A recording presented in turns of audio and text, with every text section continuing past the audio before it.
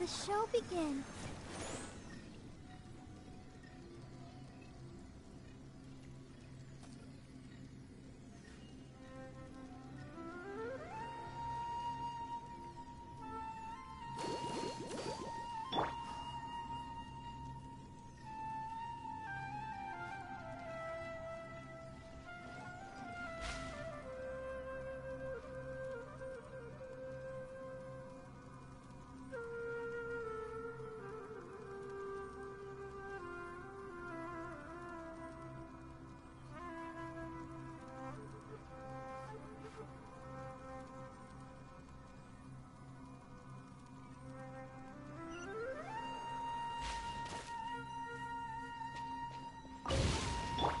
Protect us.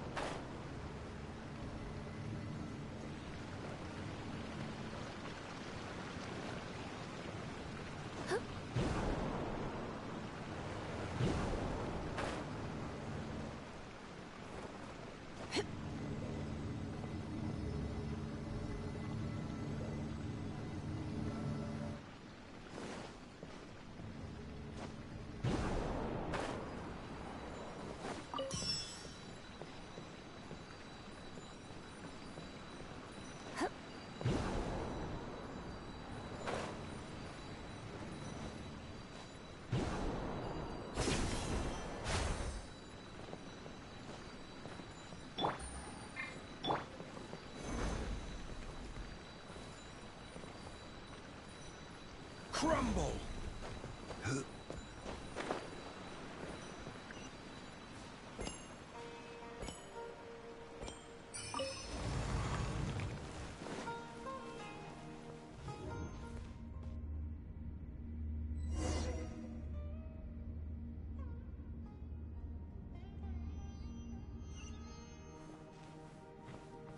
What in Tibet is going on here? This place is getting weirder by the minute! Hey, what's the matter? You don't look so good.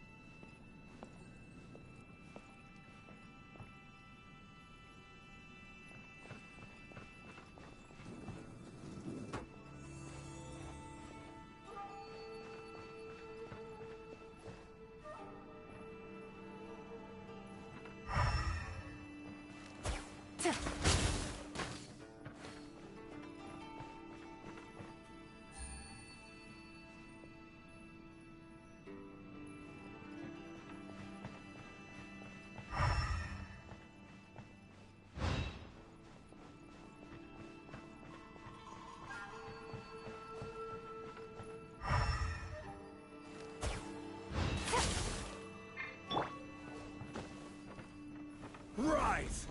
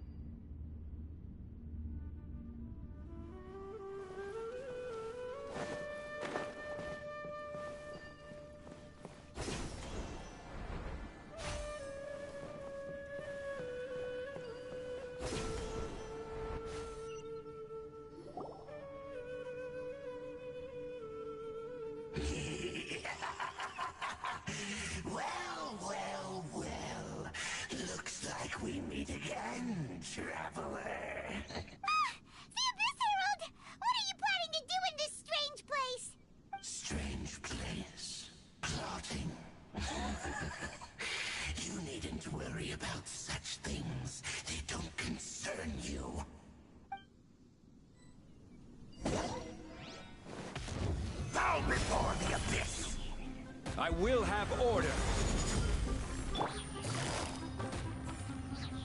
Quietly now. You're in for a little shock. Come a little closer.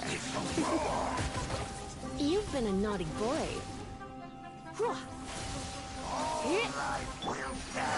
Busted. Solidify.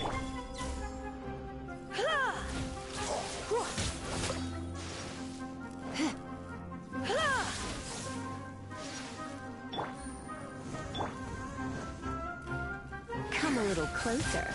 Blitz. I'll protect us.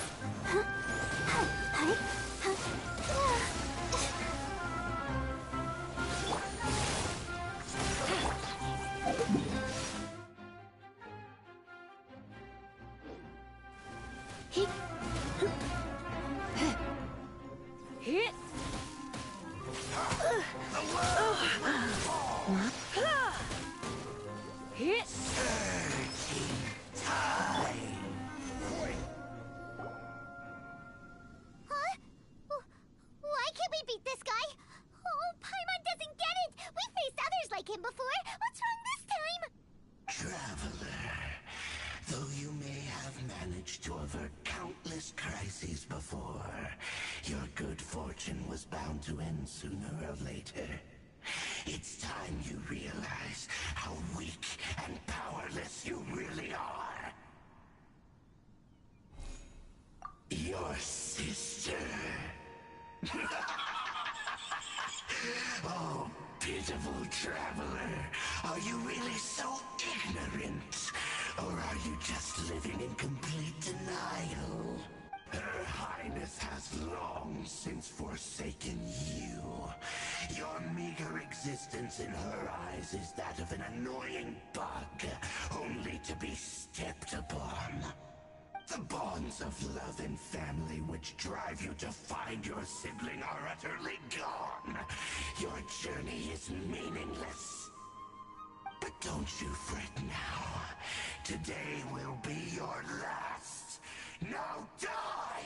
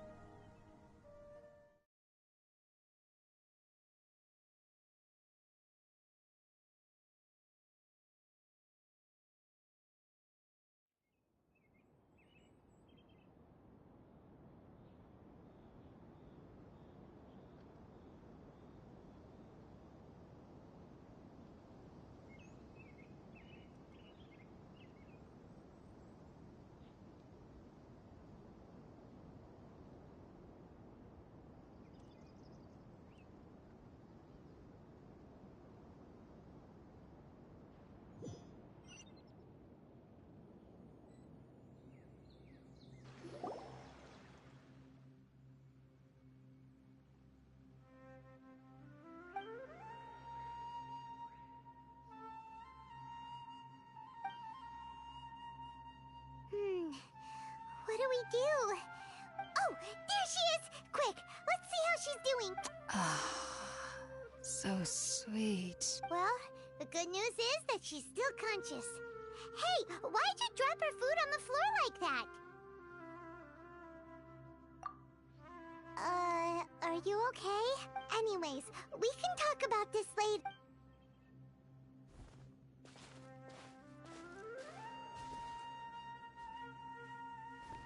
Whoa!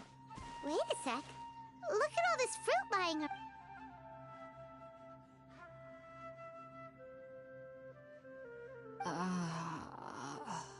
Who is there? Tainari, is that you?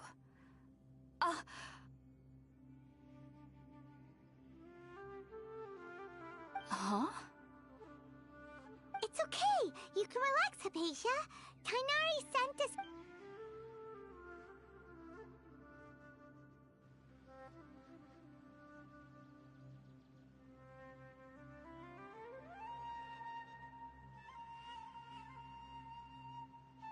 I see.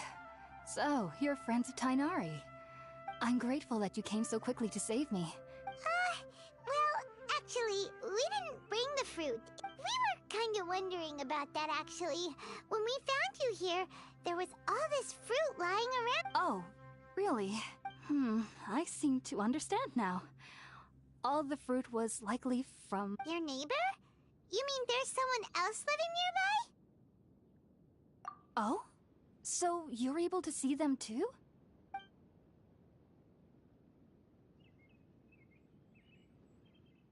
Wait, hold on a second, Traveler.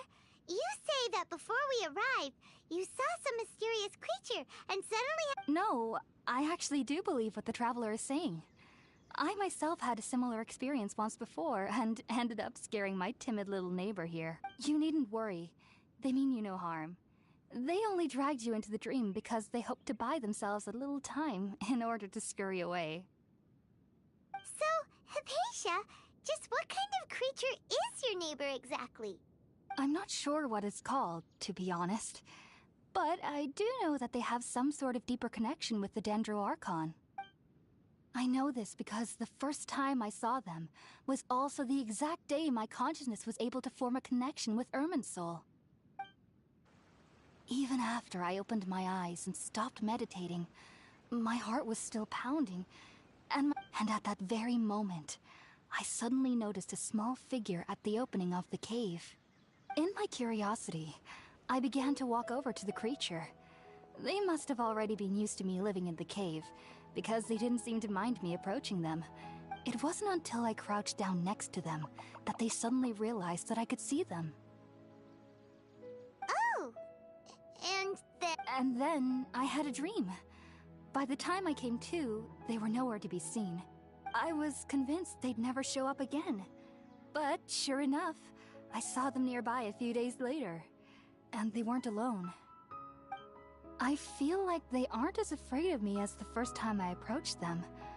But I never would have expected them to save me. Yes, no doubt about that. By the way, Tighnari mentioned in his letter that you... Sorry about that. Sounds like just drinking juice still isn't quite enough for my stomach. Well, if somebody hadn't dropped the food earlier... Alright, we're up, Traveler. Today's menu will feature... Sounds good. I've never tried any dishes from other nations before.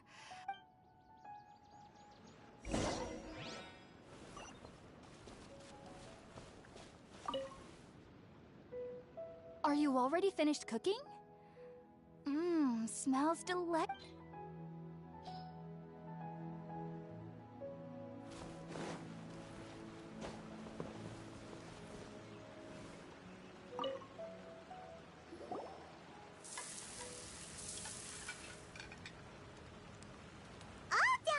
Let's use the empty box that Tighnari gave. Oh, it smells amazing.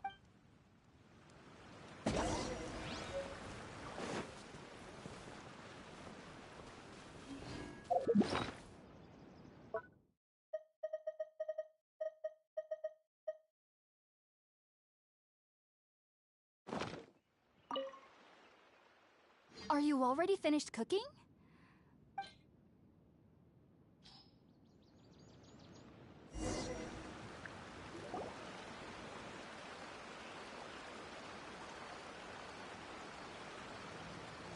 Even though everything you mentioned was in Tighnari's letter, it's still hard to believe you were able... It took me nearly 3 years before I could do so.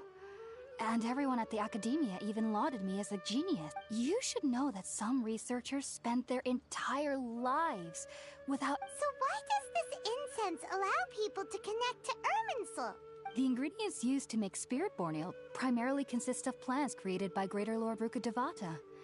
These Since the root of the Dendro Archon's power lies within Irminsul, we can occasionally tap into her powers to peer into the depths of the earth. Naturally, anyone who can establish a connection with Irminsul in their first ever attempt must be a person of great understanding. Makes sense. But that was primarily due to his body's unique constitution. Stimulated by the incense, he could perceive the Dendro Archon's power and taking in any sense similar to the ingredients of Spirit-born Ale would cause adverse effects. Not to worry, though. It appears you've already fully recovered. Technically, your body should still be sensitive to the powers of the Dendro Archon, but unless you're using an— Whew. Well, that's... I must admit, I am quite envious of your abilities. Even if it meant— Whoa! You're really serious about this whole... I am a researcher after all.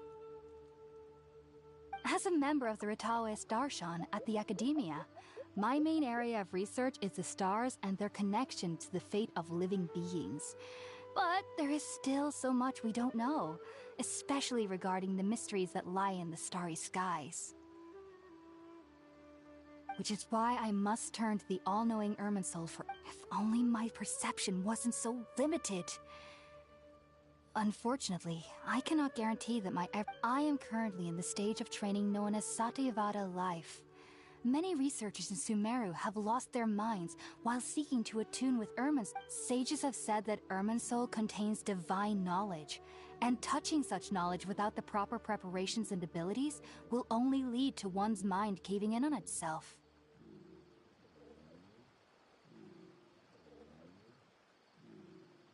That's why we meditate alone.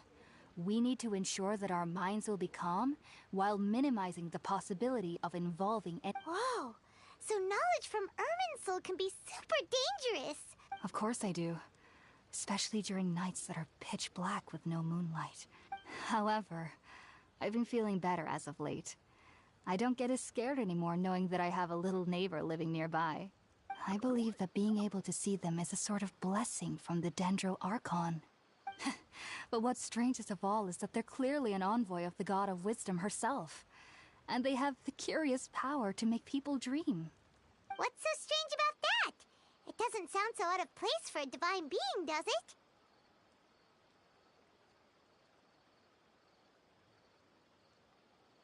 Well, it's strange because nearly nobody in Sumeru can ever dream. Huh. Is that true? Yes, well, to an extent. Only children can dream in Sumeru. The sages say that wisdom implies rationality, but that which occurs in dreams is often neither rational nor logical.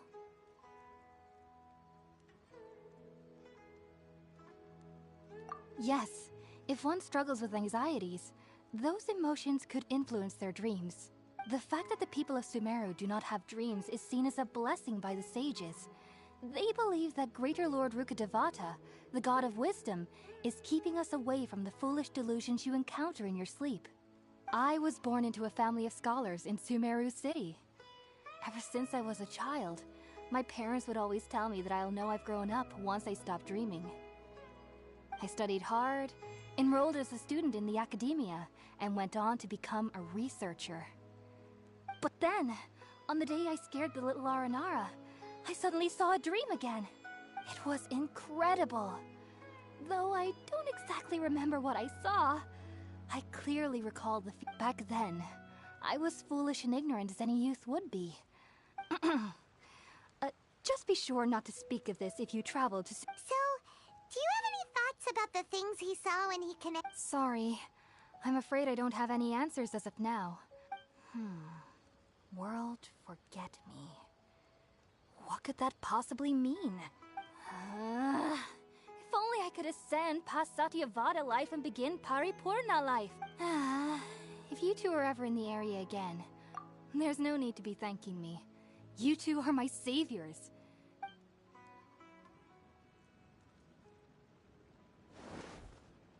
Now that we know Hypatia is alright, and had the chance to ask her some questions...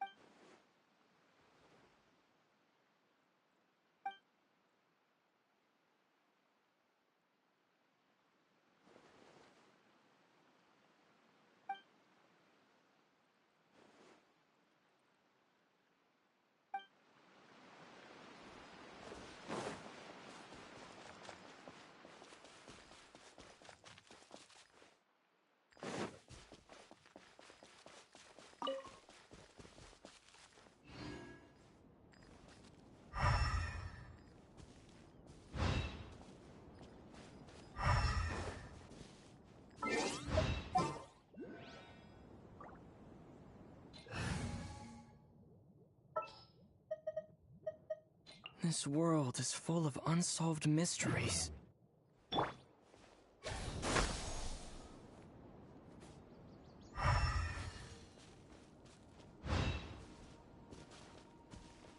Propagate!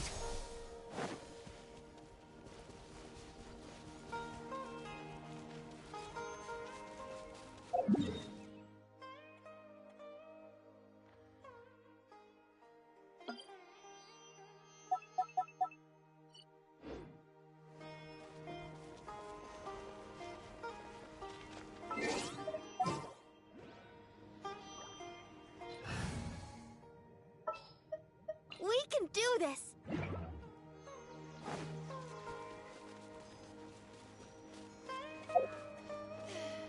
The rainforest climate is far more pleasant than that of the desert.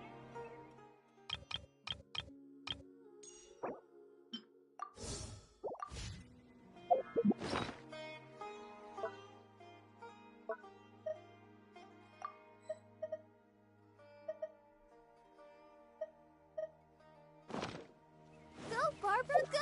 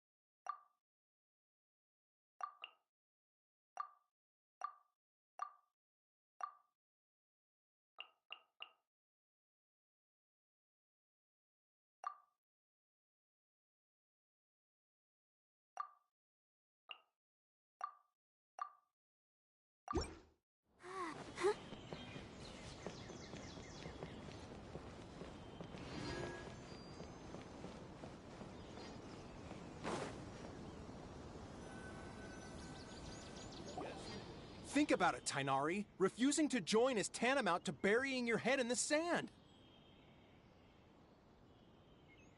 I understand that you're a forest watcher and that it's your duty to combat the effects of withering zones. But isn't it evident that such work is not a lasting solution to the problem? As Sage Kage clearly stated, your presence and guidance in Sumero City is pivotal in finding a cure for Irminsul. How could you possibly refuse?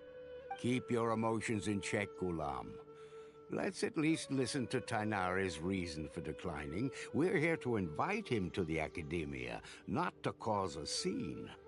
Sage Kage, I am truly honored that you came here in person. I am merely a forest watcher. How could the great minds of the Haravatat have any need of someone like me?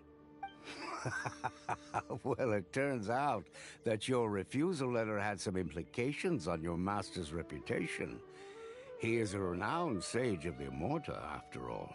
So now I've come here in his stead. I see. Huh. And I figured that given his temper, he would come here and berate me personally. Tainari, your master is an integral part of this effort, and now he requires your assistance. And what exactly does my master need of me, Sage Kage? You'll know once you've arrived in Sumero City, that is. And how long will I be required to stay? There's no definite answer as of now. Do you mean to tell me that despite coming all the way here to Gandharvaville, you still can't answer the questions I laid out in the letter to my master? If that's the case, then I'm afraid I cannot give you a definite answer either. Tainari, but you... So be it. Come, Ghulam, we're leaving.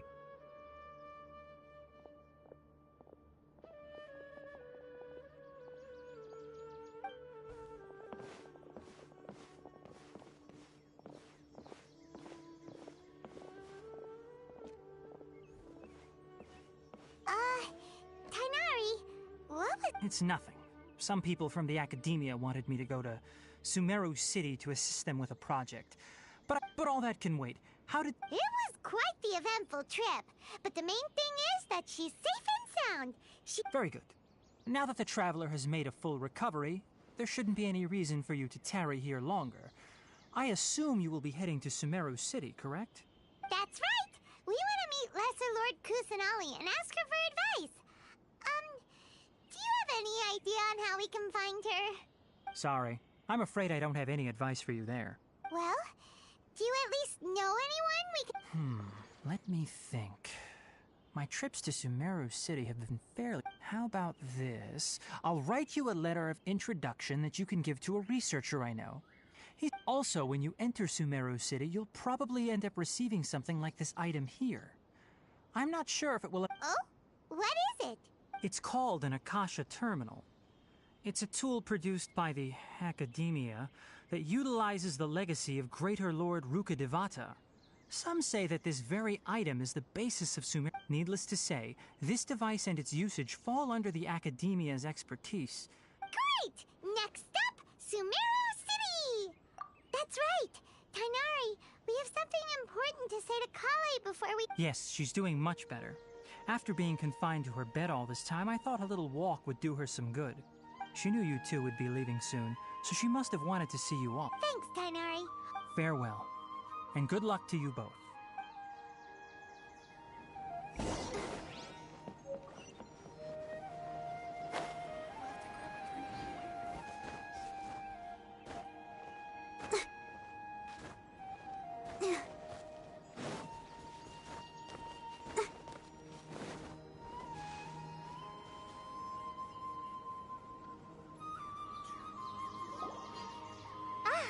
I've been waiting for you two. Thanks for waiting here just to see us off, Kale. We're headed to Sumeru City. Don't worry about me.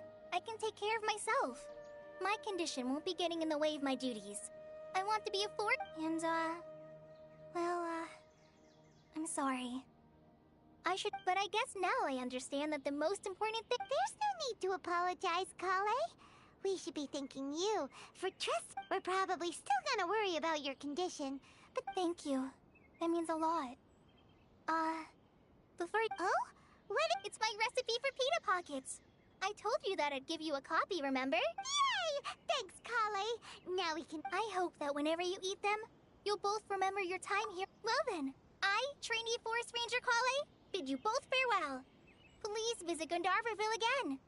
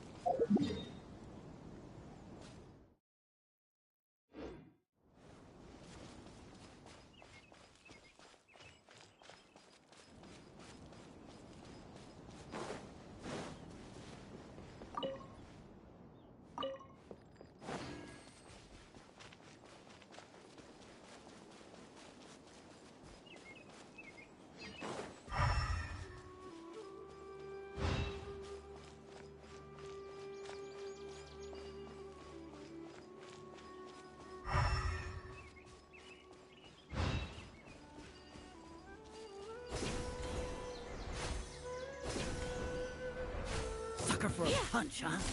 Happy to oblige. You've been a naughty boy. Stabilize! Gotcha!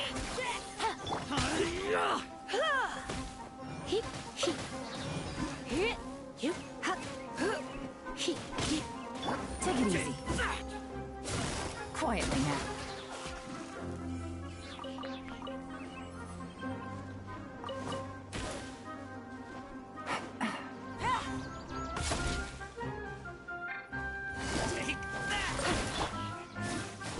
Come a little closer.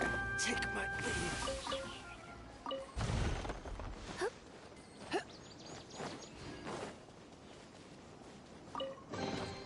No pain, no gain.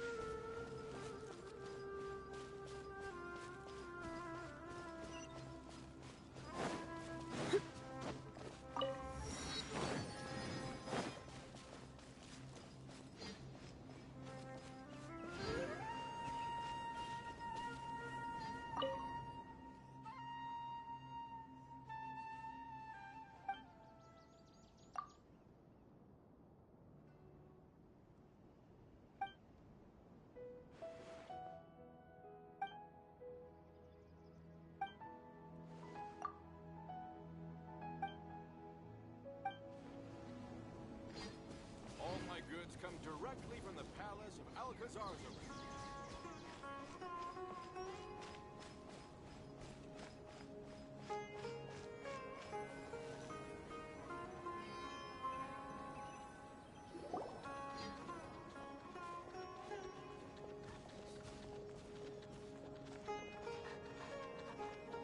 Sumero City!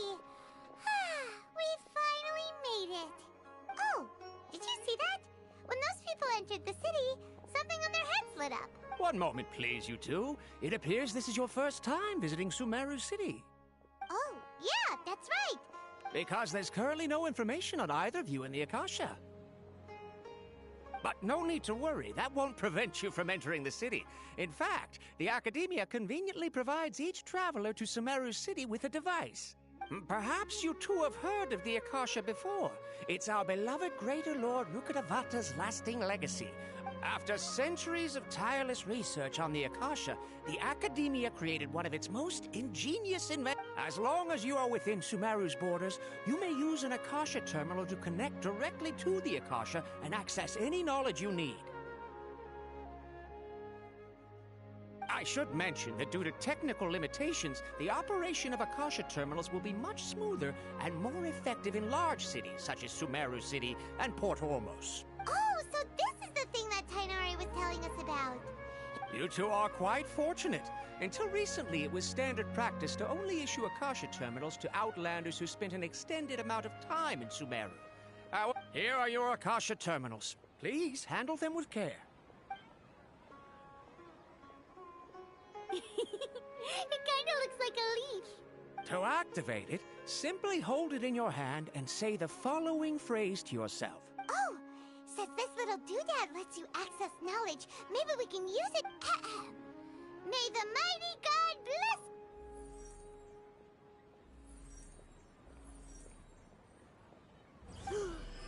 Whoa! Just now, something clicked, and Paimon suddenly knew how to use this thing. It seems all we need to do is concentrate on what we want to know, and bam! You get it. Oh, that'll come in real handy.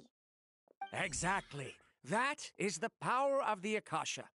And with that, let me officially welcome you both to Sumeru City. May the wisdom of the Dendro Archon always be your guide. Okay, now that we're in, we can check the Akasha about Lesser Lord Kusanali. Let Paimon try. 500 years ago, the sages found a newly born deity from within some scorched ruins. The deity now resides in the sanctuary of Suristana. Seems pretty similar to what Kali was telling us. Okay, next, let's concentrate on asking how to meet her. Oh, come on! Focusing on this question feels like when you have something you're trying to remember and it's on the tip of your tongue, but you just can't think of it. Paimon's brain is exhausted.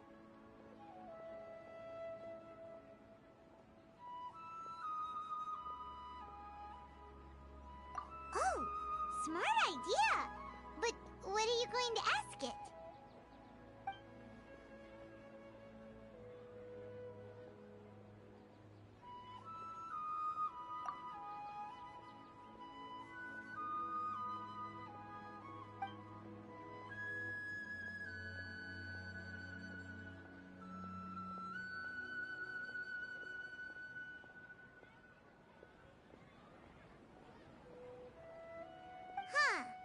Could it be because we're Outlanders and we've only just arrived in Sumeru? You know...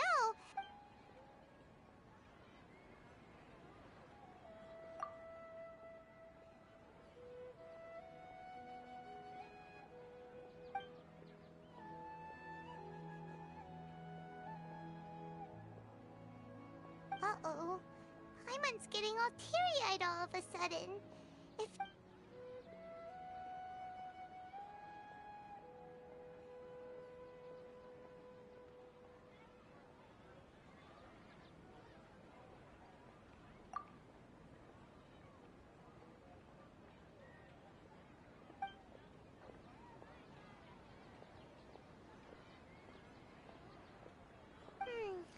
You too?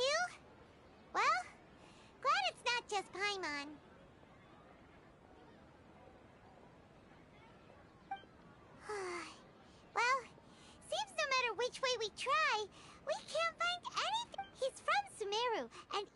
a position in the academia. Let's see.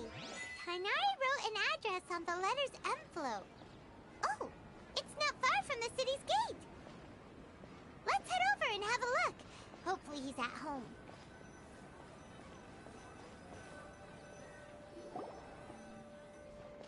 Hello, are you Rohawi? Yes, that's me. Great! You see, What? Tainari? Please, there's no need to say anything, really.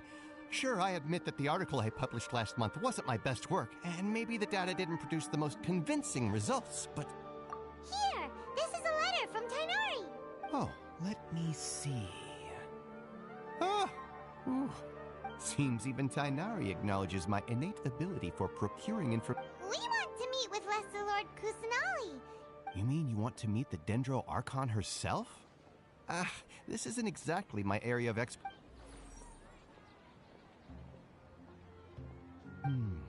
Sorry, the Akasha didn't... What? You too?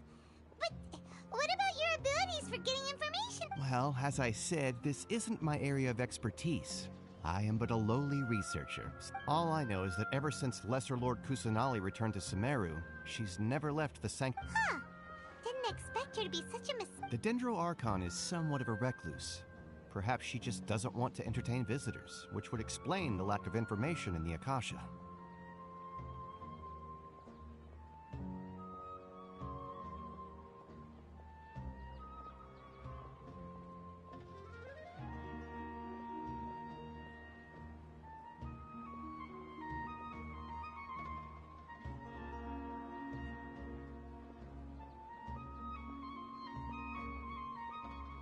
Aw, but then what can we do?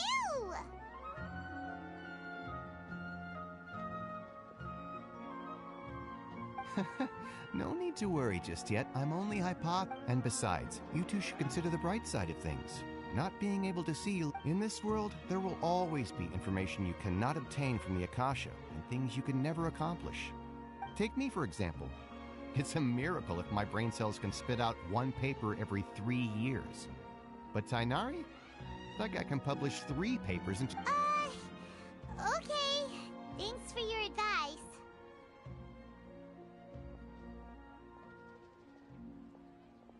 Don't mention it. If you two ever want information about things like who's been promoted within the academia or relations between the 6 great sages, come find me.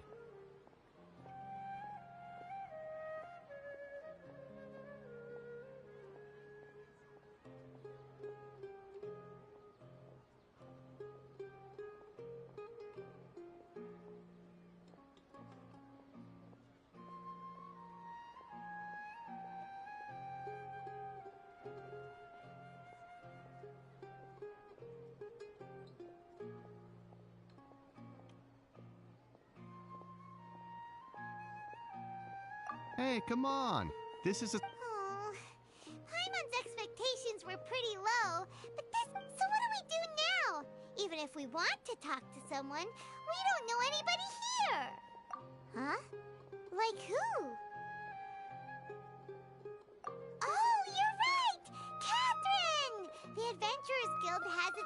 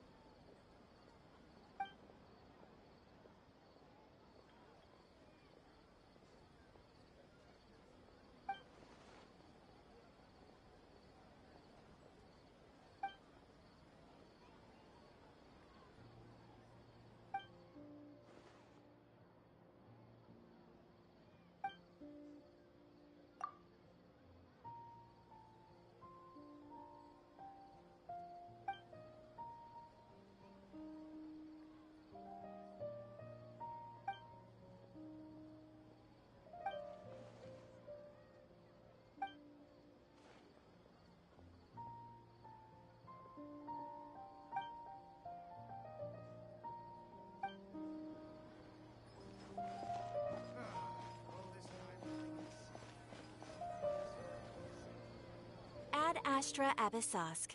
Hello, Traveler and Paimon. Catherine, we need your help with something. Understood. The Adventurers Guild is always ready to serve you.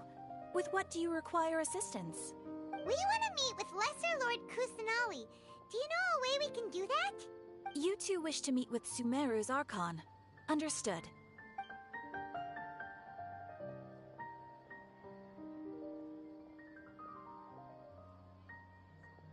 I apologize, but I am unable to call up any relevant information in the Akasha. I'm also unable to locate— Aww, another dead end. Well, if Kath— Please do not worry. I may know of— In Sumeru, the Adventurers Guild does not serve as the vanguard of information. Rather, there are numerous active mercenaries. They take on various contracts and work all across Sumeru. An Eremite brigade called the Corps of 30 is in charge of Sumeru City's defenses. Not only are they the— Corps of 30? Supposedly, they are named as such because their ranks numbered 30 at their inception. Asfand, an advisor with the Corps of 30, maintains good relations with the Adventurers Guild. Though he's already retired, he and his words can— If you'd like to get in contact with him, you can find him at the Corps of 30's headquarters. You're welcome. I wish you two the best of luck. All right, off to the Citadel of Racer we go!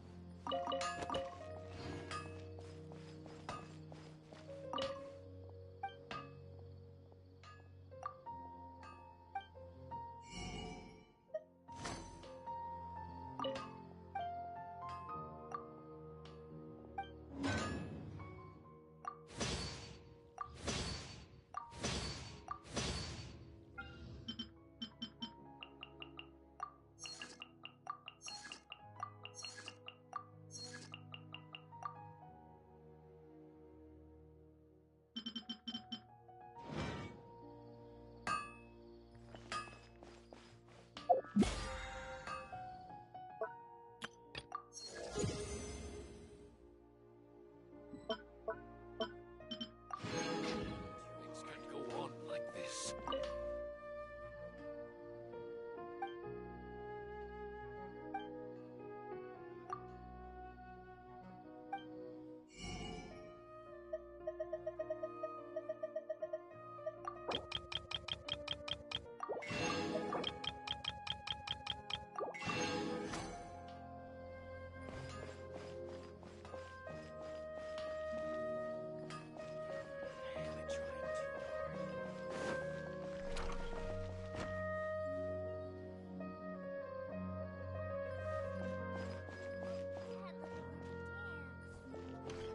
I've got great food and great drinks that everyone can enjoy.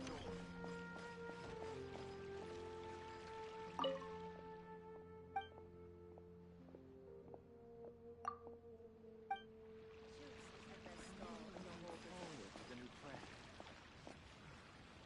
Life is so dull here. Dad, let me learn to dance.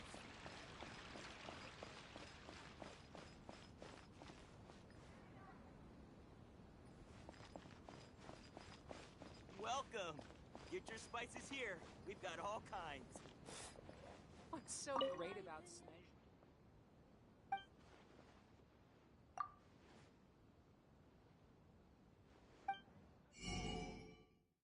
So dull here.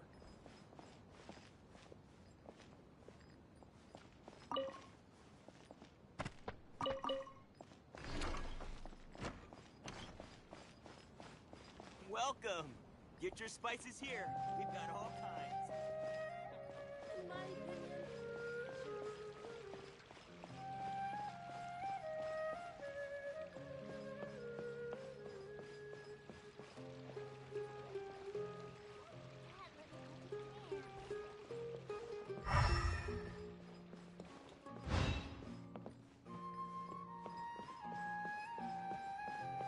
It work as long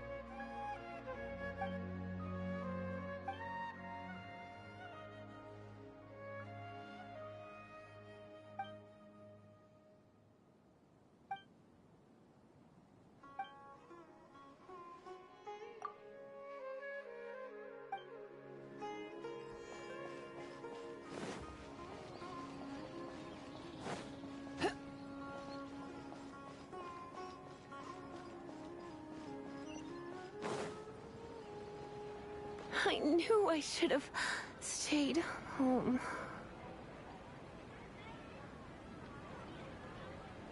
Welcome. The Adventurers Guild told me to expect you to.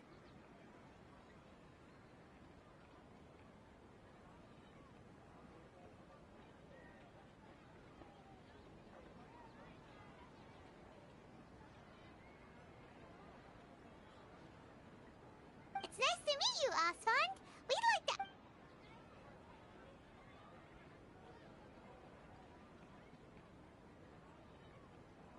I see. So, Catherine's the one who sent you this way.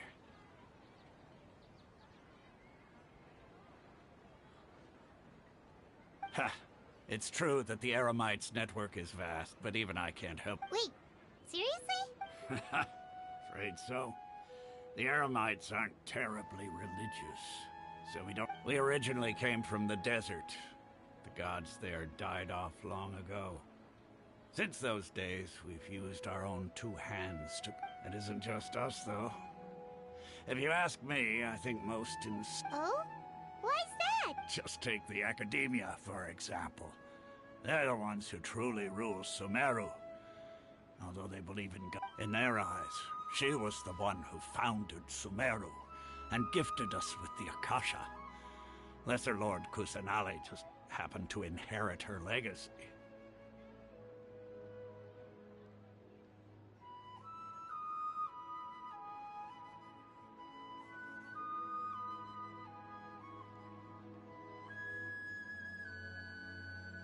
Because of the Academia's influence, most citizens are more familiar with Greater Lord Rukkhadevada. And not to mention that Lesser Lord Kusanali never makes an appearance. And the Academia never announces anything about her. As far as the people of Sumeru are concerned, she's just a god that exists. And that's all. Really? After hearing all of that, Paimon sort of feels bad for Lesser Lord Kusanali. Ha! But who knows? We're all just guessing when it comes down to it. Besides... All right. Well, thanks for the... No problem. Request from the Academia.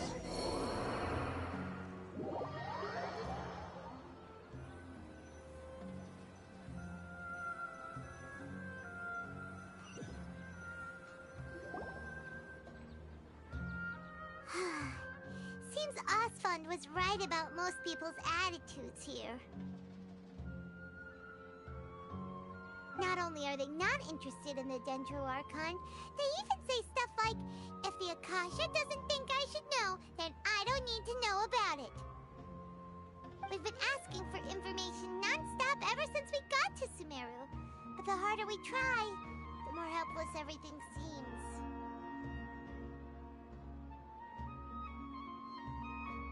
Isn't there at least one person in this entire city who cares about Lesser Lord Kusanali? Oh, you two are interested in Lesser Lord Kusanali? Huh?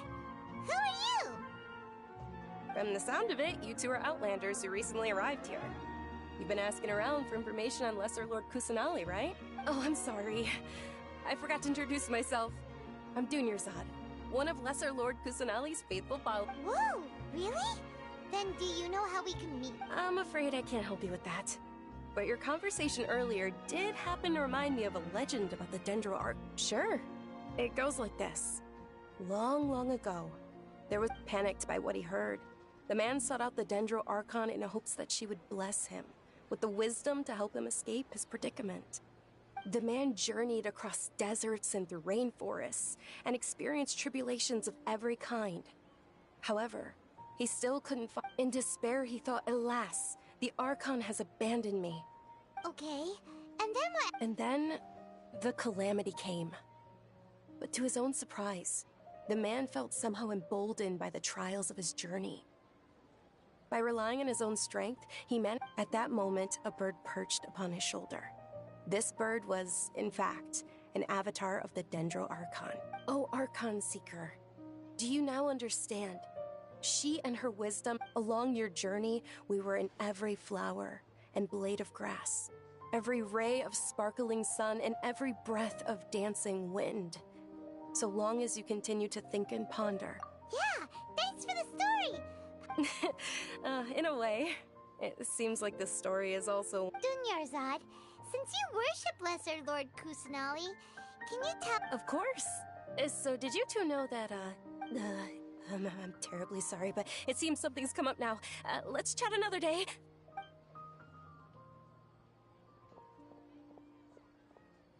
Hey, wait! What? It looks like they're searching for someone. This stinks! We finally managed to find a lead. Let's see if we can get rid of... Hey, have you two seen a brown-haired girl wearing a purple top and a long blue dress? We're looking for her.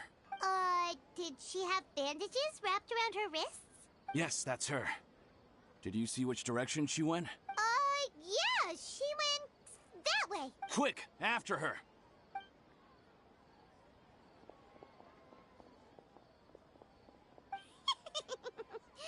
That should keep him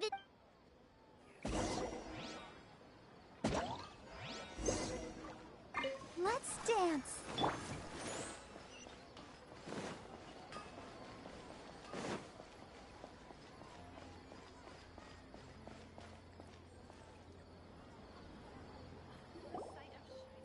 Dunyarzad, we thought you might have been long gone by now. Oh, it's you two. Oh, you startled me there. You can relax now. We threw those people... Really? Thank you so much. Uh-oh, looks like there are some Huh? More of them?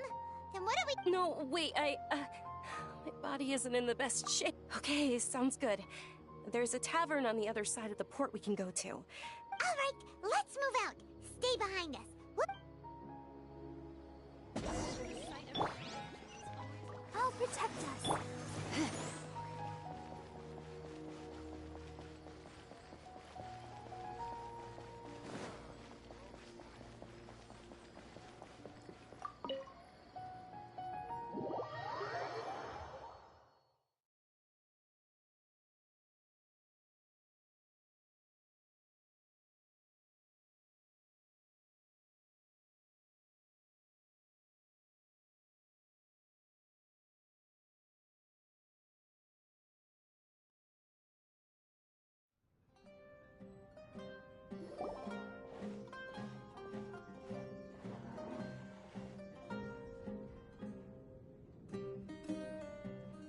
We made it.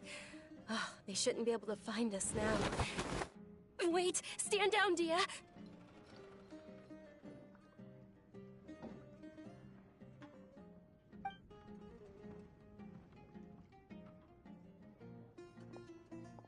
My lady, who are these two? They're travelers that I met on the street just a moment ago. They happened to notice that you were all searching for me, so they helped me hide. I see. In that case, you two should scram. There's nothing here for you. Wait a sec! Who the heck are you? And why are you shooing us away?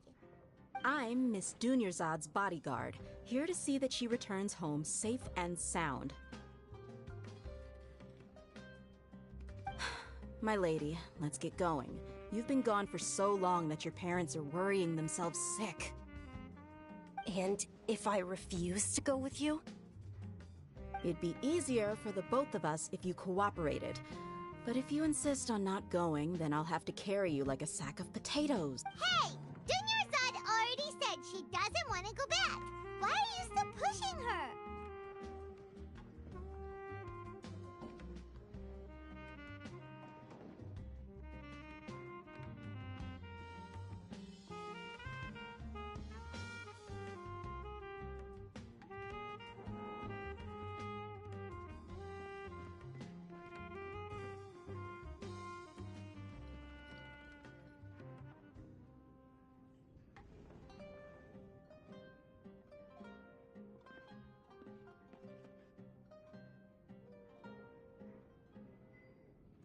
Stay out of this. You don't understand the situation. Sorry, my lady.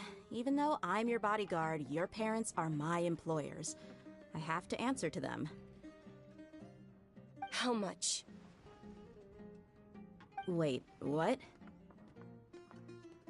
How much more do I have to pay you to become your employer? So you never listen to my parents ever again. Double? A triple? Give me some time and I'll get that much. My lady, this isn't about Mora. I don't know what you think of us Eremites, but let me say this. I like Mora, but I'll never go against my principles. That's why I'm here looking for you.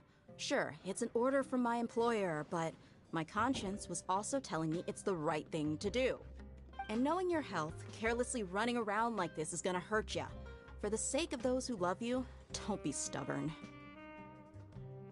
No, you're wrong. I'm aware of my limits, and I know what I'm doing. Honestly, the only people being stubborn right now are my parents. And I know perfectly well that it makes no difference if I'm at home or not. They still won't accept reality.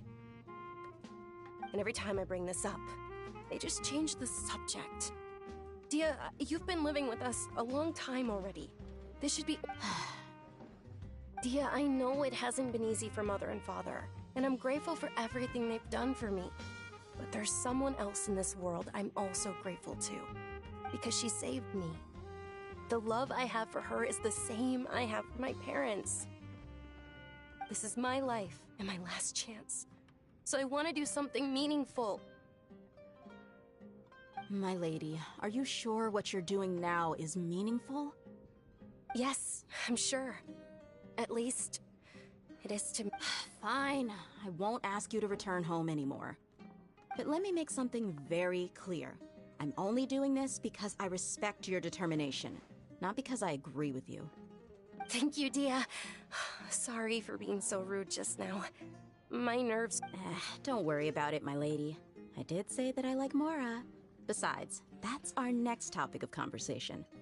Today's little excursion caused such a ruckus that every single bodyguard at the estate was deployed. It wouldn't be easy to hide things from your old man. Since this definitely won't be your last escapade, here's a little tip. You should at least make it look like your room and things are still in order when you leave. Also, you'll need someone to cover you. So, I'll let you hire me, my lady. This way, everyone wins. As for the pay, let's say half of what your father pays me. Okay, deal. Yay! Looks like they've reached an understanding.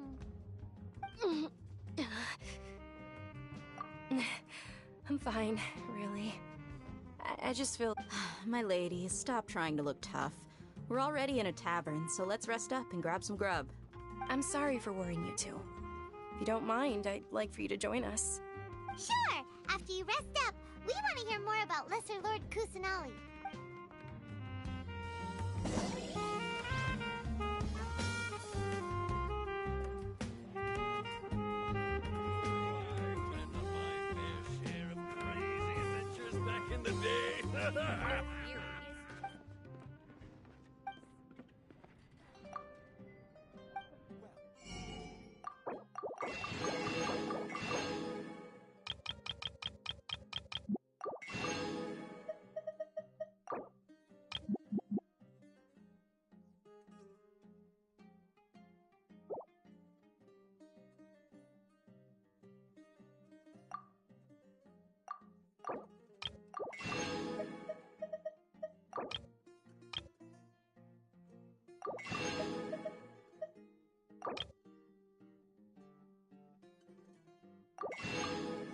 Perspective is just tunnel visioning.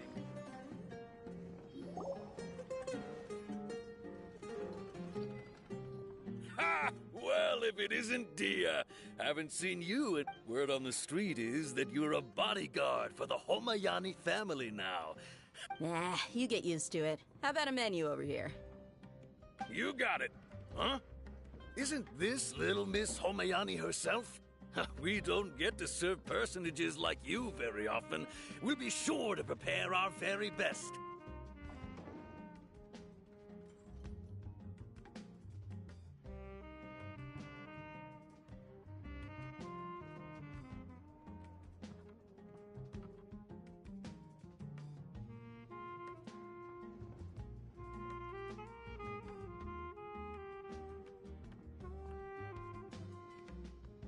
Thank you, sir, but there's no need. I don't have a lot of Mora on me, and I really ought to save as much as I can.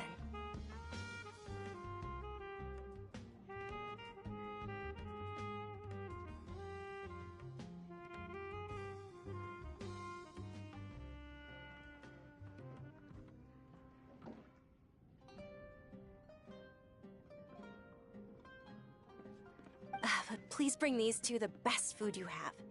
They're my new friends, so I want to be a good host for them. Yeah, we're already super grateful for everything you told us about Lesser Lord Kusanali. How about our coconut charcoal cakes? They're our signature snack, and they run cheap. Look, other customers over there are eating some now. They look kind of burnt and dry. Paimon will pass. Hey, come on! Paimon has personal preferences too. Dunyarzad, we asked a lot of people when we first arrived, and almost nobody was interested in Lesser Lord Kusanali. Well, remember when you asked me if I knew how to meet the Dendro Archon? Even though I don't know how, I think I've... Huh? Yes, it was when I was a child. At the time, my illness had kept me bedridden for the better part of a year. I was stuck inside and couldn't make any friends, and my parents did their best to find treatments for me. My younger self no longer had any hopes or dreams. One flare-up was so bad that I was in a semi-conscious state for several days. Then one night, I woke up alone in my room. I was terrified. My body was paralyzed. At that moment, an ethereal voice spoke in my mind. Dunyarzad. Dunyarzad, don't be scared. You don't have to cry. Who are you? How do you know my name? How do I explain this? You might not be able to understand, but actually, I know everything about you. Really? Of course. I know that you're scared of thunder, that you hate taking medicine every morning, and that you love counting the petals on your mom's skirt. Wow, you really do know everything. Dunyarzad, is there anything you want? Want? Not really. I can't go anywhere or do anything. Huh? But aren't you a child? All children have wishes. Tell me what you want, and maybe I can make it happen.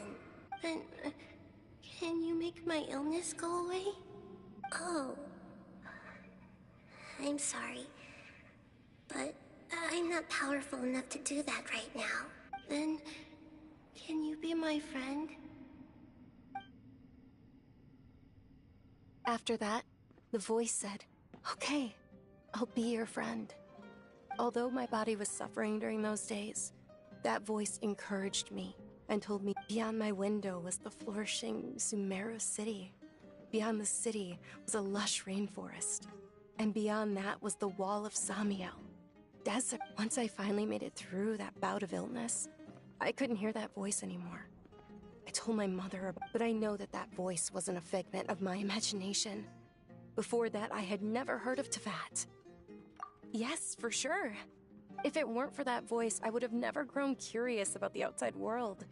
Nor that voice sparked a desire for wisdom. It had to have been the Dendro Archon. I've been hoping for a chance to repay her kindness. In fact, I was running around today to help prepare the Sub-Zerus festival for her. What's the Sub-Zerus festival? It's Lesser Lord Kusanali's birthday, which was the day that she was found by the sages.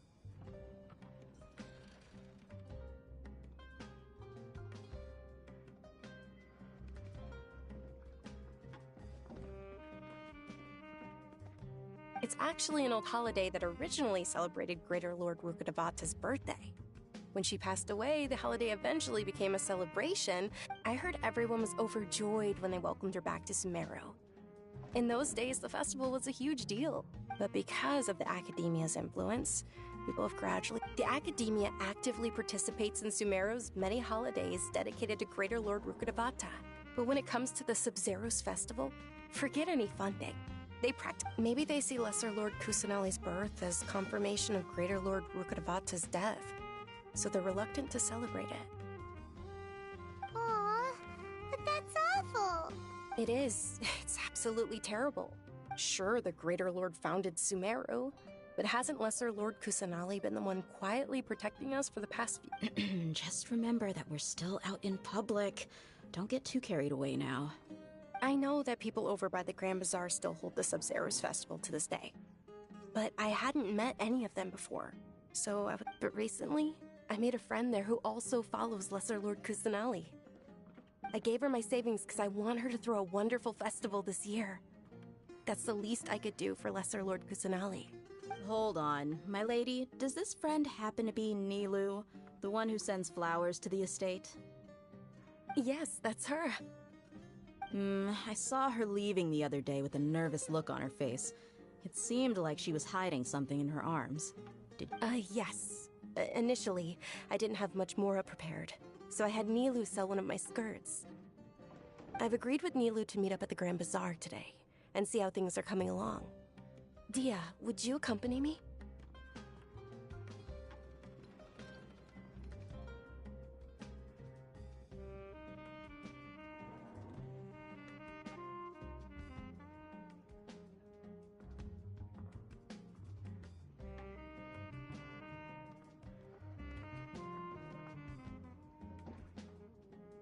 Sure, that's quite the trip, though.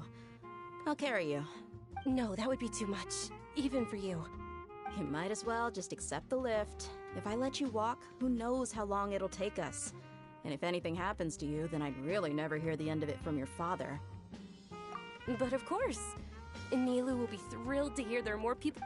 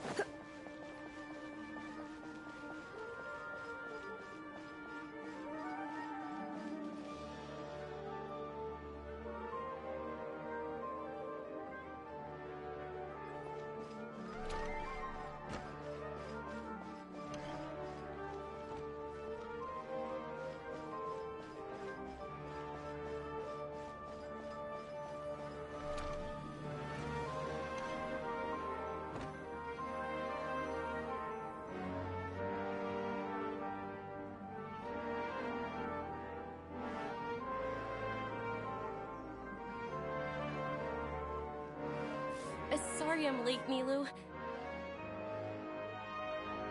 Oh, Dunderzad.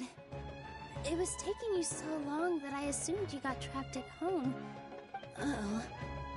But if Dia's here, that means you got caught, right? You could say that, but everything worked out. She's on our side now. Not completely. Oh.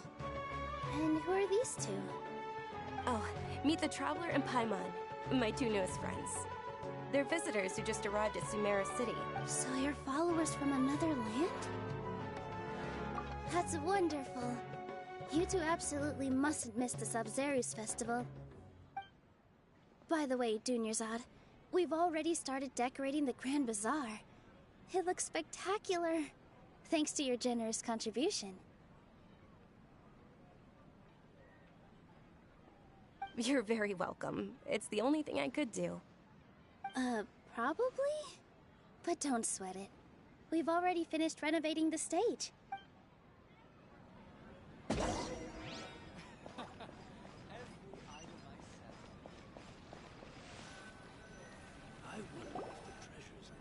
Wow! This place is amazing! Not bad.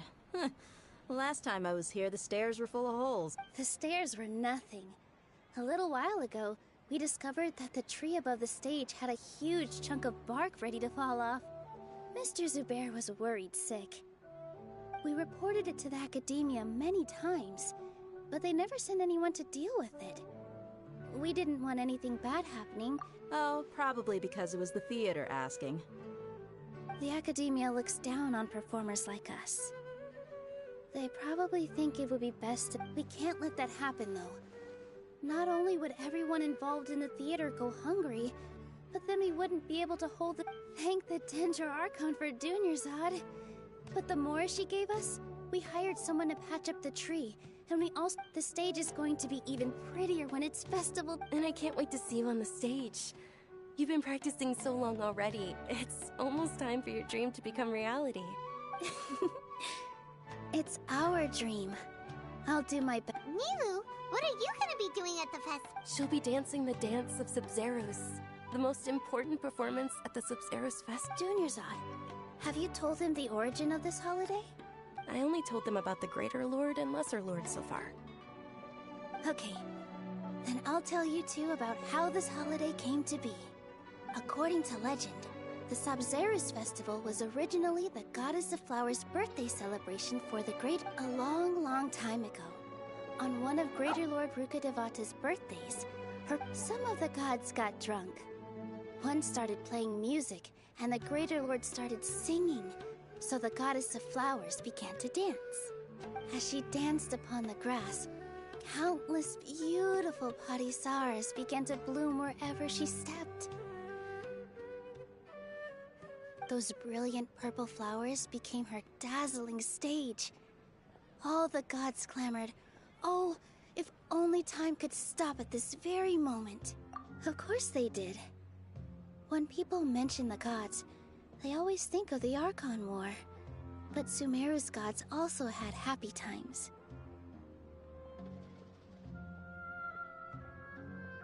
Although they aren't around anymore, they're preserved in our tradition of dance. This outfit I'm wearing is apparently based on how the Goddess of Flowers looked.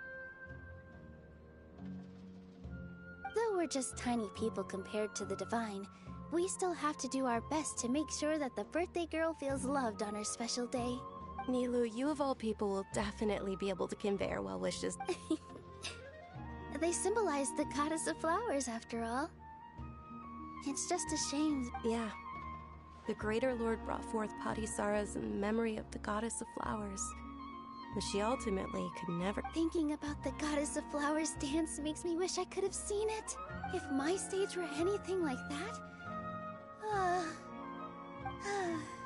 So, Traveler and Paimon? All of Lesser Lord Kusanali's followers will be there for her birthday. It'll be a good opportunity. Ooh, Paimon thinks that's a great idea! Of course Paimon wants to watch! So how about we all attend the Sabzeruz festival together? Dunyarzad, let me show you which stage decorations we've picked out so far. Traveler and Paimon, if that everyone at the Grand Bazaar loves Lesser Lord Kusanali, and we're all looking for... In that case, we'll take a look around.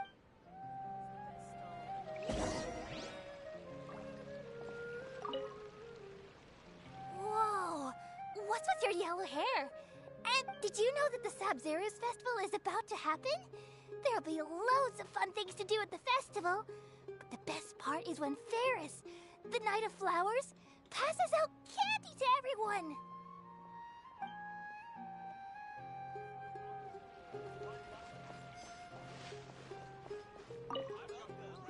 Ah, dancing at the Sub-Zero's festival. You know, I also danced when I was younger. As a child, I even asked my grandmother why we performed the dance for the Lesser Lord when it was originally done to honor the Greater Lord. My grandmother said that Greater Lord Rukkhadevata is a beloved deity and honored by all. And Lesser Lord, the Sub-Zero's festival has been losing its appeal over the years. That is, until a wealthy benefactor stepped in this year and brought the festival back to life. I heard...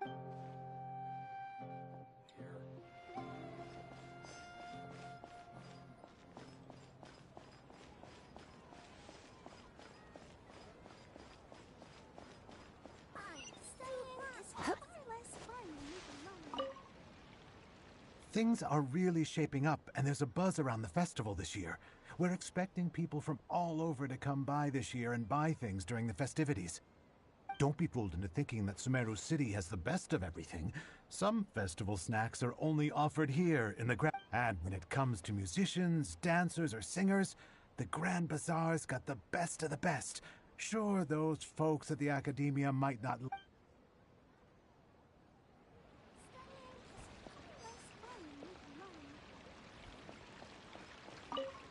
Huh. Revamping the stage for the festival couldn't have been easy, that's for sure.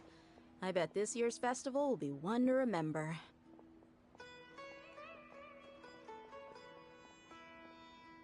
I don't know much about the Grand Bazaar, but I do know that the residents here have a penchant for song and dance. Two things that the Academia doesn't particularly approve of. Oh, and the perfume sold around here is a lot better than what you'll find elsewhere. The fragrances are longer... I mean, that's what I've heard.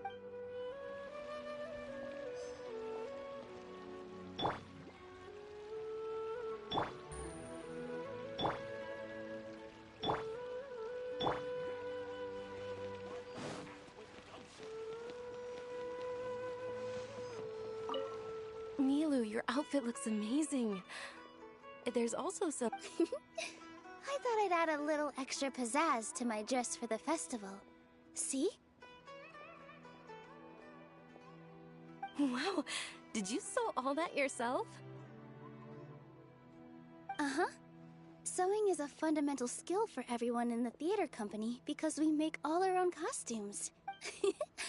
I've noticed that you can't keep your eyes off that crown over there. May I? Of course. The legends say that the Goddess of Flowers had beautiful horns on her head, so this crown was made to reflect that. Dunyarzad, you look absolutely stunning with it on. It's like I'm looking at the Goddess of Flowers herself.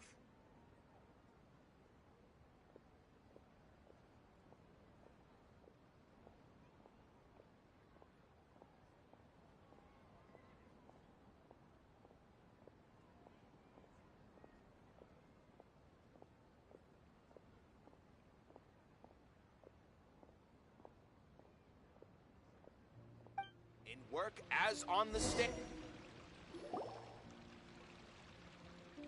Hey! Is that who Paimon thinks it is? It looks like... Catherine!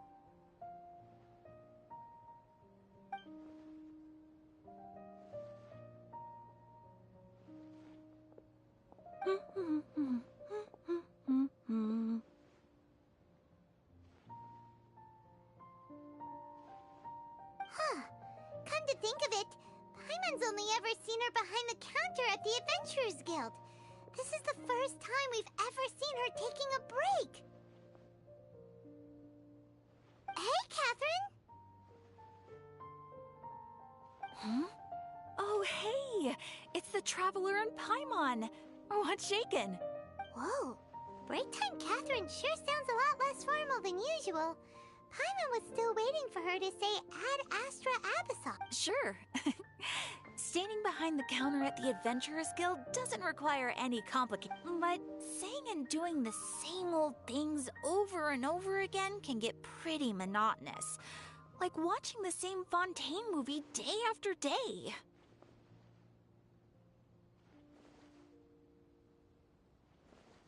But take you two, for example. You travel across Tevat to enrich your lives and... Well, we enjoy traveling across Tevat and all that, but we're mainly looking for clues about his sister. Yes, you should keep searching. Sometimes the answers we're looking for aren't necessarily at our intended destination. Huh. Haven't we heard someone say something pretty similar recently? No, not particularly. I guess you could say that I'm loving the recent atmosphere here. If festivals bring happiness to everyone, then that... Oh, it looks like it's about time for me to be heading back. Alright, we'll see you next time at the Adventurers Guild. Oh, by the way, thanks for connecting us with the Eremites. We've already made some great friends in Sumeru City thanks to you. I'm sure you two will get along well with the people here. You've already been blessed by the element of Dendro, after all.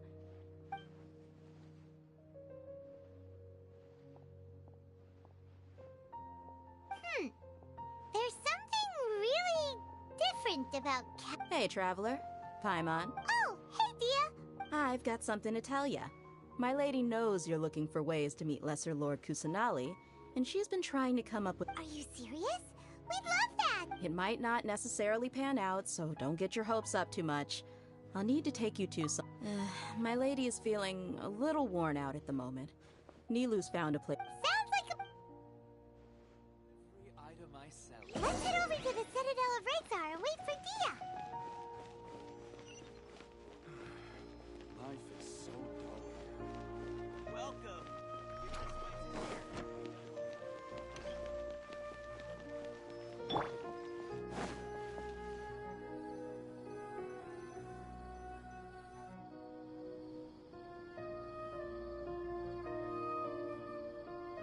Sorry, I'm late. It took some convincing for the Master and Mistress to believe that Miss Dunyarzad was only sitting in the port for a while. Anyway, I guess I should be thanking you. I haven't seen Miss Dunyarzad that happy in a long time. You sure sound a whole lot nicer than when we first met. It's called being a professional. I'm a bodyguard, and I... Look, Dia's... Listen, you two. I don't expect to be working for Miss Dunyarzad very long, but I hope to finish things on a positive note if possible. Let's cut the chit-chat and head into the Citadel. We'll see...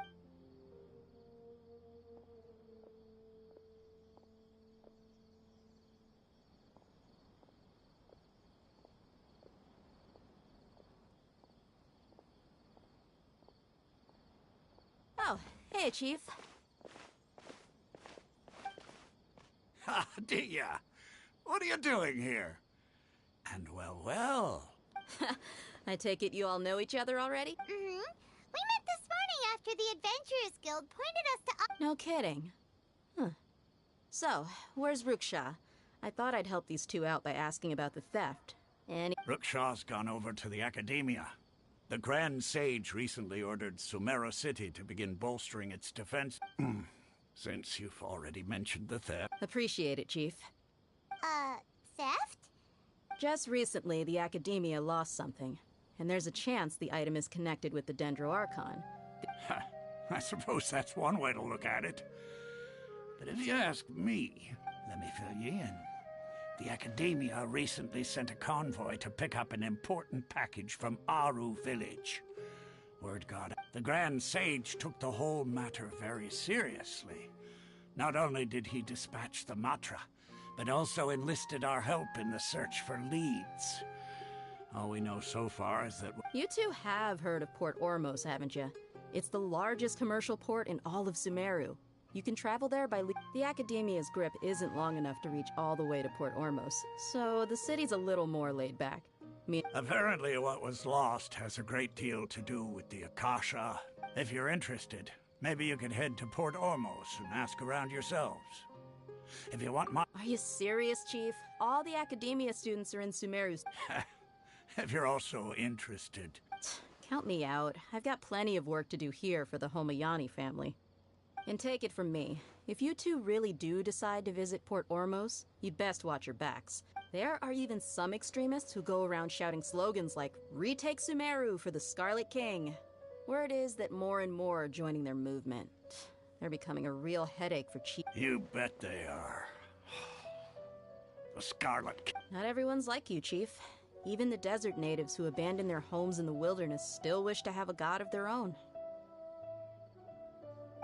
Well, Traveler, that's about... Thanks, Dia! And you too, Us! Since we've gathered all we could for the moment in Sumeru City... Miss Dunyarzad is looking forward to seeing you both at the Sub-Zeru's festival, so be sure to get yourselves back here in time. Good.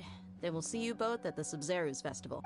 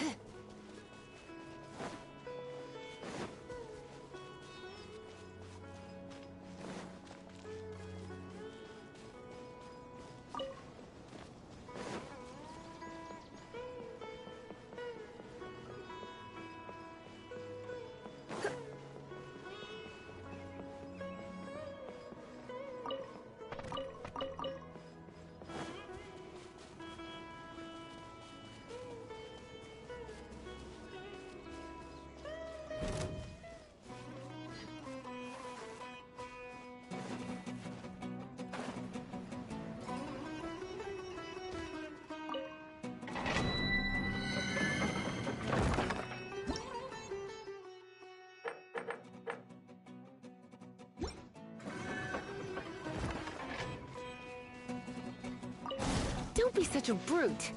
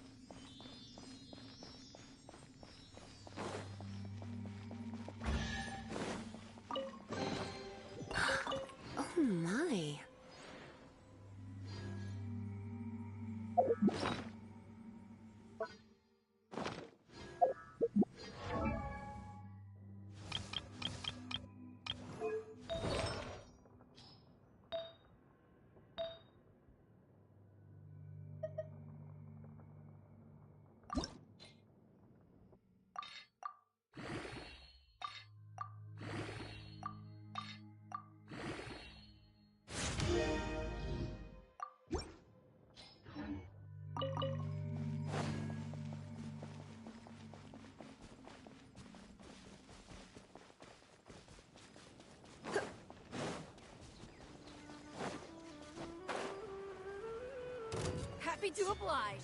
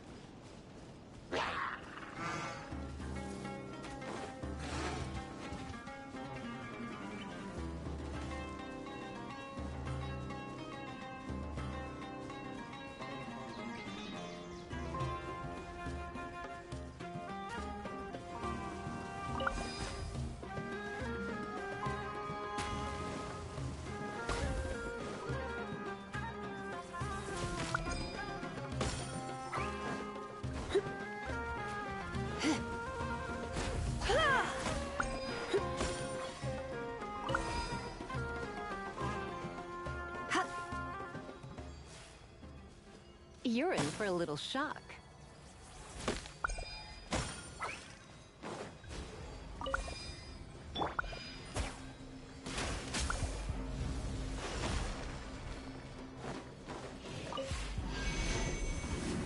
No! Come a little closer. This is order.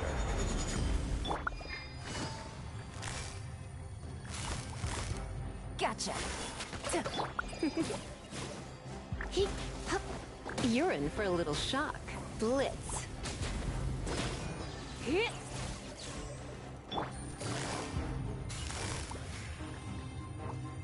Busted.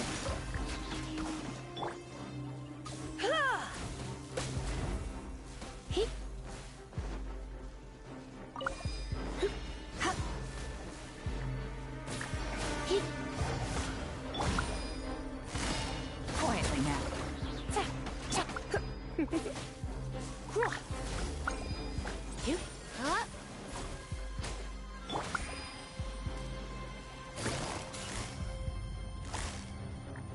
Gotcha.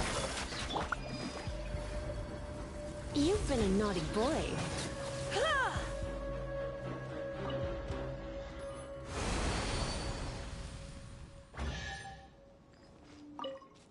Let the show begin.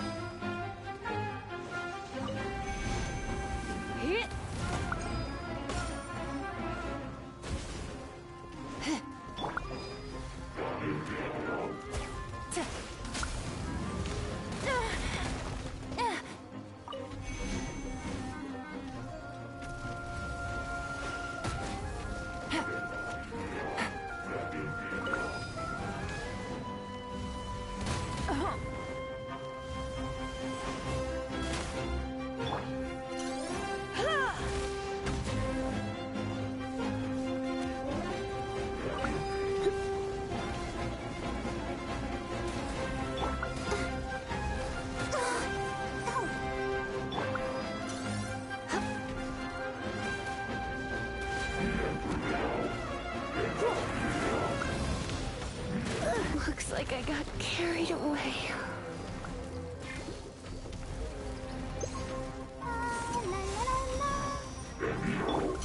No. Gather! Go, Barbara, go! You're in for a little shock.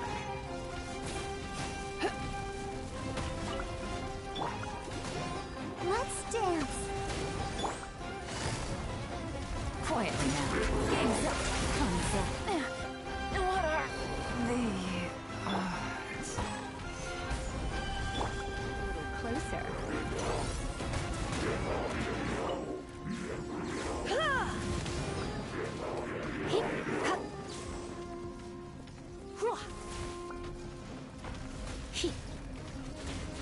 I will have order.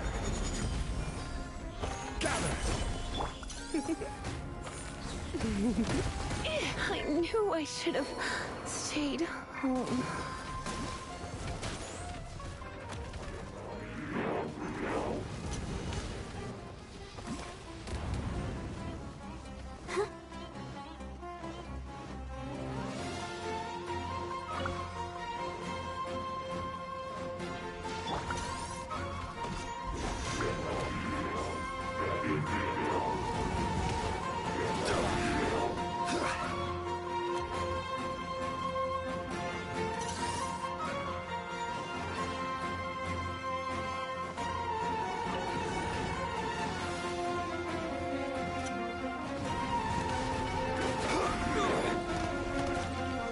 Solidify! Let's dance.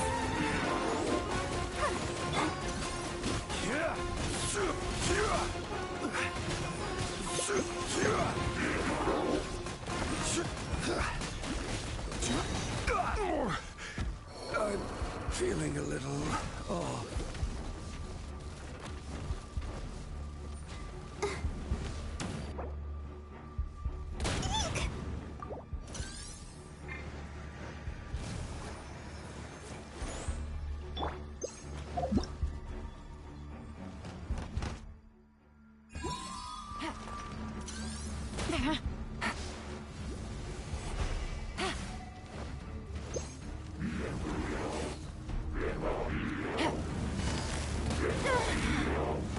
Take it easy.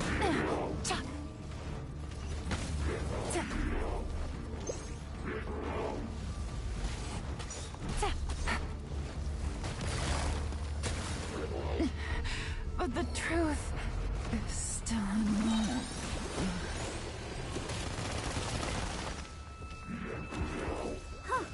Go, Barbara, go! Yeah.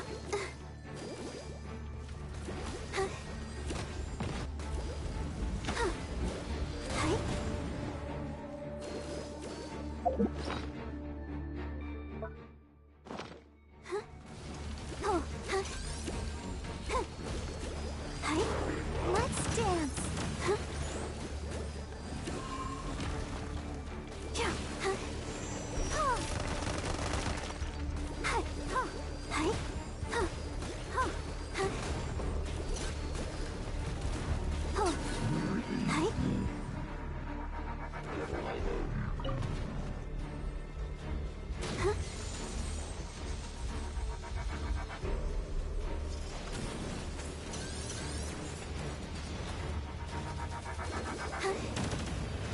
Let the show begin.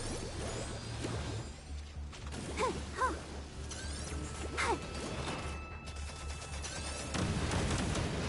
no!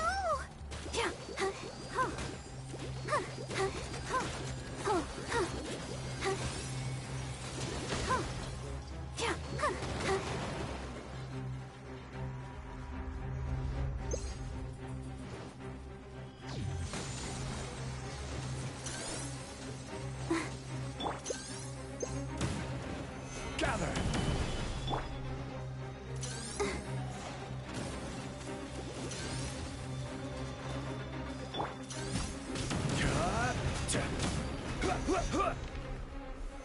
Solidify! Go, Barbara!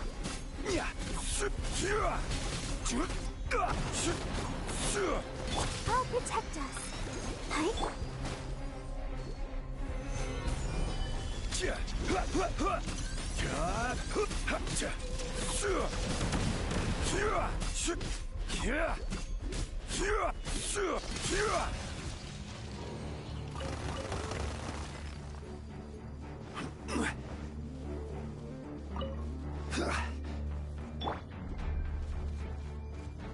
Let's dance. Stabilize.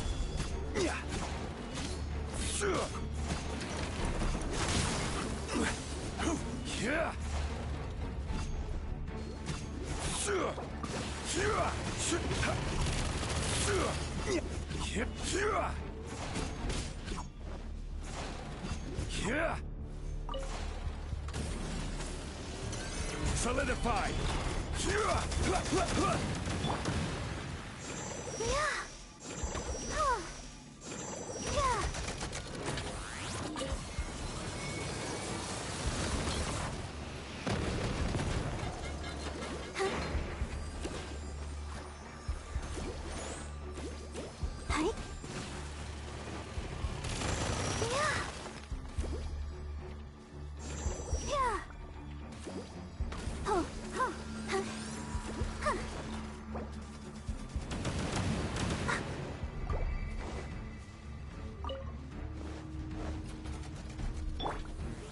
Gather.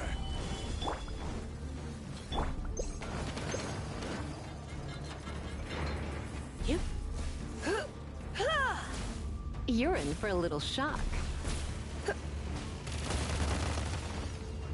Come a little closer.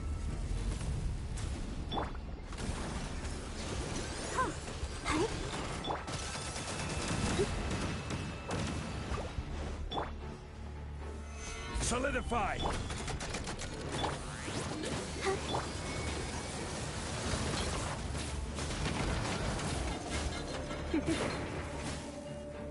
You're in for a little shock.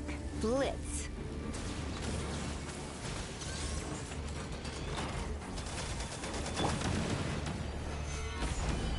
I'll protect us.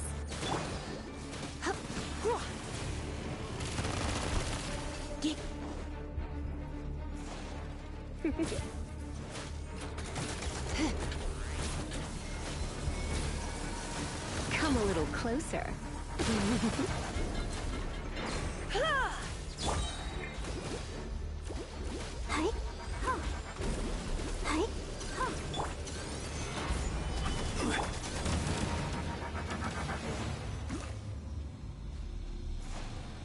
You're in for a little shock. Come a little closer. You're in for a little shock. Stabilize.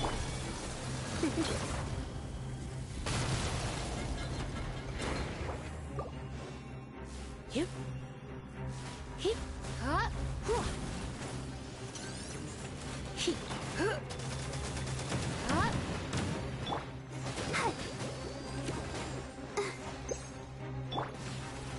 Solidify.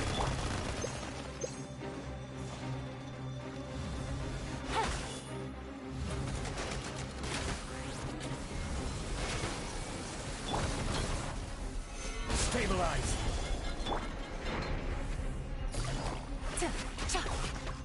You're in for a little shock.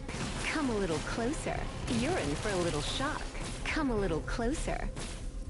Let the show be. You're in for a little shock. Take it easy.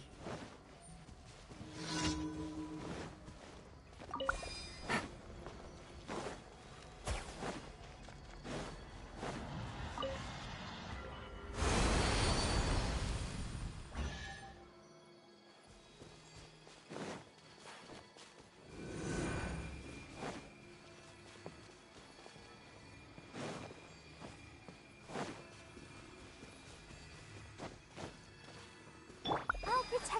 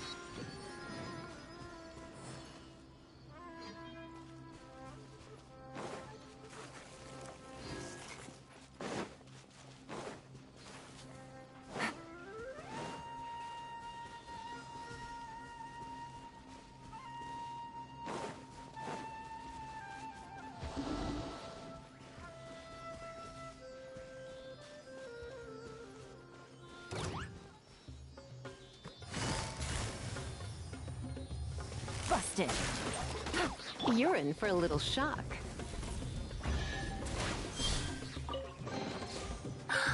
Oh my.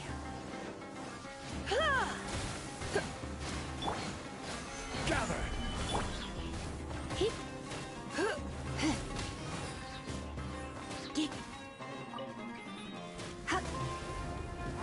Blitz.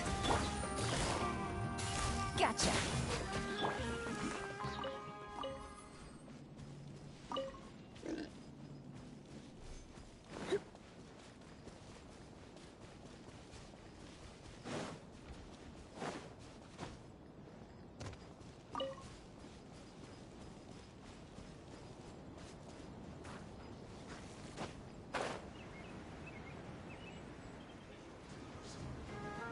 No more words, no escape.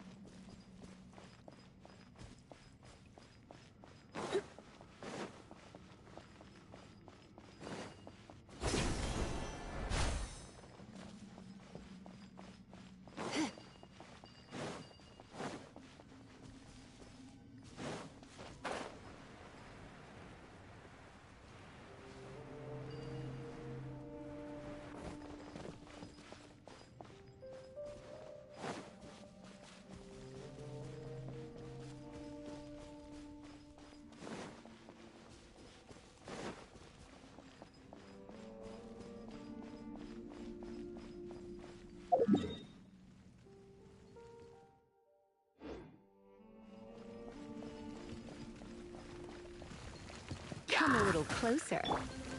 Stabilize!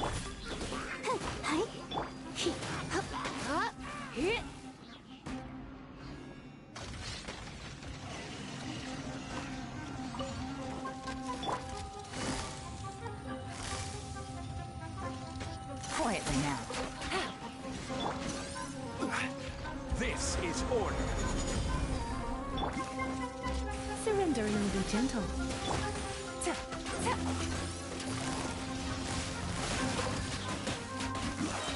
Things are about to get dicey.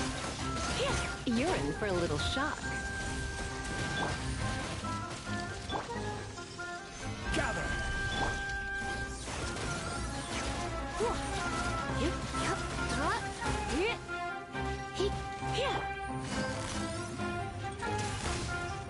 Gotcha.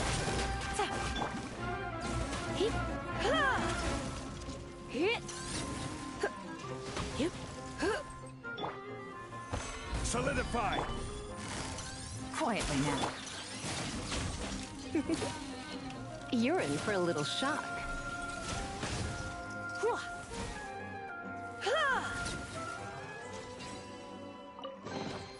What do you think, cutie?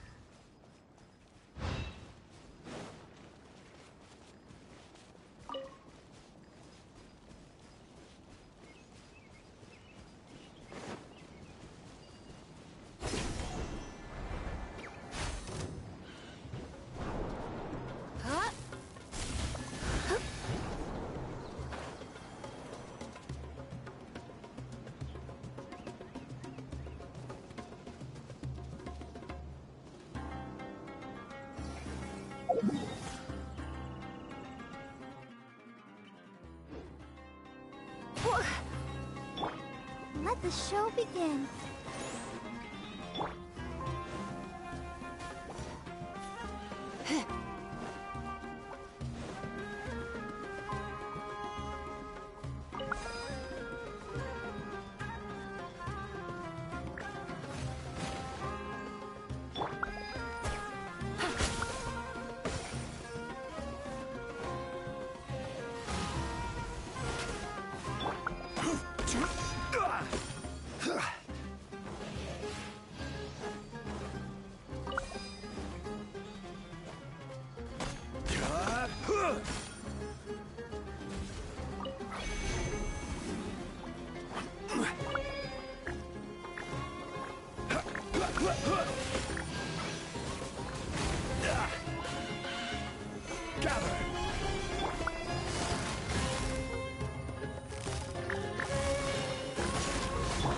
Come a little closer.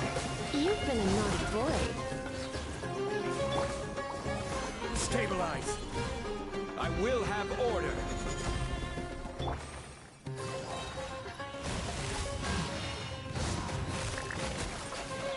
Here comes the catch. Try not to enjoy this too much. Here.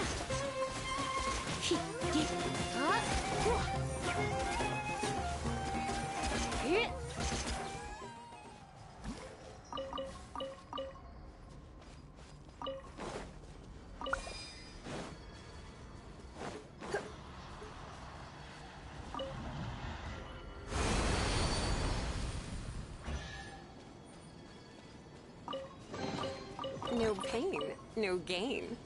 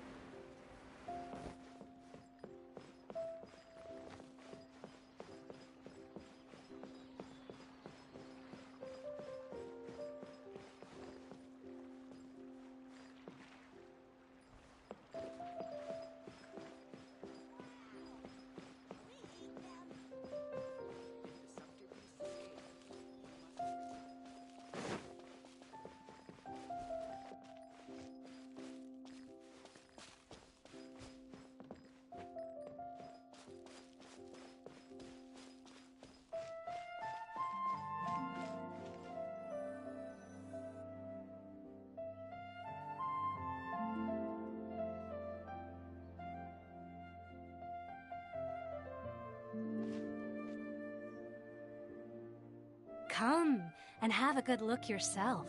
Traditional spices of the house. You've got a deal. I can't thank you enough for always looking. Believe me, I'm not making this up. Several Eremite mercenary groups are nearly in. Wow! Talk about hurly-burly! This place is busy! Guess that's only to be expected for the We know that whatever the Academia lost is related to the god. Osfun told us to try posing as Academia students while asking. Paimon doesn't get it. Won't we look even more suspicious going around saying we're Academia students and, well, given all the people that come through here every day, if there's...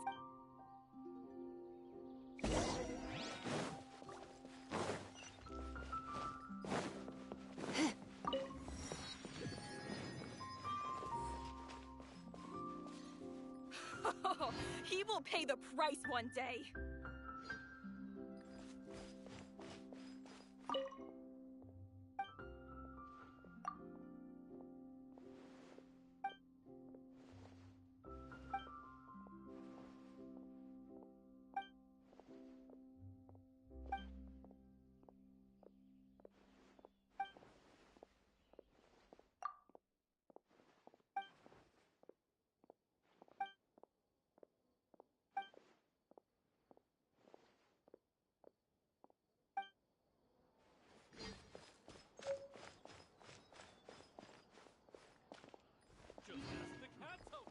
Hello there, my friend. Fate must have brought us together.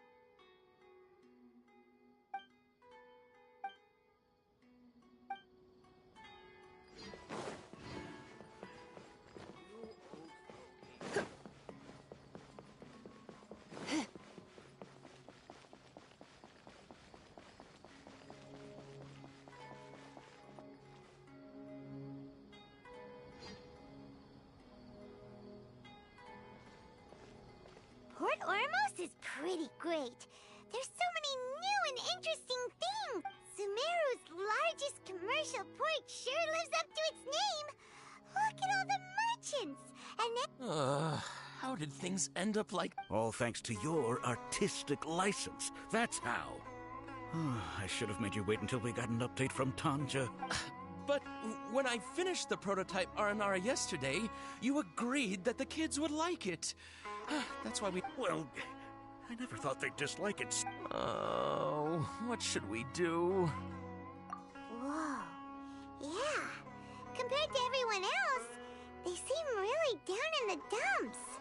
Let's go find out what's going on. Hey there. Paimon's name is Oh, I noticed you two a moment ago. Welcome to Akara Crafts. What's bothering us is this prototype Aranara. Prototype Aranara? You mean this wood carving here? Oh, no.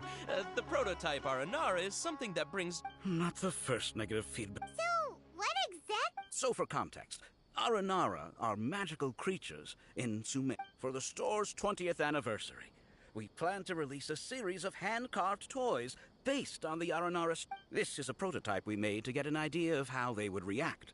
But when we put it out there, the reaction was not quite what... They thought it looked like a mushroom too, huh?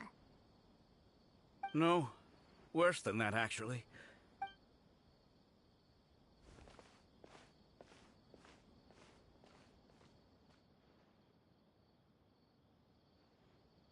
This is not an Aranara. No way. I've read Uncle Tanja's Aranara and the Ill Little Fungus. It says that Aranara are supposed to be chubby and squishy. Uncle Tonder said in Aranara's vow that you can deceive the eyes, but you can't deceive... This carving makes me feel lost and confused inside. I don't think the creator put his heart into it at all. It's not... Ooh, didn't put his heart into it, huh? Kassid and Alia didn't like this carving, but I think it's okay. It doesn't look too happy, so it's got a bit of... Oh, a positive... Yeah, so I would totally ask my dad to get it for me. Oh, well, that took a sudden turn for the worse. We asked the children for their opinions. Oh, how did it go? Has it maybe, Oh, this is... Oh, the kids kept mentioning an Uncle Tanger is a famous children's... He wrote quite a few stories, but around a year or so ago, he suddenly had a eureka moment or something. That's right. My little... We asked Tanja for guidance, but right after he agreed, we were running out of time, so we had no choice but to carve an Aranara. As you can see... Oh, we have... Hey, since you're the famous traveler, he doesn't have to come... please, if only to put a smile on the children. They seem pretty desperate. Let's help them out. Yep, let's...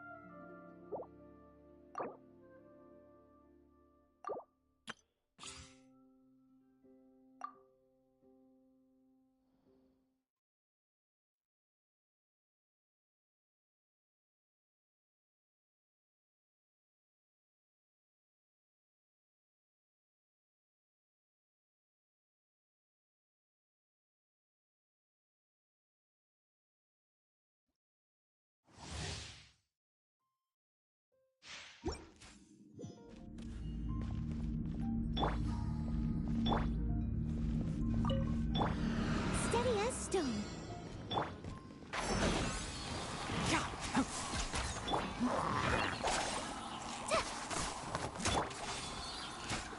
Come a little closer.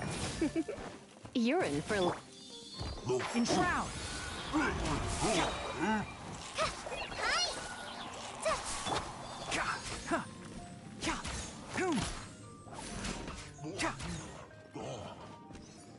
I'll uproot you!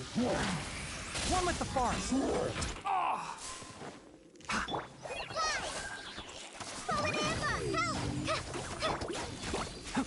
Leave it all to me. Come a little closer.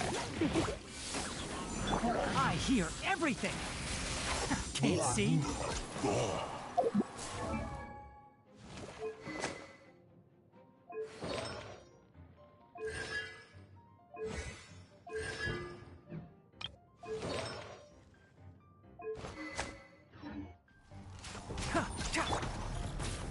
Let's spark.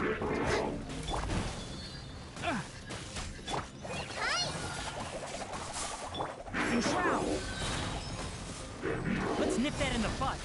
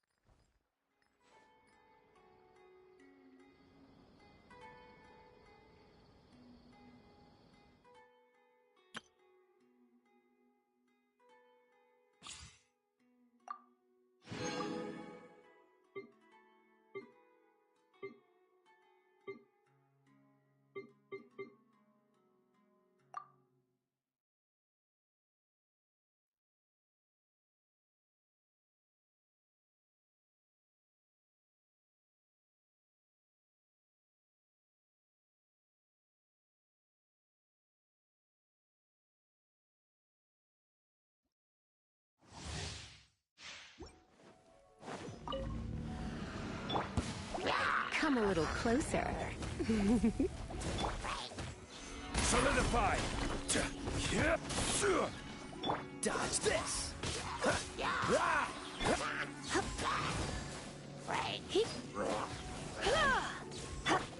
Crumble! Cool it! You're in for a little shock.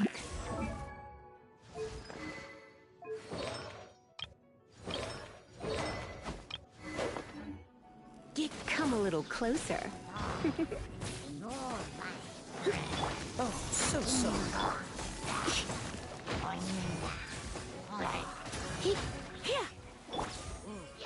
Stabilize!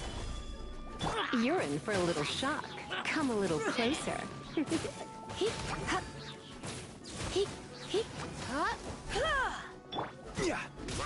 Quake!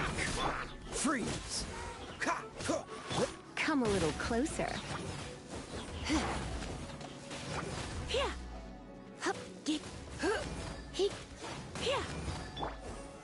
Gather! This is order! Don't get frostbite. Cool it! Surrender and be gentle.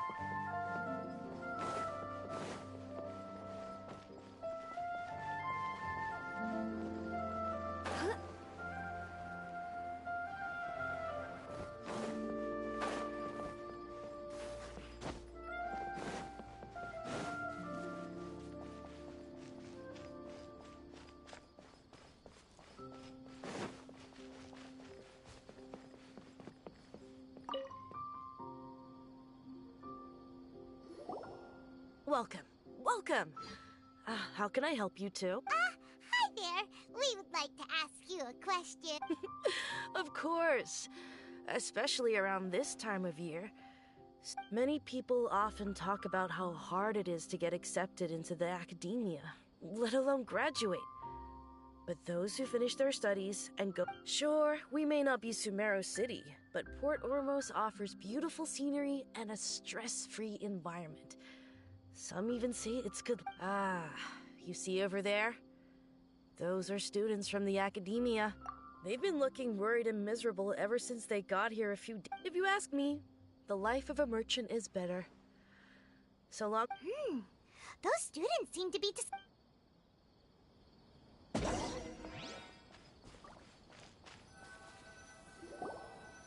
It's no good. I've tried asking around, but I haven't been able to learn anything useful. Not to mention... There's been a lot of fighting between the different Eremite factions in Port Ormos. If we choose to move on our own, then it would be wise to steer clear of them.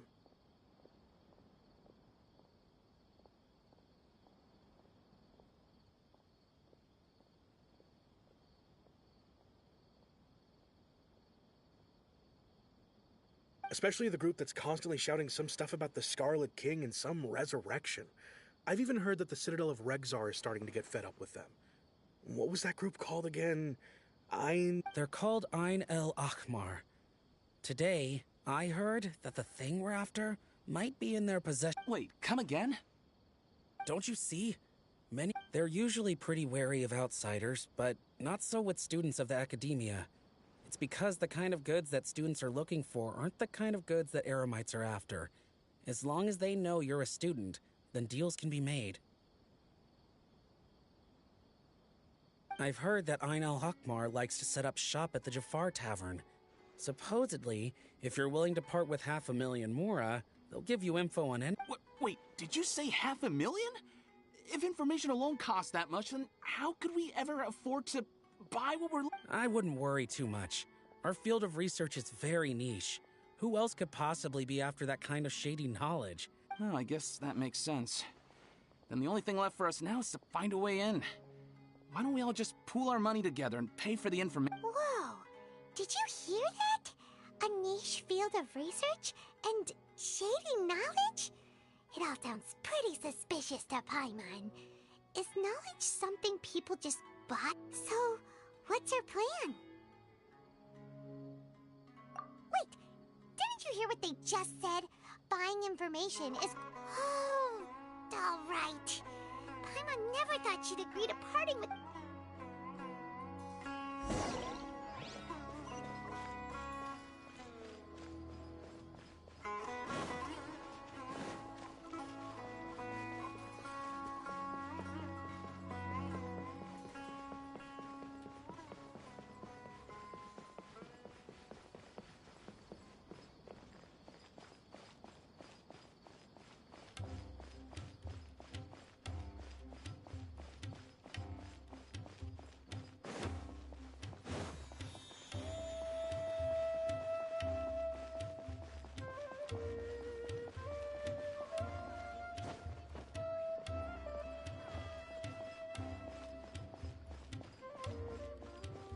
Delicious food, freshly made and served.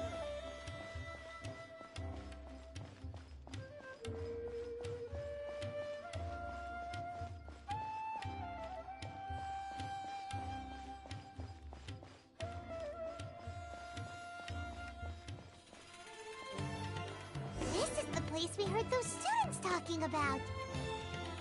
Let's find a seat somewhere and see if we can spot the group they mentioned.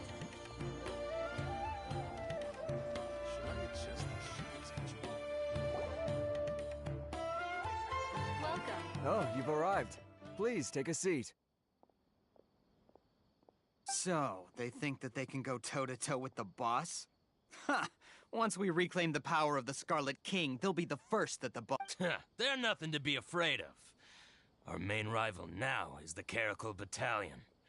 They've also amassed a... How can the Caracal Battalion compete with the boss when they're nothing but a bunch of money-grubbing opportunists out for a quick... Yeah, with boss's fervent devotion, he'll be able to use this power to bring our god back this time. Huh. All these guys talk about is the Scarlet... Greater Lord Ruka Devata. That traitor and her followers must not be spared. The day will come when the Scarlet King exacts vengeance on Sumero, and all of them shall be punished.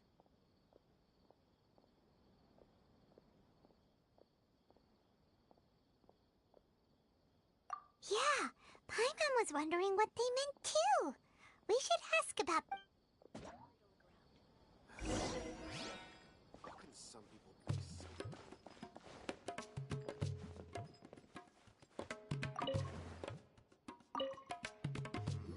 Should I adjust the shipping? Huh?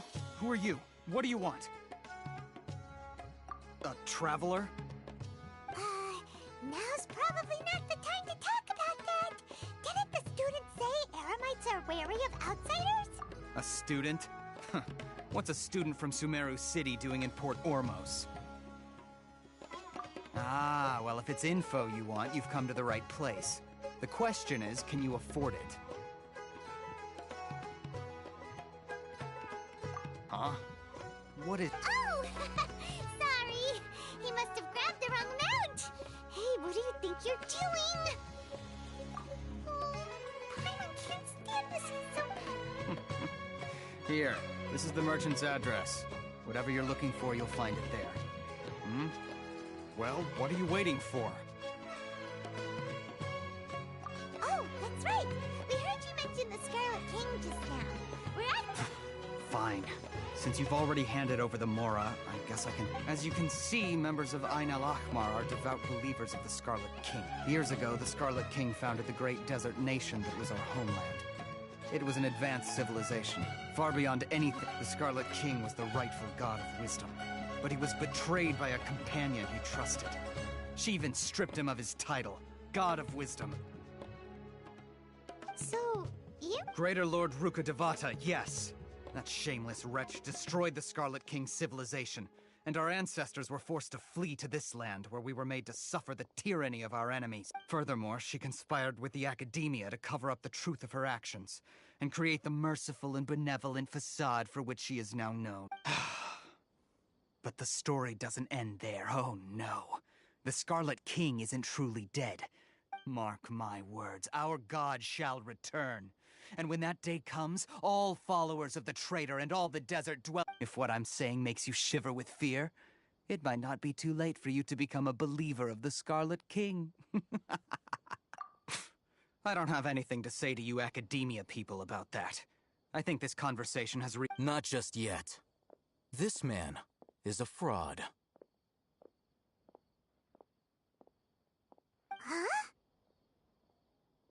Huh? You again? Deranged Academia lunatic. Yes, it's me again. I already warned you that if you weren't willing to sit and discuss things with me, I'd take measures to make things uncomfortable for you. Listen to me. That address he gave you is fake. Or at least, you won't find a merchant waiting for you there. This group has been boasting all around that they can provide information on a certain item as a means of luring people into their territory. Once you show up, they keep up the act until they have hard evidence that you want to purchase said item. Then they use that to squeeze you for all the more you're worth. Hey! Shut it all, Hatham!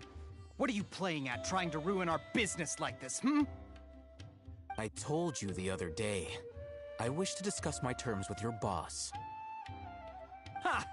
The boss made it perfectly clear that he won't negotiate with you. Yes, and in no uncertain terms. But that was then. It does not preclude him from changing his mind in the future. I'm warning you. Don't push us, or this could get ugly. We don't usually get rough with people from the Academia because it just complicates. If you're suggesting that we escalate this from a verbal exchange to a physical one, I accept. After all, even the Archons used war to negotiate the ownership of Teyvat. If, on the other hand, we can't agree on any means of negotiation at all, I will jeopardize the Eremite's reputation, which I know you value above all else. I am quite confident that if I began to take such action, your boss would willingly approach me himself. However, I fear that by then, some things will have happened that cannot be undone. Also, a word of advice. I suggest you tell your boss exactly what happened here today. Otherwise, he might blame you for... What did you say? Consider this. Have I ever failed to follow through on my word in the past? This guy is really out of his mind. Okay then. If you really have a death wish, let's meet a week from today. The pier in front of the Pharos Lighthouse, 4 o'clock in the afternoon, sharp. Don't expect us to hold back. Not so fast. First, you return the 500,000 Mora to them.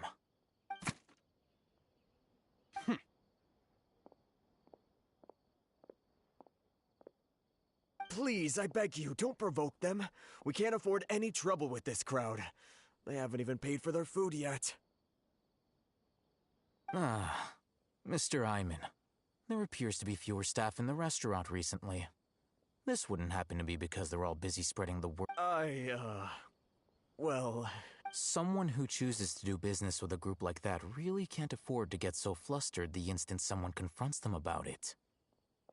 Consider the meal compensation for our silence. I'd say you're getting an excellent deal. Whoa, did you see that?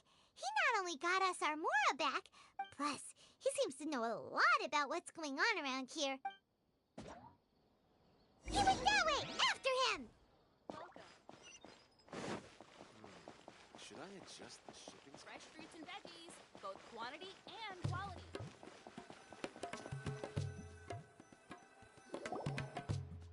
Wait up! It's Al-Haytham, right? What do you want? No need for thanks. My goal was to get to them, and you two gave me just the opportunity I needed. We're even. Oh, I advise you to keep your distance from them. Since they weren't able to make off with your Mora in the end, they might harass you again in the future. All right. Goodbye. Hold your horses! We still have something to ask you about! Since you tore through their scam right in front of them, you must know the real story about certain something, no? Who exactly are you two? And why are you inquiring about that? A student. Right. Look, you should know that those thugs conducting business with you had nothing to do with your lie.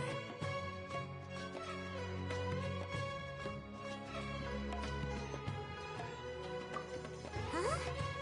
Oh, yeah! He's really strong! Weren't you saying something about a physical exchange? He doesn't even have a vision. Forget it. Maybe not, but he can still use elemental energy. Otherwise, there's no way we'd go asking for info from Ein. Those hot-headed thugs are definitely gonna bring a lot of backup for your next meeting. Even if you don't go alone, you won't regret taking us with you. All right. I accept. Got a pen and paper? If you're searching for someone who sells that kind of merchandise, I'll give you one of their addresses, and you can try your luck. We'll reconvene at the appointed time by the pier. It doesn't matter if you show up or not. So, since you were happy to give us this merchant's information... You were willing to part with 500,000 Mora for something and you didn't even know what it was? Okay. Well, if you truly are as skilled as you claim, then you can beat the answer out of them when they become hostile. Look, if you've been making inquiries, then you have to know something by now.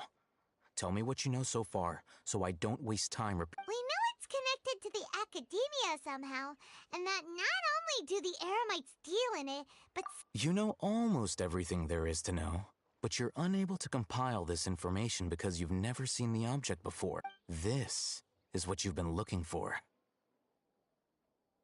Huh? Paimon can't tell what it is. This is a knowledge capsule. To put it simply, it's a vessel that can store a fixed quantity of canned knowledge. It's like a miniature Akasha. Anyone who links it to their personal Akasha terminal instantly becomes privy to its contents. Correct. Anyone. Unlike the Akasha, which heavily regulates who can access what information, knowledge capsules confer their contents without any requisite. That's amazing! It's essentially a convenient and harmless vestibule for knowledge. Unfortunately, it's illegal in Sumero to privately possess or trade them. They were created as a means for scholars to transfer knowledge gained from Irminsul into the Akasha, and are intended to be destroyed immediately after use. But despite strict regulations, some of these knowledge capsules will always escape destruction. After all, over the past century, a wide variety of canned knowledge has been leaked from the Academia. Now, in Port Ormos, meanwhile, those which the Eremites deem to be useless to them occasionally prove useful to the commons. Well, I think that about sums it up. Oh, so that's your true objective. With our current arrangement, I don't believe I can offer an answer. You're still resolved. Fine. Let's talk somewhere with fewer people.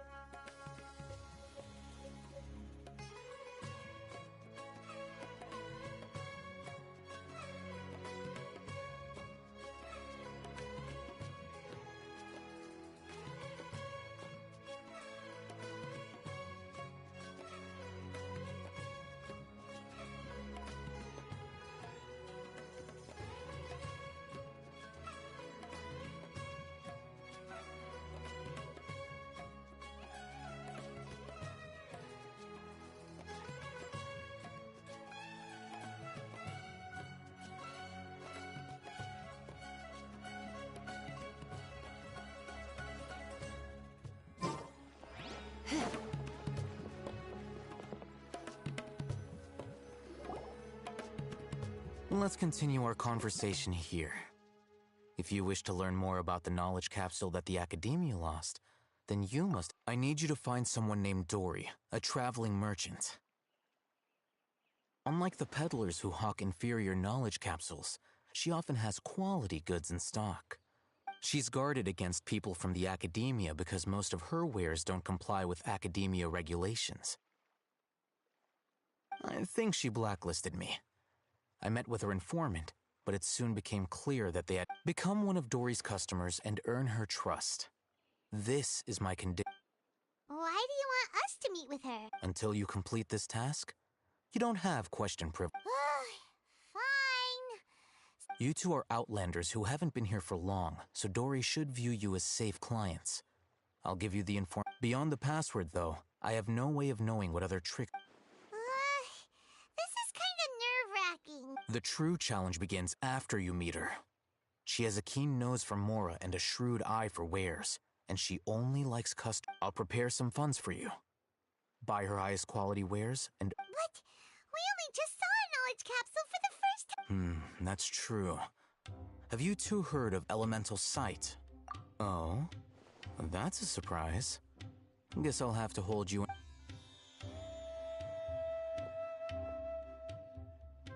Here are 2 knowledge capsules. Tell me, can you detect any difference in their quality?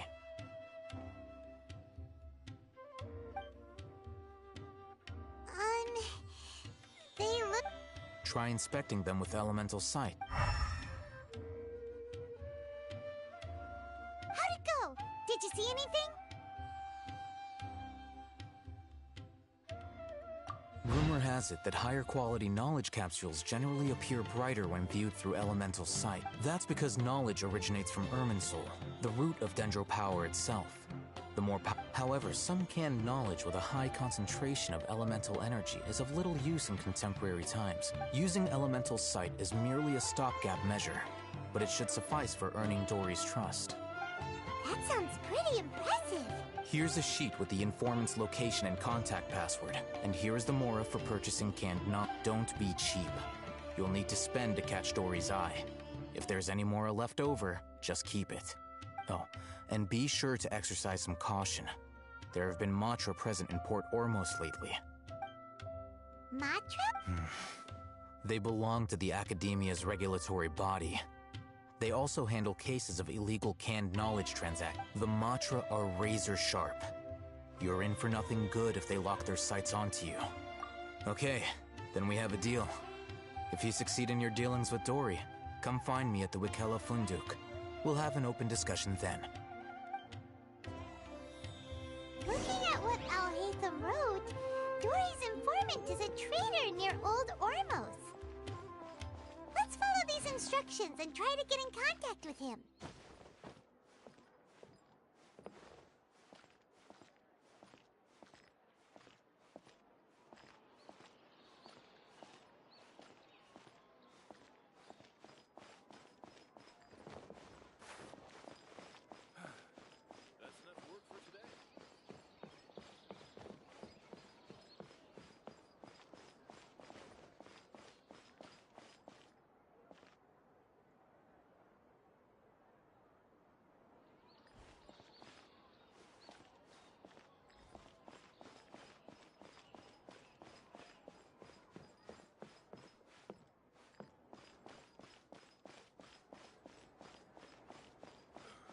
Bringing top-to-bottom reform to our foreign trade sector is exceptionally difficult.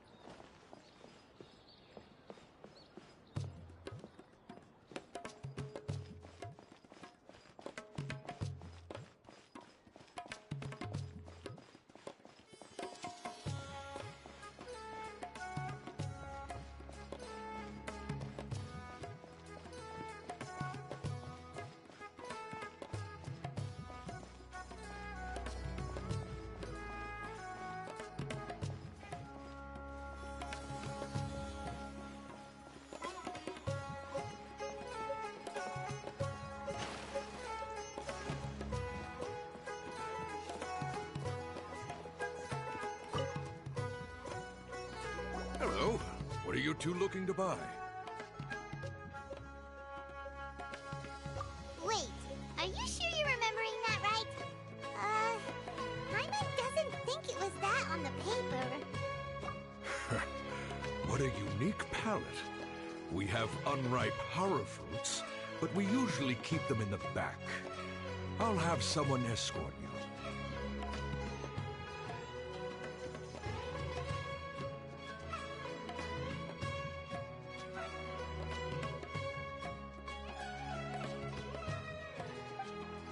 Following the paper got us past the first round. Ronak, these two want to buy unripe horror fruits. Show them to the warehouse.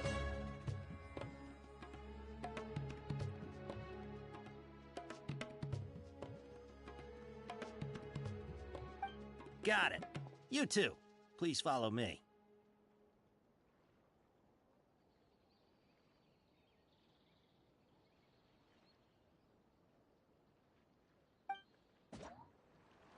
You two have a fascinating fashion sense.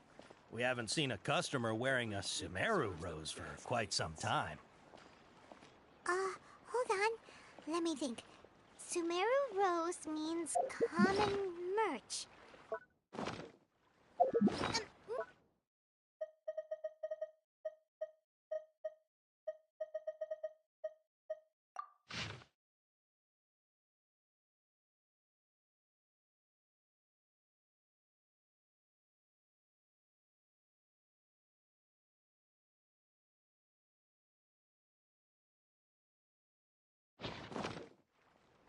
Ah, my mistake. I do apologize. Whew. That pop quiz sure was scary. Ah, the warehouse is up ahead. Please follow me. The seas are calm and the sky is blue.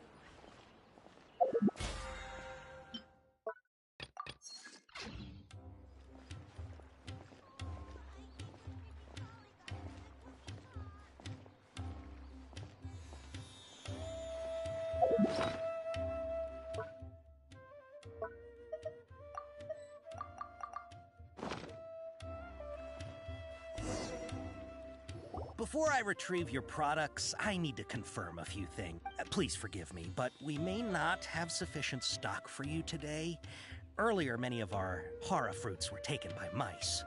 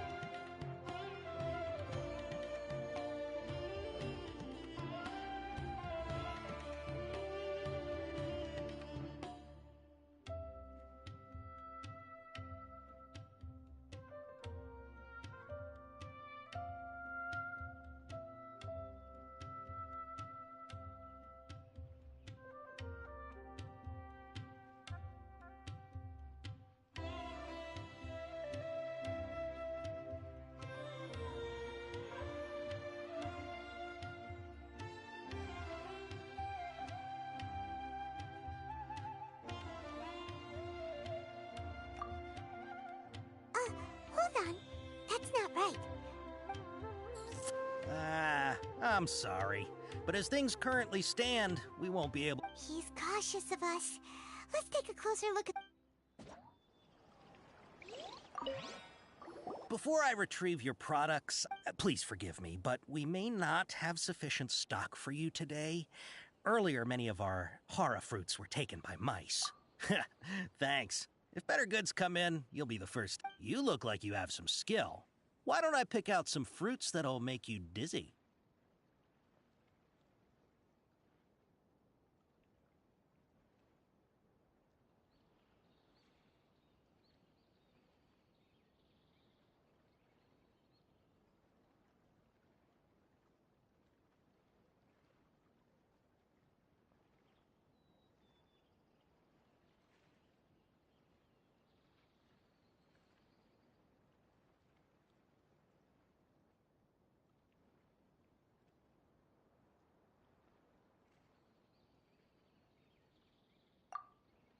Yep, that's the right answer.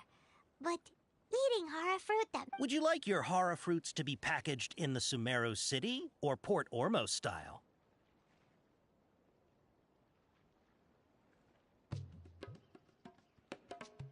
Wow, you two sure are generous customers. We'll be sure to package your products. Okay, everything has been confirmed. Miss Dory is waiting for you up at... Shoot, it's the Matra! Run! What? The matcha? Where? Hatham said we're done for if they catch us. We gotta get out of here. We don't know this area, so let's follow that informant.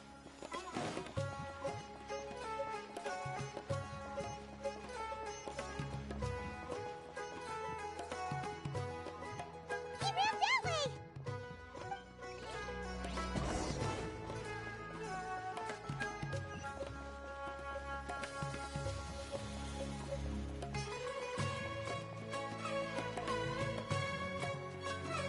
Look, he's over there.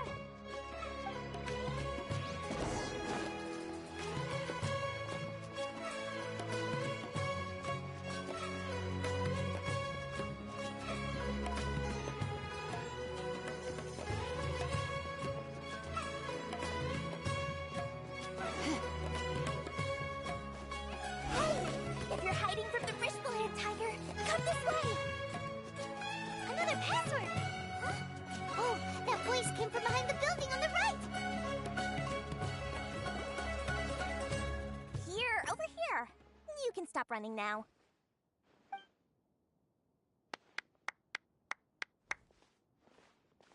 So you were the one who was calling out to us just now.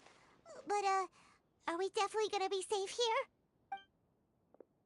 These two good customers wish to buy some Hara fruit, Miss Dory. And if there's nothing else, I'll just excuse myself. Oh, very good. Thank you.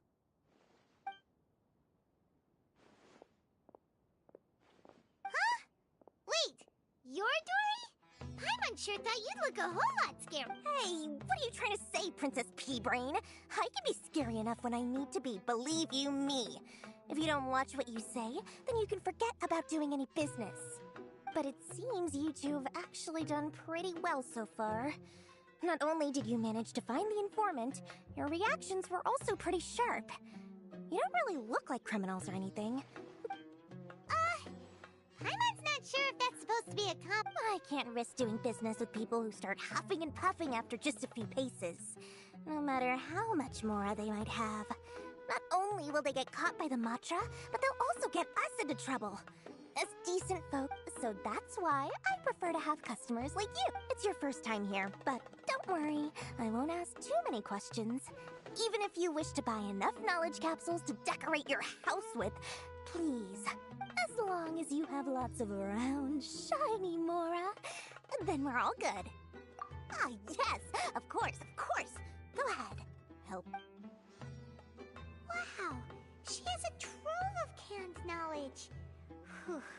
She'd probably be in serious trouble if the Matra caught her with all this. What kind of products do you seek, my dear customers? Don't worry, I'm not interested in your reason. Take this one, for example. An analysis of the sociological ideology and dialectics of the Hilichurls. Only 3 people in all of Teyvat have ever studied it, making it extremely rare. It's on sale now for 350,000 Mora. Yeesh, who would want to be an expert in that topic? Or how about the architectural styles and construction methods of Teyvat in the early Archon War period? With this one, you can become an expert in historic architecture preservation and find an excellent, well-paying job in nearly any nation. Ooh, now this sounds like it could be useful. 2 million Mora, and it's yours. No discounts. Whoa, that's a lot! Of course, you are free to pick whatever your heart's desire. The contents and price of each novel. All right, let's try the method that Al-Haytham mentioned.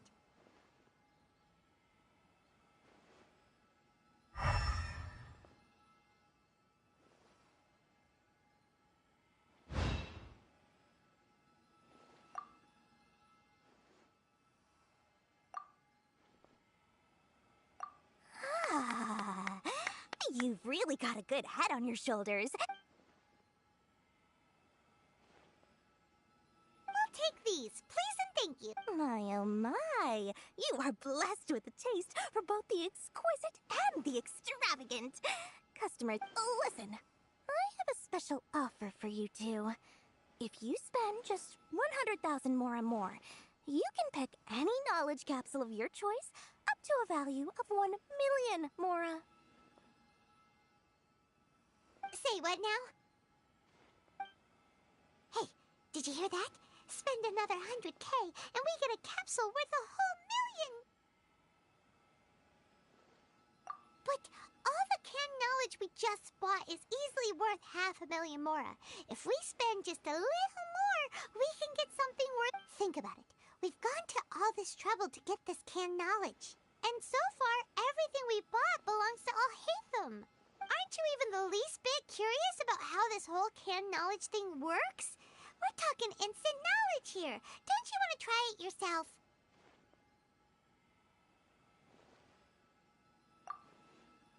Come on, come on. We still have around 100,000 of Alhaitham's moral left. So let's put it to good use by finding something useful for you. Ahem. You've got a deal, Dory. We'd like to spend an extra 100,000 mora.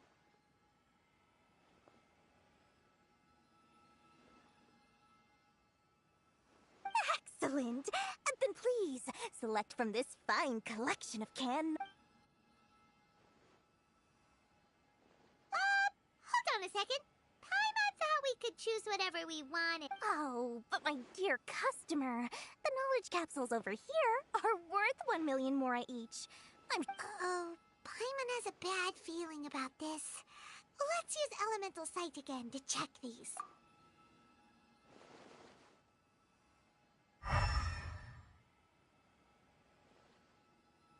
So, what did you see? So, they're all worth about the same amount?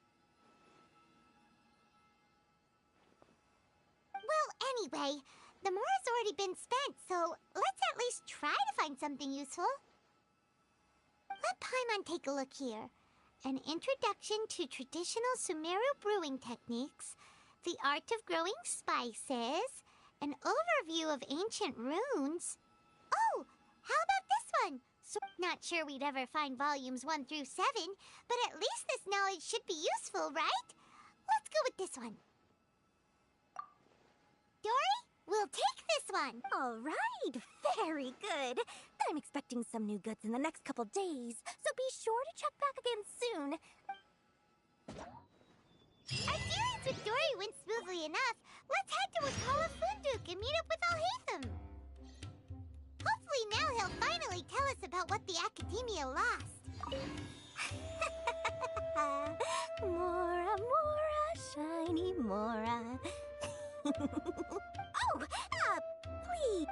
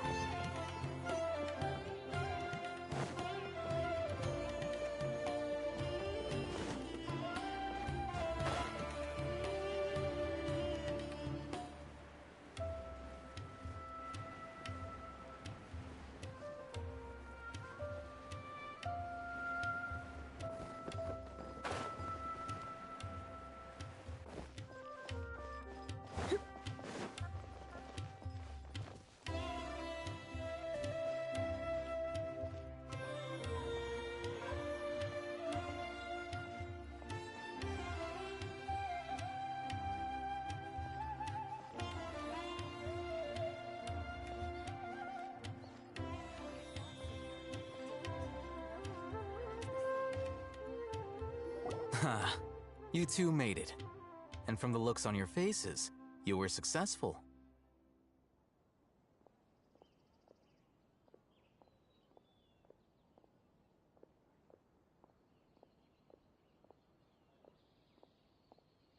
Whoa, there's so many people from the Academia here. Why would you pick this place as our meetup spot? Well, Wikelafunduk is under the Academia's control, so naturally the Academia has people working here. I came to Port Ormos under the pretense of conducting official business.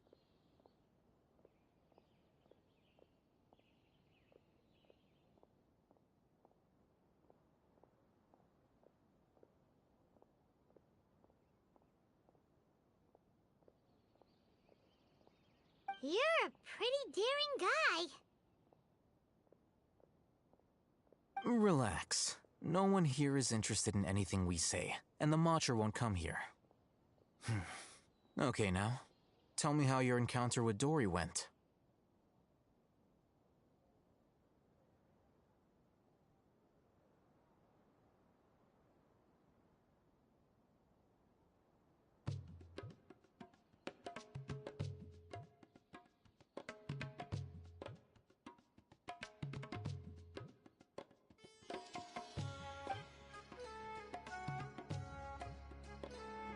Okay, we did what you asked. So, can you tell us about the knowledge capsule that the Academia lost now?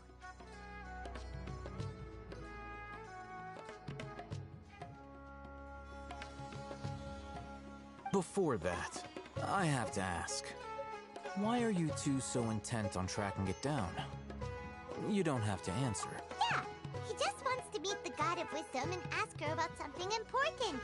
We've been in Sumero for a while now, but we still haven't found a way. When we heard that the Academia had lost something that might be related to the gods, we came— In that case, you're on the right track. A short while ago, the Academia lost a knowledge capsule in the desert. It's supposedly a divine knowledge capsule. Use it. Wow, there's really such a thing as that? Hey, if we find it, do you think we can learn how to meet the Dendro Archon? Ooh! I highly doubt it has any mystical properties, but it does indeed exist. And it's right here. So, where exactly? That's what we need to find out next. I won't deny that. I am investigating because I'm curious as to what the divine knowledge capsule truly is. As you know, the Eremites in Port Ormos also have their eyes on it. It is an extremely precious item. Several brigades have been vying for ownership of it as of late, but there is still no victor. My personal finances and connections cannot compete with those of the Eremites. After attempting various methods, I finally managed to reach a tentative I agreed to forego ownership of the divine knowledge capsule in exchange for the opportunity to study it. After all, there's no harm in understanding. However, there are those who are less amenable to negotiate. They adamantly believe that the divine knowledge capsule contains the Scarlet King's power, and that he will return to this world when they obtain it. They refuse to let anyone from the Academia tarnish. So you kept hounding them because they refused to cooperate with you? Yes. Ain al-Ahmar isn't exactly wealthy, but its members are determined to get that capsule by any means necessary. To that end, they've resorted to many methods. So, I've been sabotaging their business to force them into negotiating with me. The divine knowledge capsule should be up for a secret auction within the next few days. Each brigade will place their own bid, and to ensure the capsule's security and to evade the Matra's notice, the winning brigade will not publicly disclose their victory. Unless I know whose hands the divine knowledge capsule ends up in, Dory is the most reliable source of information, but that avenue was previously closed to me. In other words, you wanted us to befriend Dory so you could find out— Yes, you can say that. But the day after tomorrow, go back to Dory and try to purchase information on the divine knowledge capsule's whereabouts. If I get the opportunity to study the divine knowledge capsule, I will relay my findings to you. Will that suffice as compensation? Okay, then we'll meet— Haytham, before you go, we actually bought a knowledge capsule. You two want to try using a knowledge? Doing so right under the Academia's nose is a bit problematic, though.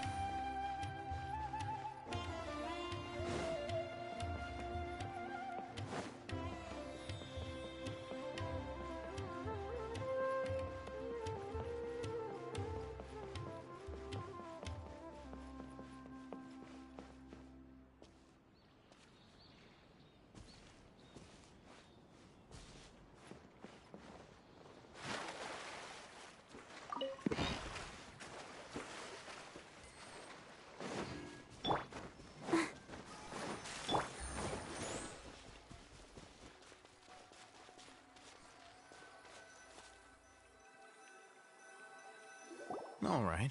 This place works. Here. Sword Fighting Techniques 8. Huh. A combat class knowledge capsule. This... Really? Ah, yeah, what a great buy! If you want to determine the efficacy of this capsule, I can evaluate your combat ability. However, effects will we can conduct a controlled experiment where you fight 2 battles. One before using this knowledge capsule, and one while you fight, we can use an Akasha terminal to monitor. There may be variances in your physical strength between the 2 tests, as well as a disparity in your opponent's abilities. But don't worry. Wow! Hey, Thum! Paimon's curious about something, though. You definitely weren't one of those students who needed canned knowledge to graduate from the academia, right? So, why are you risking getting caught by the mantra for this capsule? When you are unable to understand a researcher's actions, most cases can be attributed to curiosity. All right, let's begin the test.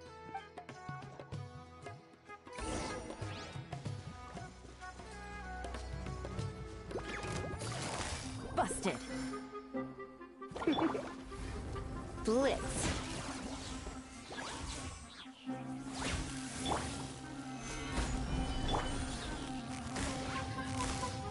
Gotcha.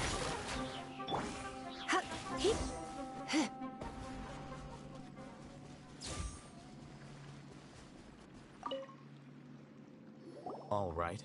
I'll link your Akasha terminal to... The next step is to use this... Hold it in your hand. I'll help you establish...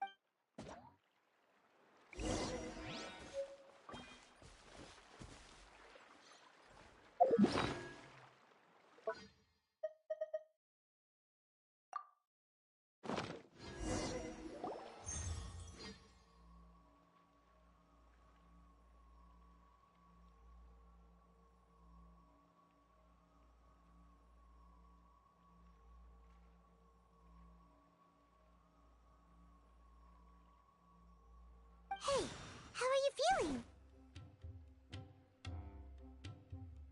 You mean that it worked?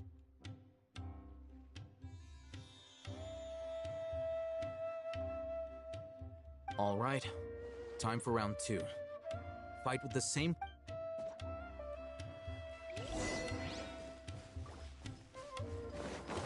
You're in for a little shock.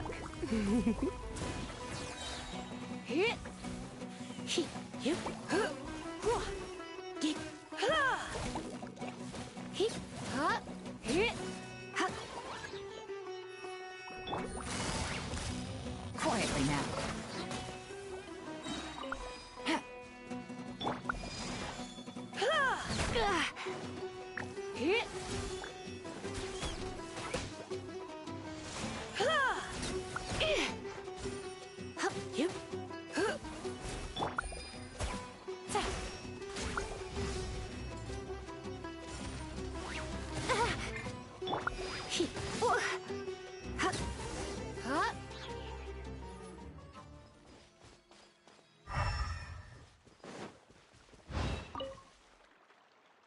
Now, I'll start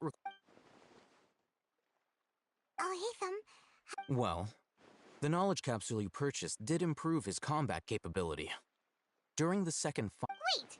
How much? Ah! Dory's such a jerk! She totally scammed us! What? Of course, this could be because he is so powerful that the capsule's contents were unable to produce a substantial increase. At the very least, this test allowed me to gain more insight into you two. Our deal seems I'm heading back to Akela Funduk. I await your response in 2 days' time. This is...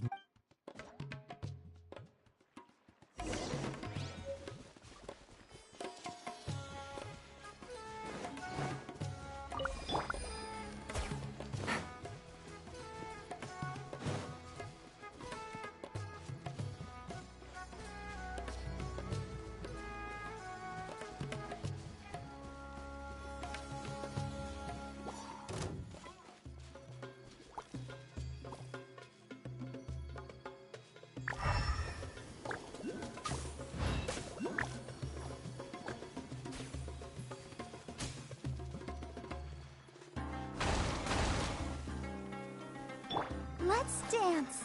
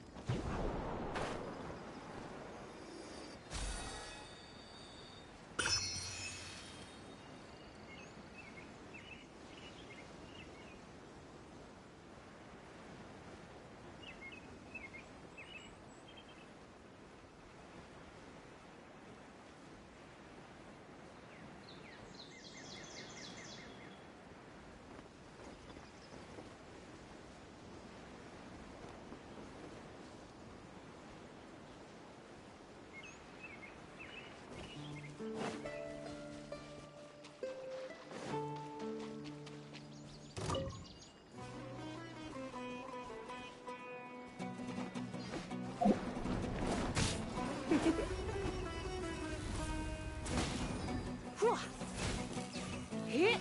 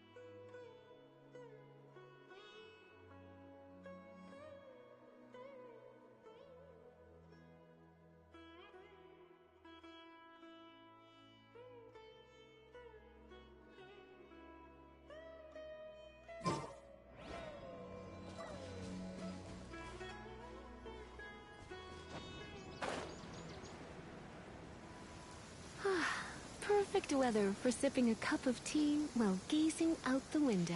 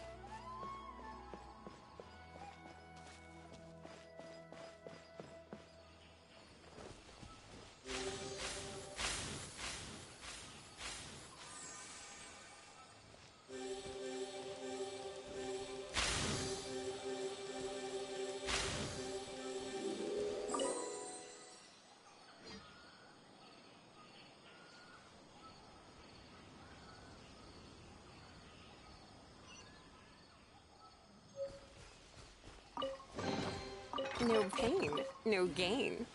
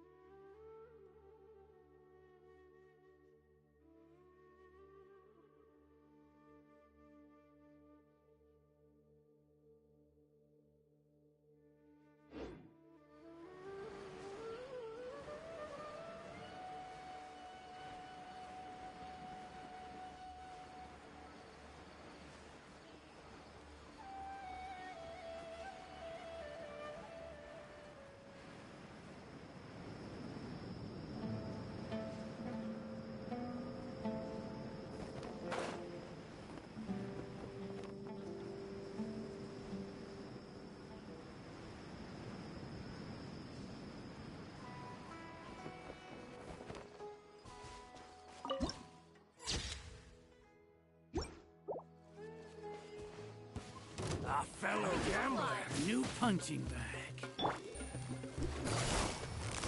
Busted. Come a little closer. Blitz. Solidify. I'll protect us. Yep. You want this one?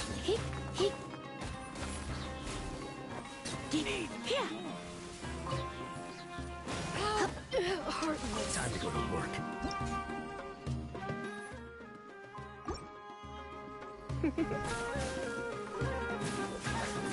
You're in for a little Gotcha. You've been a naughty boy. Now we're testing my patience. Gather. Quietly now.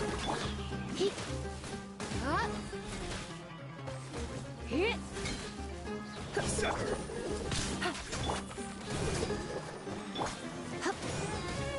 We'll meet again.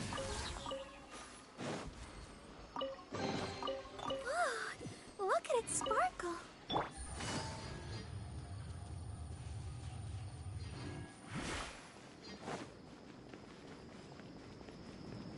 Take it easy.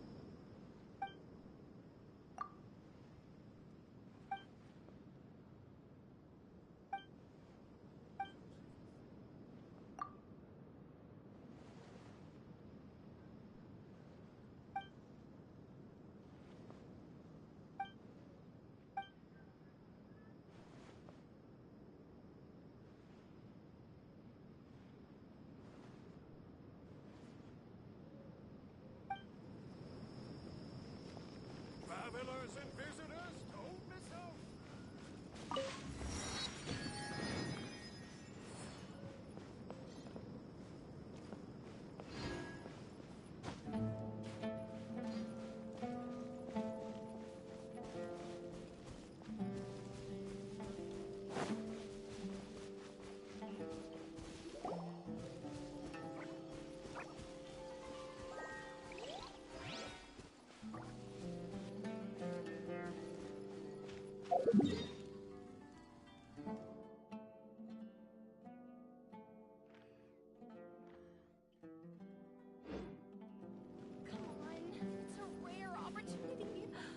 Let's go check it out.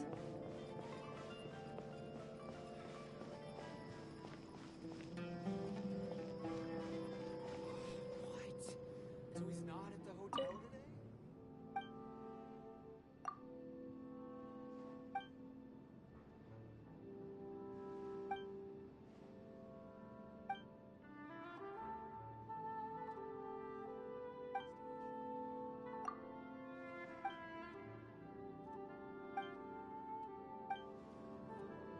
Welcome, merry travelers.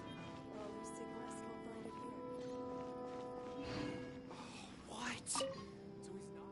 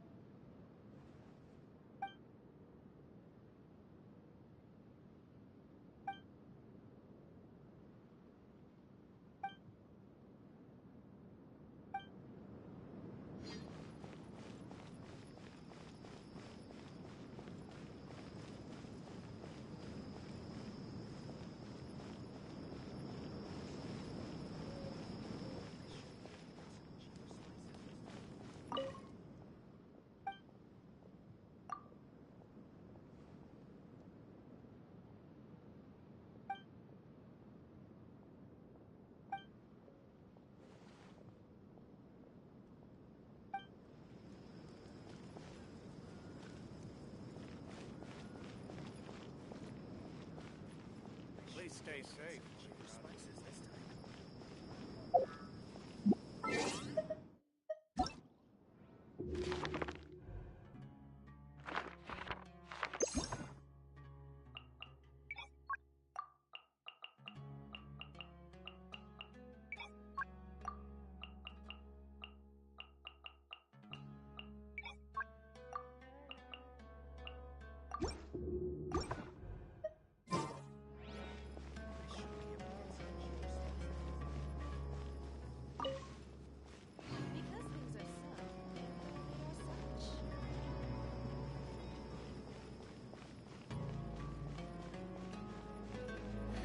Want to take on a commission from Sumeru's?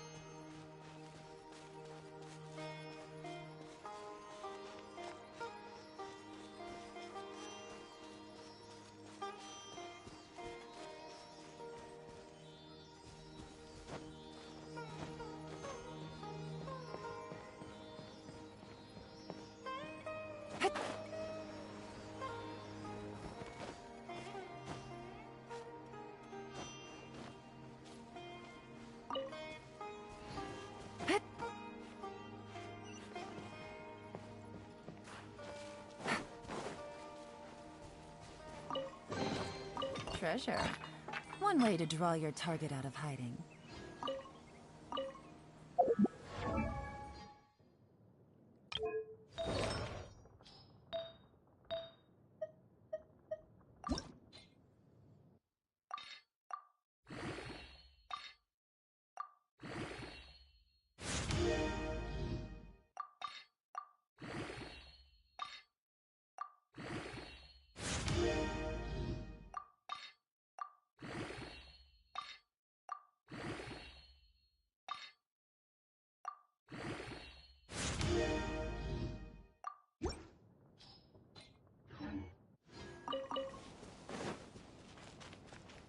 Take it easy.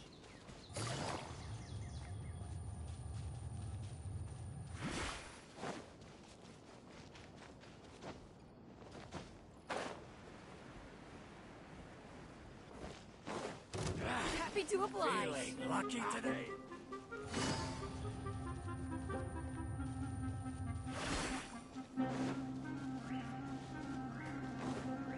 You're in for a little shock. Blitz. Don't be such a brute. Gotcha.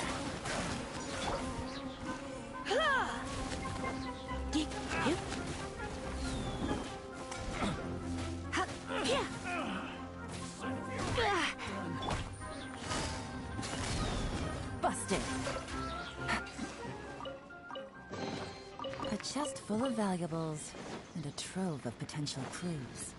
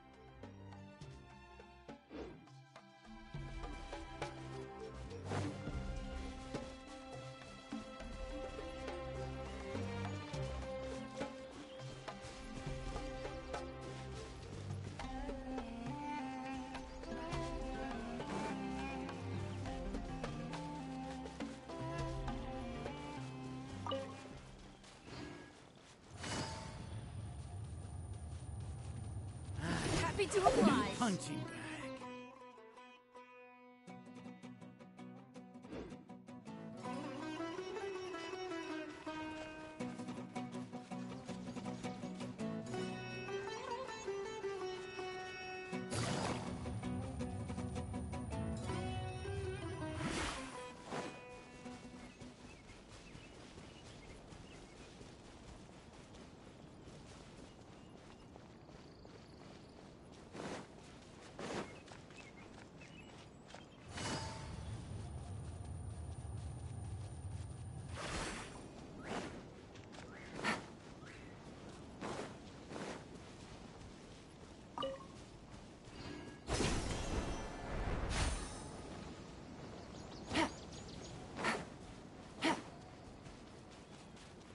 Take it easy.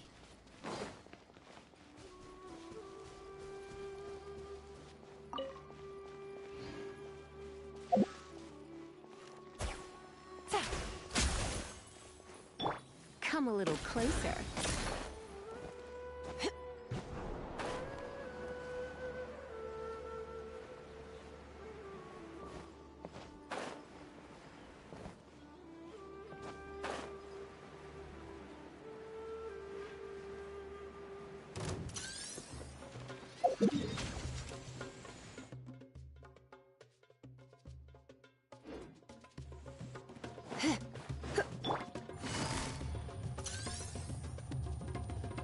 Quietly now.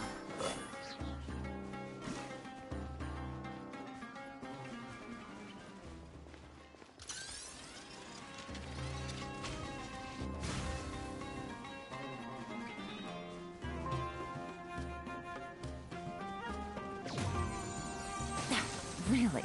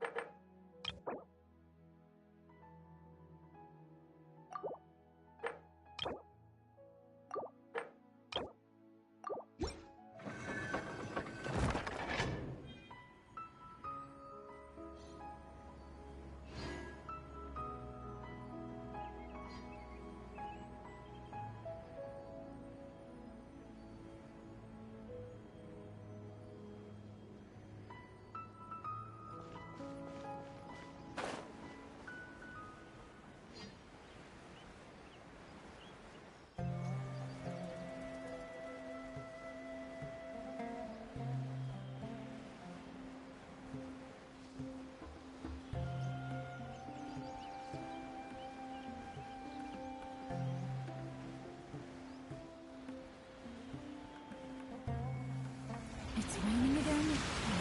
This isn't good. If the rain washes away the traces, it's gonna set us back a long way.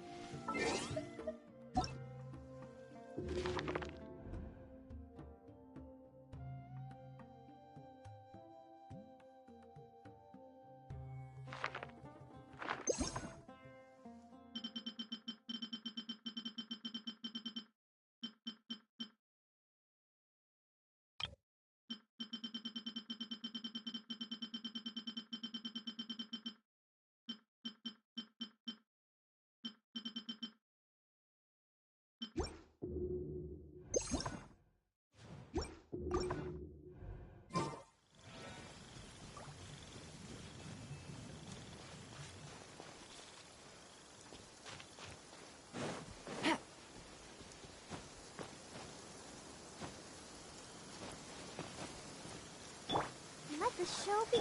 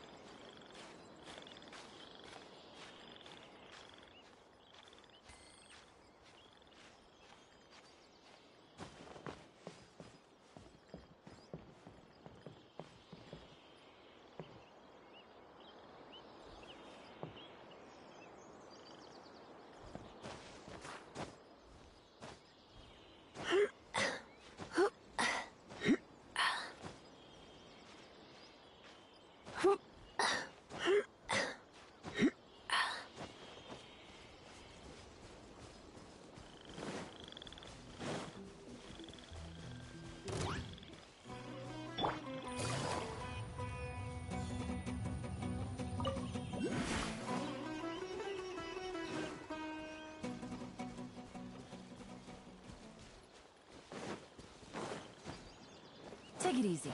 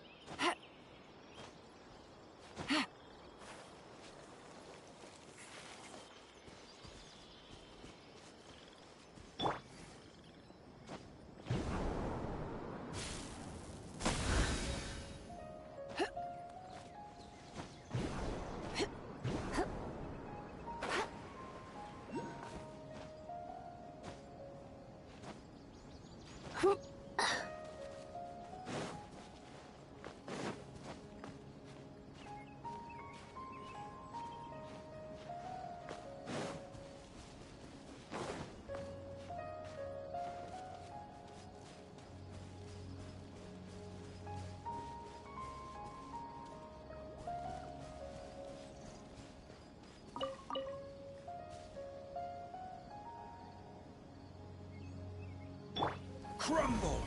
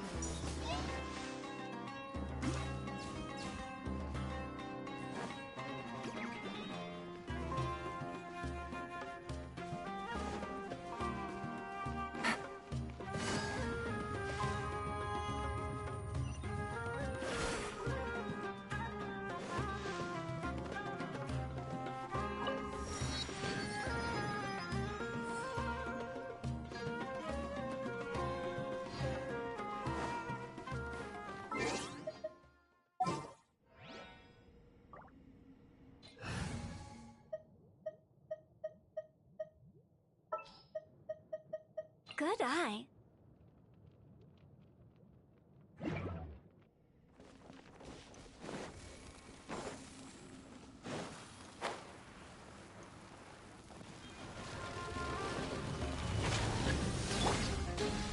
Solidify!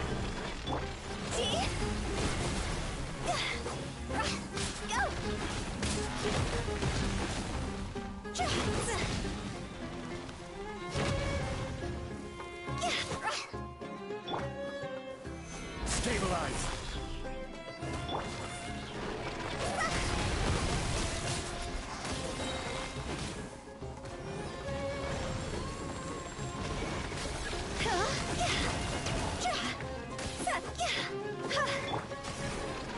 Rise! I'll protect us. Huh. Huh. Yeah.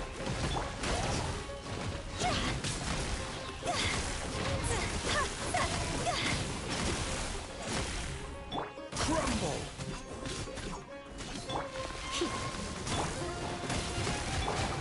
Rise! Solidify!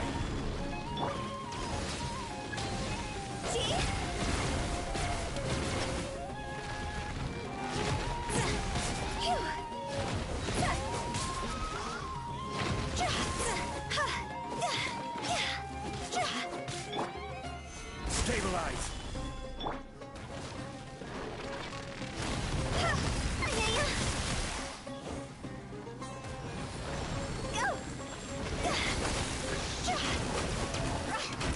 Let's dance. Solidify!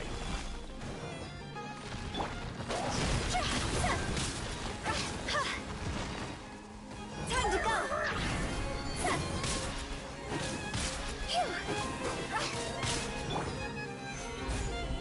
You're in for a little shock.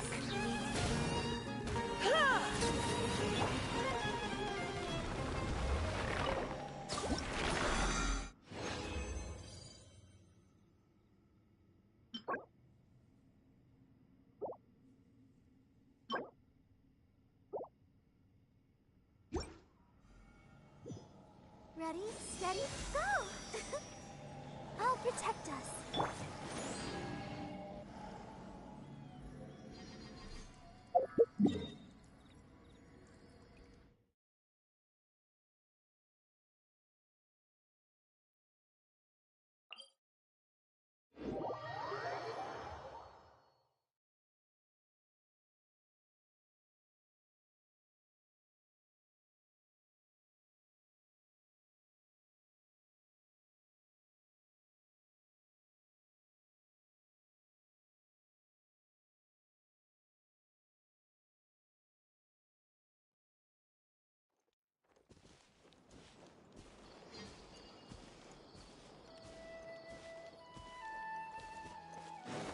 With the wind.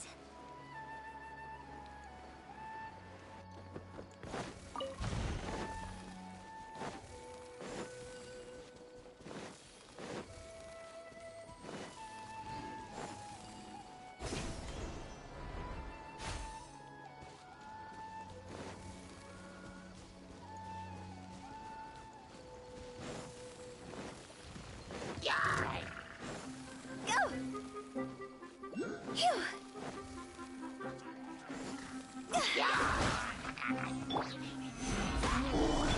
Let's spark the...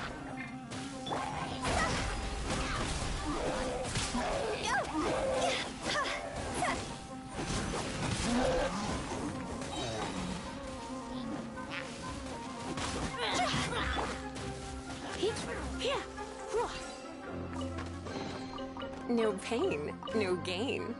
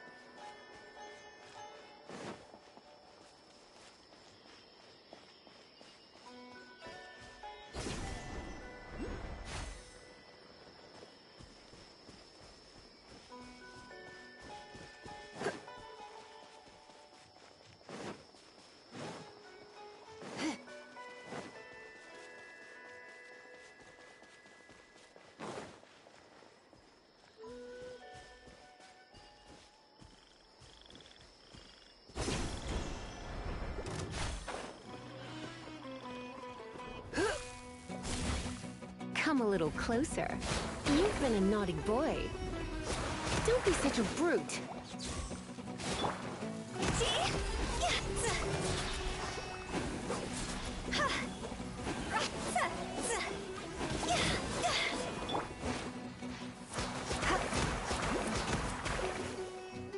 You're in for a little shock.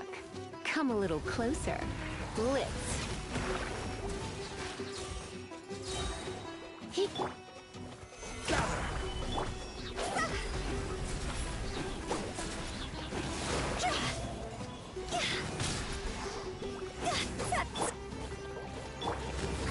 Let's dance. Oh.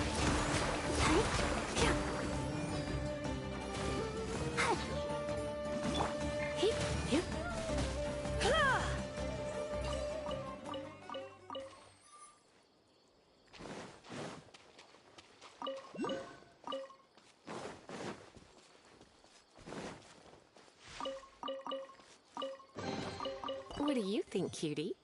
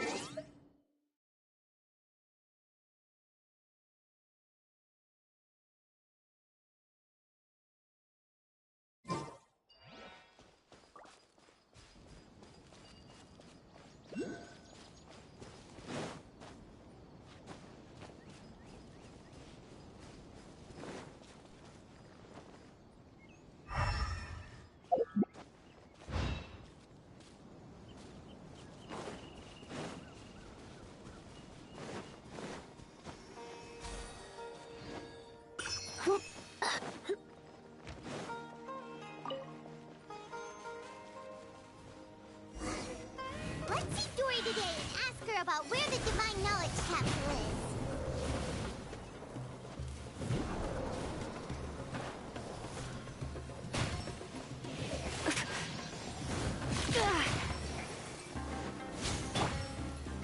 Stabilize!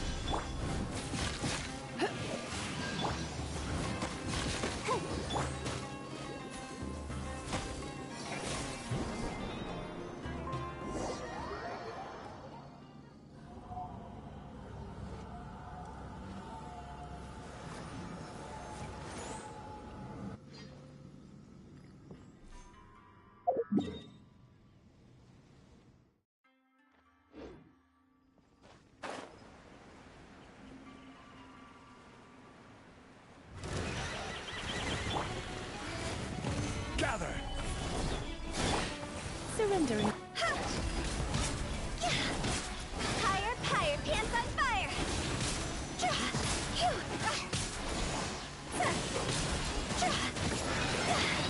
I will have order. I'll protect us. Let's dance.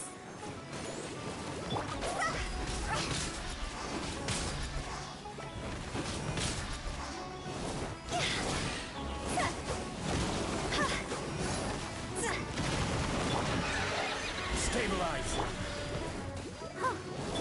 You're in for a little shock. Come a little closer. You're in for a little...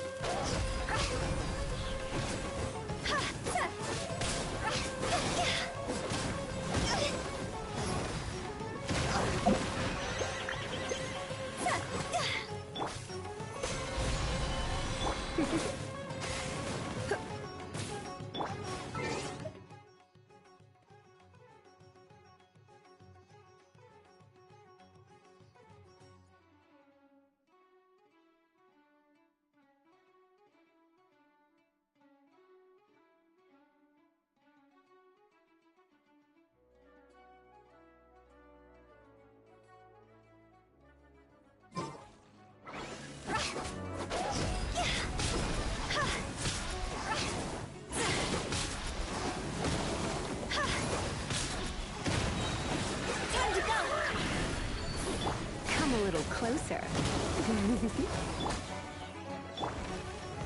Solidify.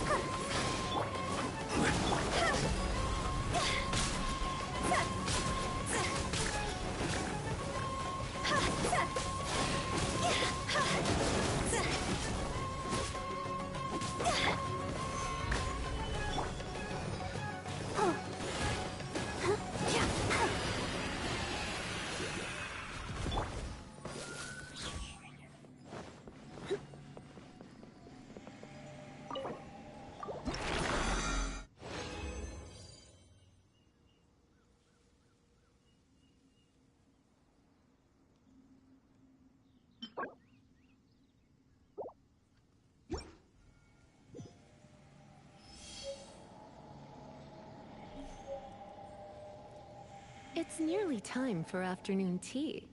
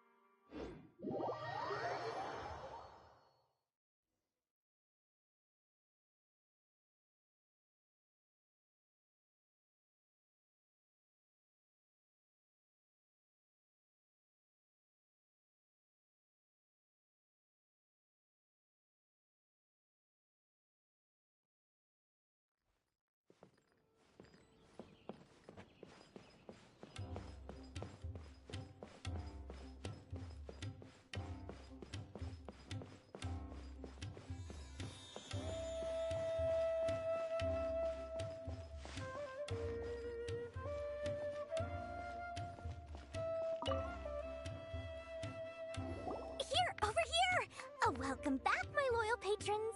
What can I do for you this time? You name it. Canned knowledge, supplies, or anything else you need. I'll find a way to get it. Where there's a waterfall of Mora, there's a way. Can you really get us anything we want? Anything at all? Aha! So it appears that canned knowledge alone is no longer sufficient for your opulent appetite. Then please, oblige me. Tell me what you have in mind.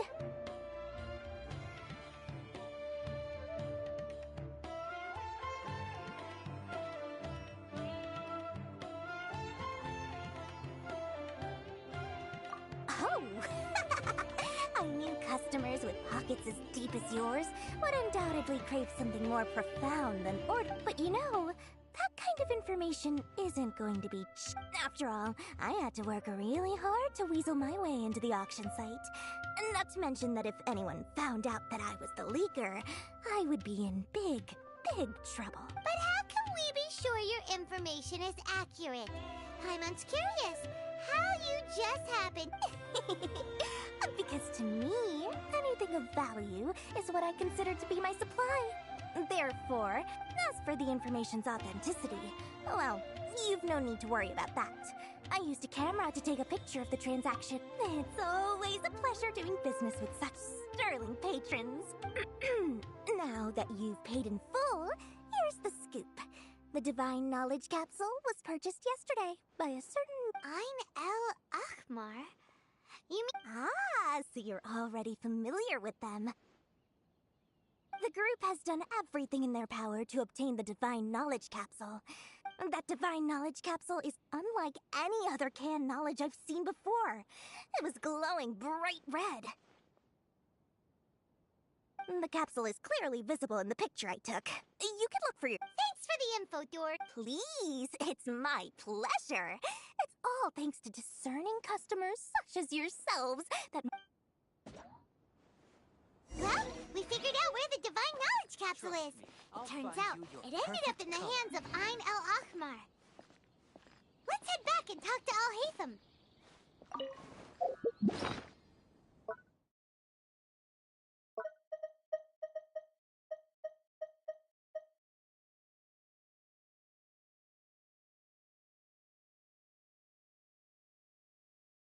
Exciting than legend.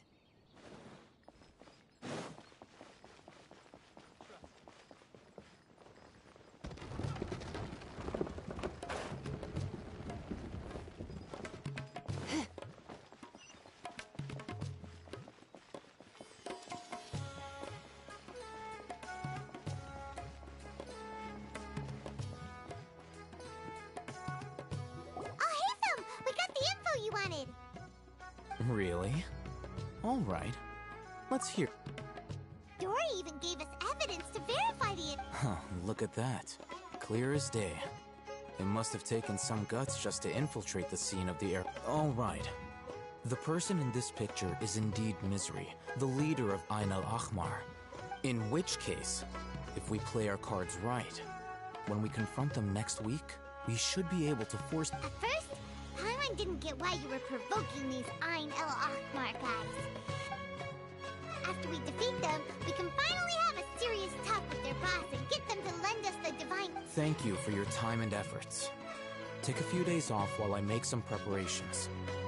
Let's meet up again on the after... See you then.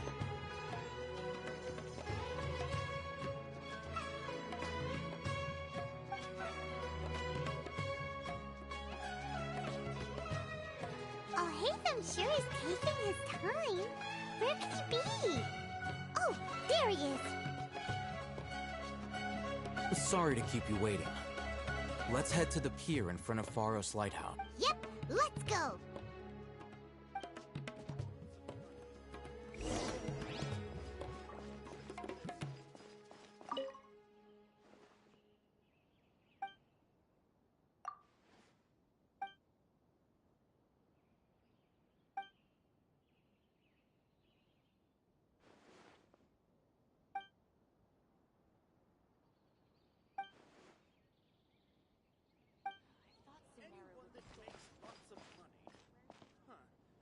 All trade must be carried out in compliance with the regulations.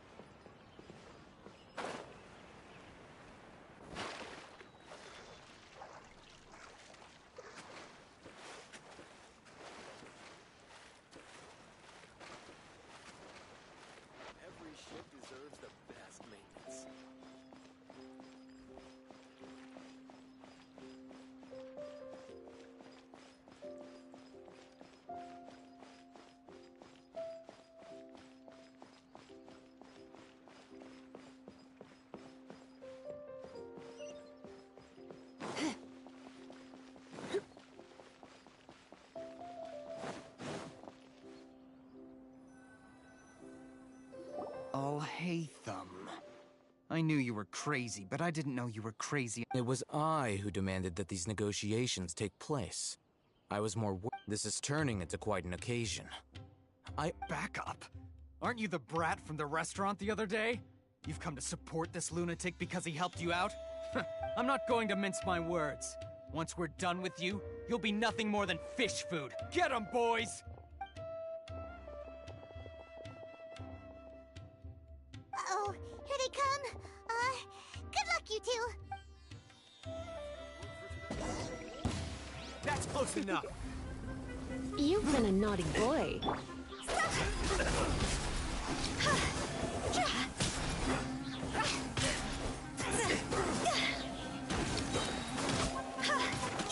I'll be back.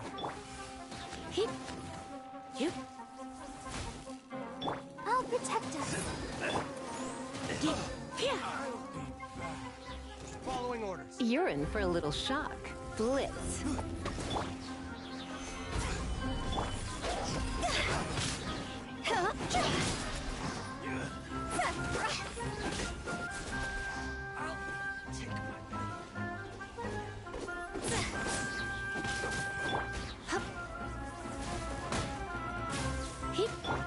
Quake!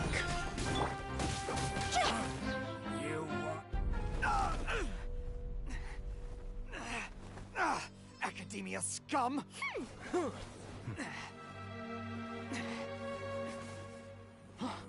Boss! Finally! Did you use it?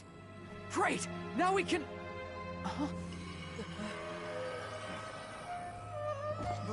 Boss? Boss!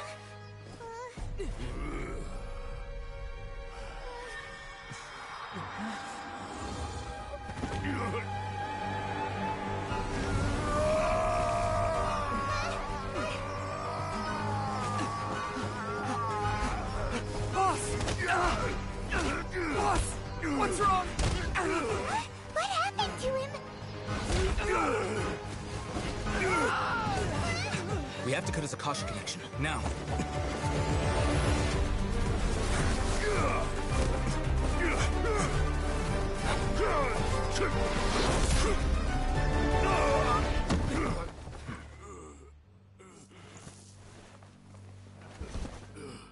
Target acquired! Arrest him!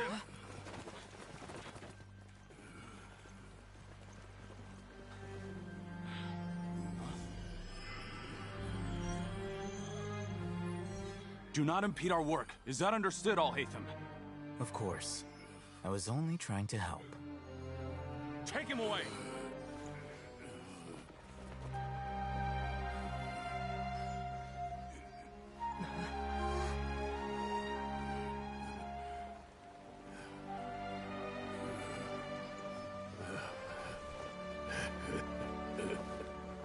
World, forget me.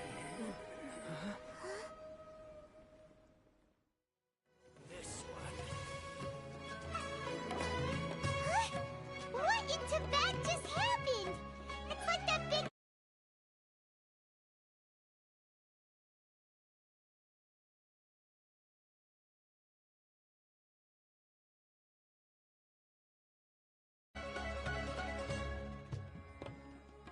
It looks like he used the Divine Knowledge Capsule. You mean the Divine Knowledge Capsule did that to him? Oh, yeah. You mean how some researchers go insane after getting knowledge from Irminsul? I've heard of numerous incidents of researchers in Satyavada life going insane. This Divine Knowledge Capsule does appear to be linked to the gods, but beyond that, it doesn't seem anything like the rumors suggest. Did you hear what he said? World, forget me. What could that possibly mean?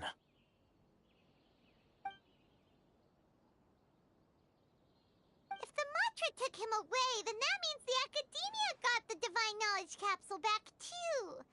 What a shame. We were so close. Still, Paimon didn't expect the Divine Knowledge Capsule would be so dangerous. Imagine if we tried to open it. As things stand, there is no reason for me to remain in Port Ormos. I believe our collaboration has also reached its end. Oh, we were so busy trying to find the Divine Knowledge Capsule that Paimon forgot to ask you something. Since you're a member of the Truthfully, I don't. Lesser Lord Kusanali appears to exist outside of Sumeru's entire administration. Most of the time. Moreover, since the Academia possesses the Akasha, a symbol of our deity's wisdom, scholars have no reason to desire to make contact with the... Everything about Lesser Lord Kusanali is such a mystery! I'm heading back to the Academia. How about you two? It's almost the day of the Sub-Zero's festival. Maybe we should head back too. We've been rushed off our feet over the past few days, so maybe a little rest and relaxation will do us good. Then we'll part ways here, Alhaitham, until we meet again.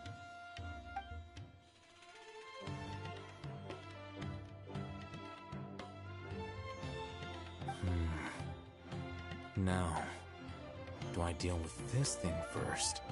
Or should I produce the report that the higher-ups require?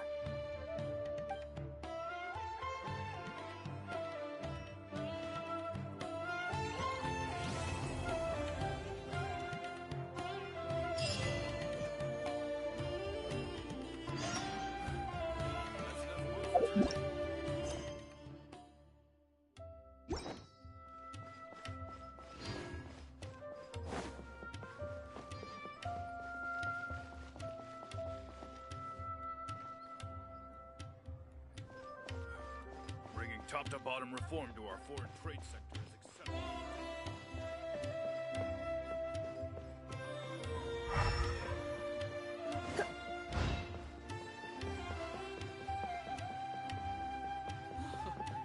Really had a close call.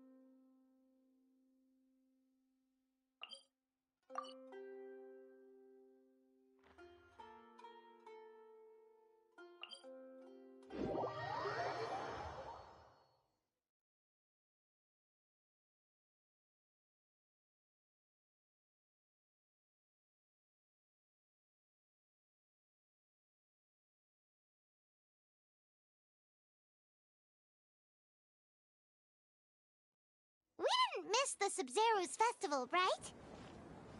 Let's hurry and find Dunyarzad. Paimon thinks she must be around the Grand Bazaar, since she showed us around there last time.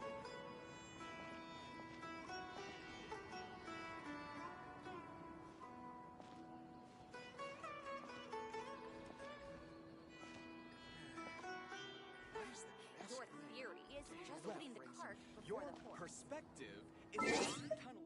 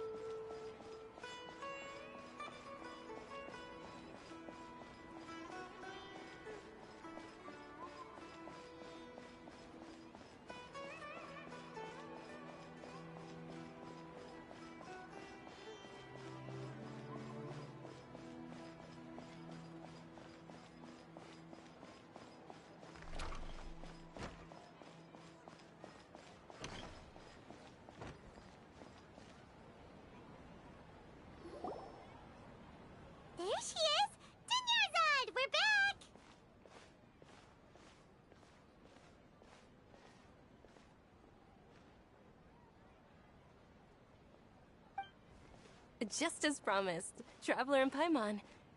I'm so glad that you two came back to celebrate Lesser Lord Kusanali's birthday. Indeed. The festival's tomorrow. We've been— There's no need to be nervous. Paimon's sure that Lesser Lord Thanks, Paimon. I hope that everyone who comes to the festival will— Speaking of which, did you manage to make your way— Of course we went. A lot of things happened there. I see. Sounds like you two had another exciting adventure. If there is another chance, I would— My lady, if you went to Port Ormos in your current state, we'd both be in for a lifetime of trouble. Dia! You were eavesdropping! It's called covert protection. Keeping an ear out for what's going on around my employer. It's alright, Dia. I merely said I would like to go. I know better than to think my body could handle it. The festival's tomorrow. I've been doing nothing but causing trouble for you. So Dia, please take— Even when you put it that way, it still doesn't feel right. Don't worry, my guardian knight. Okay, fine, but only tonight. Tomorrow's a big day, and many no-good scumbags. Oh, you two must be exhausted from your long journey back to the— I've already prepared a room for you to rest. Whoa, you're so thoughtful.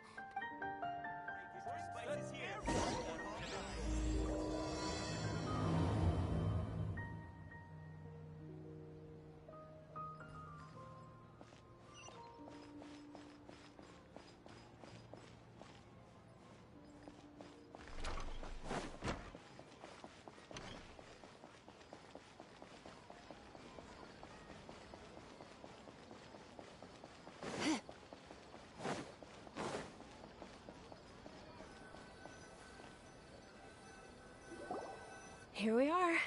It's also fairly close to where I— It looks really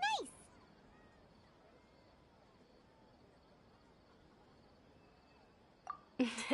Not at all. Just tell me more about— That's Paimon's specialty.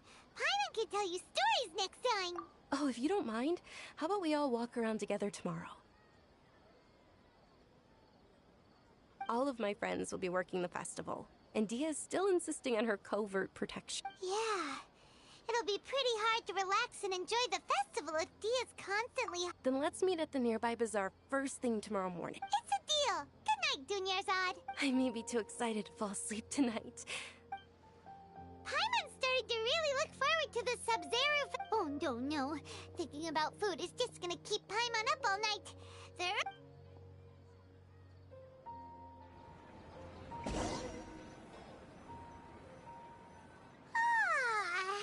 Did we oversleep? We should go meet Dunyarzad right away.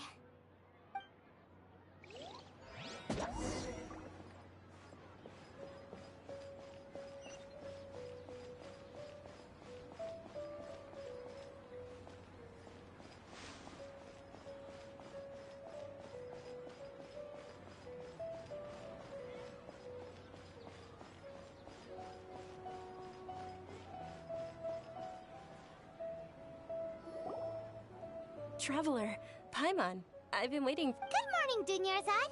We must— Not at all. I arrived early. Today is finally here. I must share— You've worked so hard for this day. You gotta enjoy it to the fullest. You know it. It's just that, as expected. Well, shall we? Let's start with the stalls over there. Many vendors came out of the blue to support the event, and they insisted on covering costs themselves. Let's go give them some business. They paid for everything out of pocket? Oh, sounds like they're not in this just for the Mora. They all said that contributing to a lively festival atmosphere is more important than money. Especially since we don't often get to celebrate Lesser Lord Kusanali's birthday. Ooh, they're selling food over that way! Let's go take a— This is a stall offering foods from the Haftmewa feast. Oh, you could tell straight away. I thought most people nowadays wouldn't know.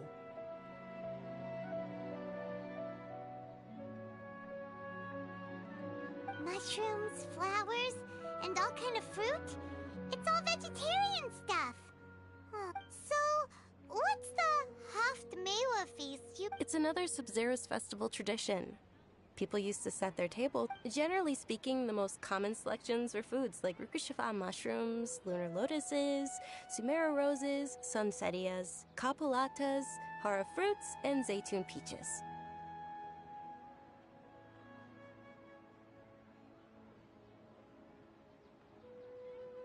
So, the Sub-Zero festival is a vegetarian holiday? You don't have to be a vegetarian to enjoy the spread.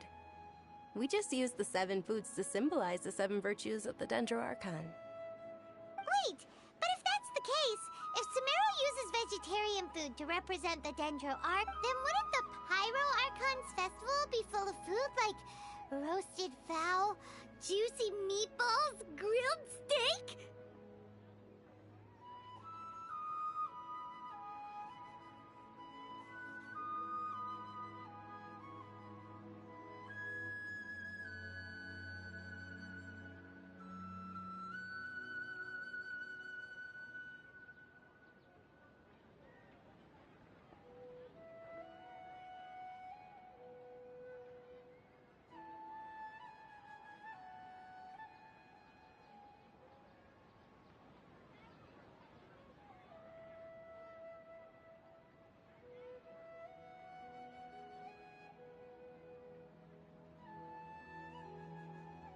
Oh, Traveler, we have to go to Natlan as soon as possible!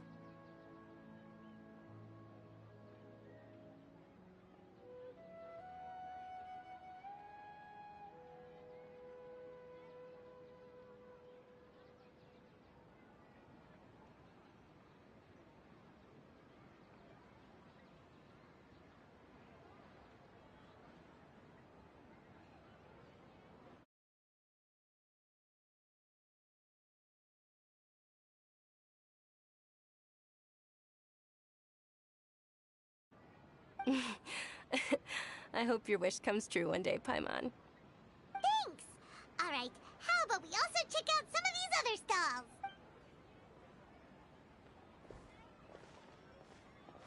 Dear customers, would you like to try your hand at alchemical divination? What's alchemical divination? Right? I thought the same when I first heard about it. It is said to be a mysterious craft invented by none other than Lesser Lord Kusanali herself.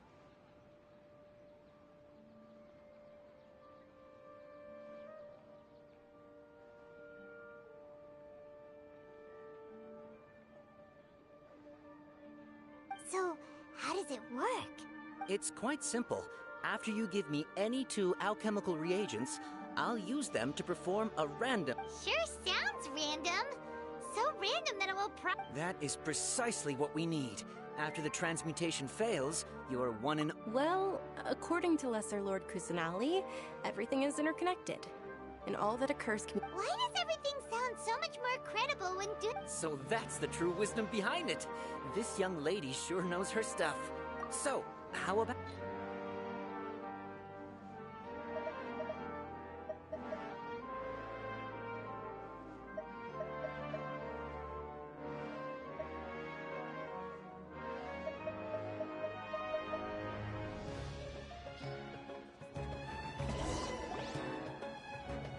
Okay, one moment. It's the moon. Paimon wants to take a look too! Is it? It looks more like a pie that Paimon bit into.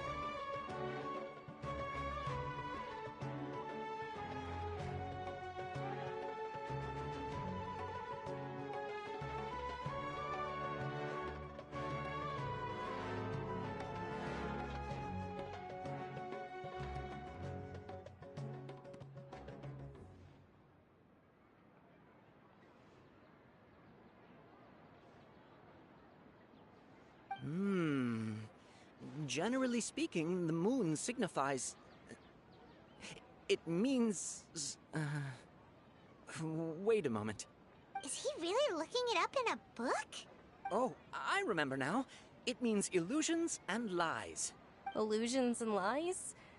That sounds rather ominous. Yes, but this book says that if you trust your intuition and overcome your fears, the sun will surely rise.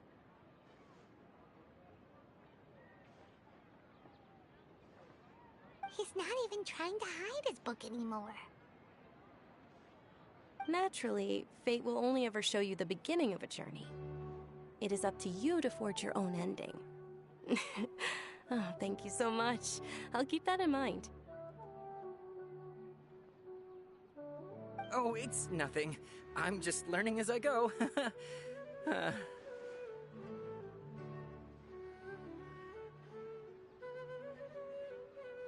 that was still pretty interesting. Okay, on to the next stop.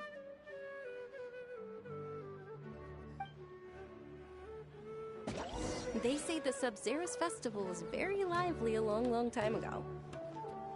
Large flower carriages used to parade through the city. As they headed towards Port Ormos, people would throw flowers, candy...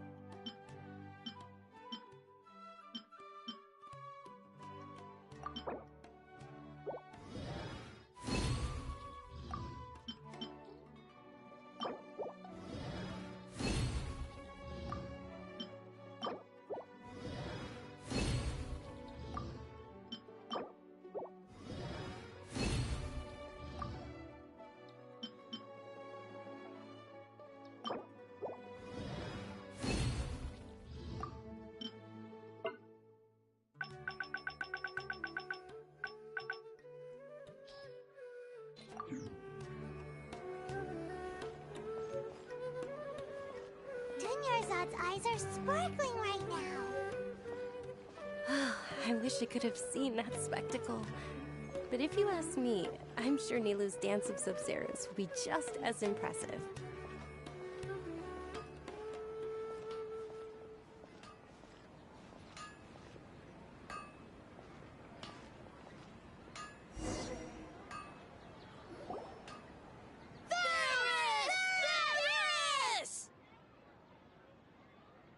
Attention! Soldiers, fall into formation if you want any Yalda candies.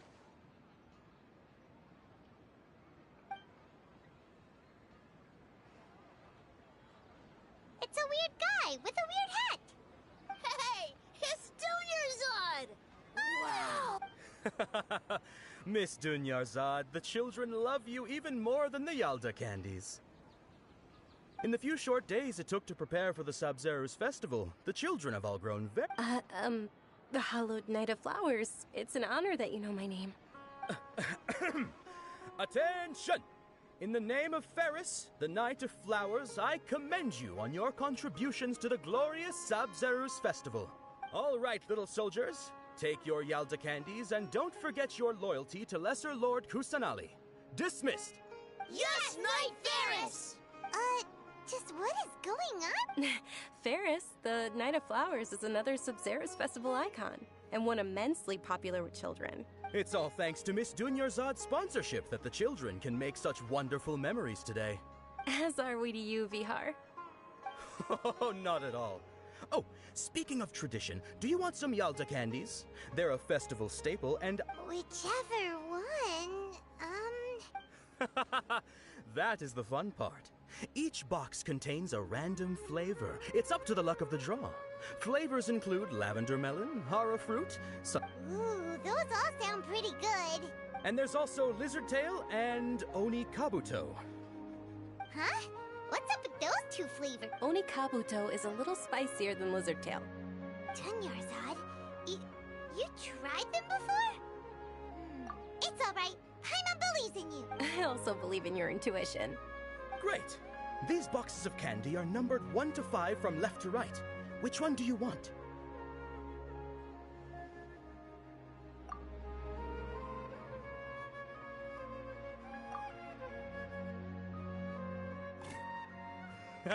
Excellent work!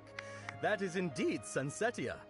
Paimon bet you survived so many epic battles because you had incredible luck, and Paimon was... Attention! Here's your Sunsetia flavored candy. Thanks a lot, Knight of Candies. It's Night of Flowers, not Night of Candies. Paimon really wilted the carriageless Knight of Flowers. They all basically sound the same. We got our candy, so let's keep going. Oh, actually, I just remembered that I left some. Can you come with me to get it? Dunyarzad.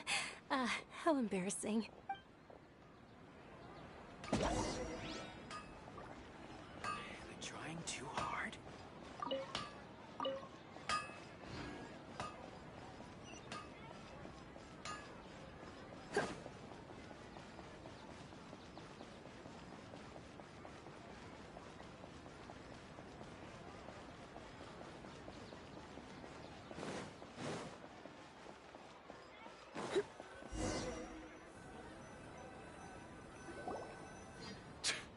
We're too late.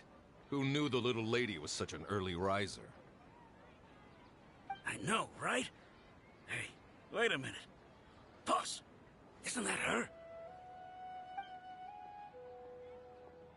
Oh, that most certainly is. We're in luck. She's walking right into our clutches. Those Eremites don't look like they're Who are you? I don't believe the Homayanis hired you. That's right. We haven't received any of their mora, but I wonder how much... They're a gang of kidnappers! Traveler, hurry and protect Dunya... Hey, did you scumbags even consider that the Homayanis might have hired a merc that outclasses you? You're... Dia! Dia the Flame Mane! No wonder we mercs haven't heard anything about you for so long. You so... Don't speak so disrespectfully. My family started working with her. Don't worry about it, my lady. Just some friendly banter between mercs. One punch and those rabid dogs will expose themselves for what they really are. Aren't your claws all dull by now? Don't get too cocky! Traveler, take Miss Dunyarzad to a safe location. No! We're gonna stay and help! There's too many of them! Please be careful, Dia. Don't waste your time worrying about me. This is my job. Look out for yourself.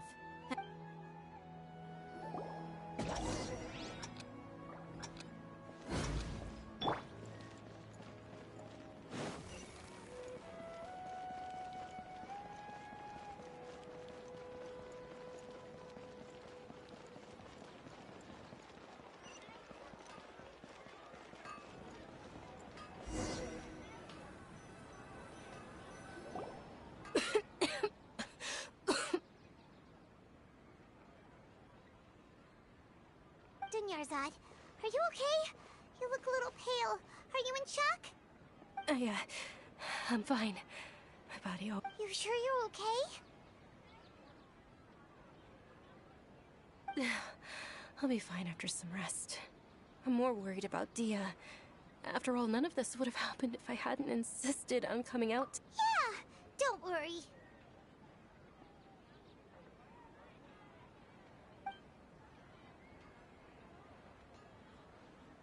My lady, Traveler, found ya.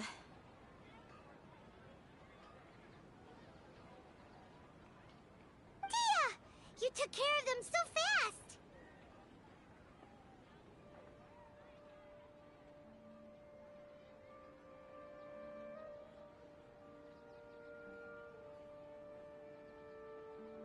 Any more of them? Or rather, did anyone follow you? Dia, your arm! Oh, this? I'm fine. It's just a scratch. Normally, they wouldn't have been able to land a hit on me at all, but I'm still getting used to this new greatsword. Please, let me take a closer look. Come on, it's nothing. Us mercs aren't as fragile as you think. Hold on, you said something about a new greatsword. What happened to the one you were using? About that. Well, I sold it, because I was low on mora. Stuff like this happens every now and then. It can't be. The anonymous donation that was used for the venue's final round of preparations?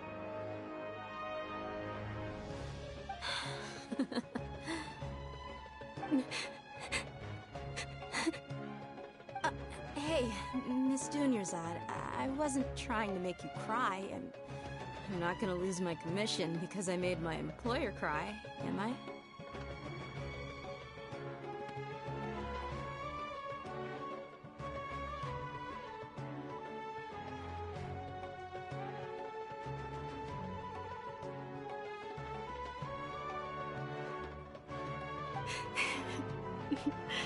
Okay, making your employer cry won't affect your commission, but selling your weapon without permission and getting hurt?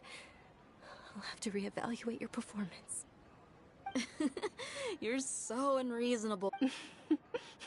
Thank you very much, Dia. Don't be like that. I get it.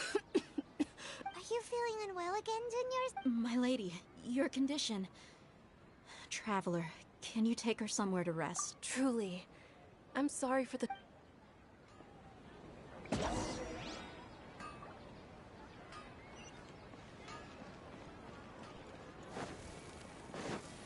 Huh?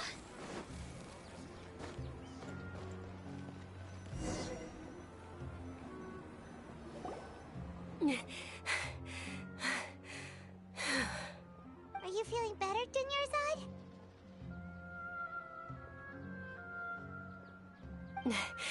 Yes, much better. Just give me a few moments and I'll be good to go. I didn't realize you were concerned about it. I guess I shouldn't continue to keep it a secret. I was actually born with Elazar. It's terminal now.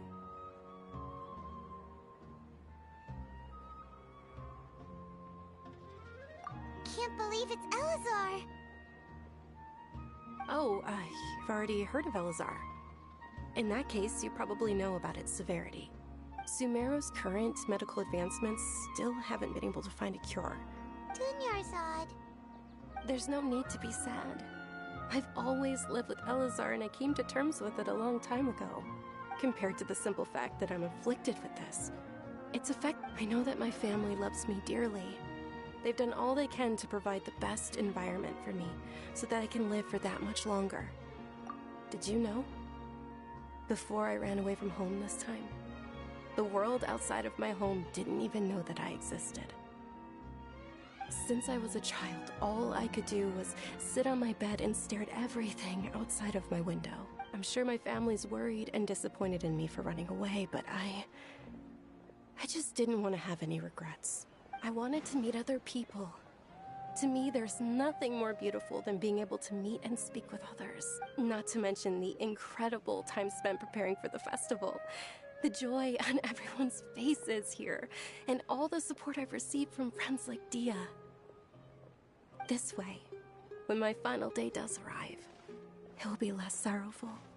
At the very least, many people will remember that I once existed in this world, right? As long as you don't forget Paimon. Paimon also will... Thank you two so much. I apologize for the depressing conversation. To be honest, Lesser Lord Kusanali gave me the courage to do all of this. If it weren't for her encouragement, I wouldn't have taken that first step. Thanks. There will always be frustrations in life, but I know that the point of living is not to leave behind any regrets. All right, isn't it almost time? Huh? Almost. Isn't the dance of Sub-Zerus about to begin? Nilu will recreate that legendary scene with her most splendid dancing. And with that, my wish will also... Then what are we waiting for? Let's go to the stage! Yeah, we should...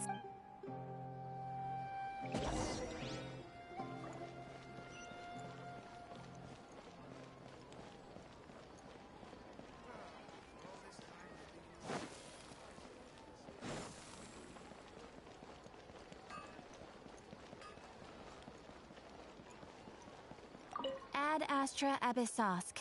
Welcome to the Adventurers Guild.